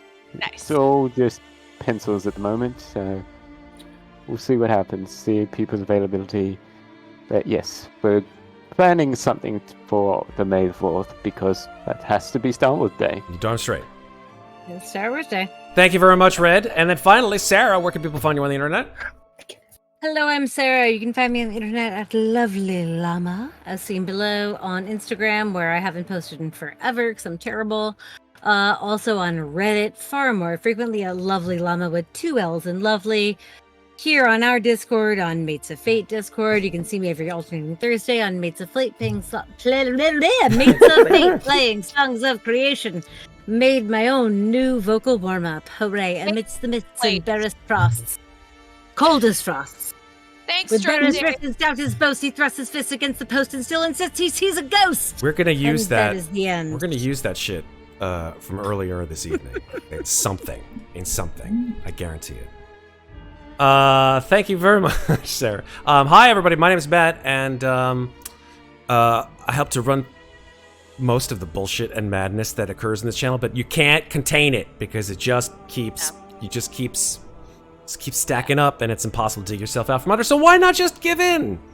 Not just give in.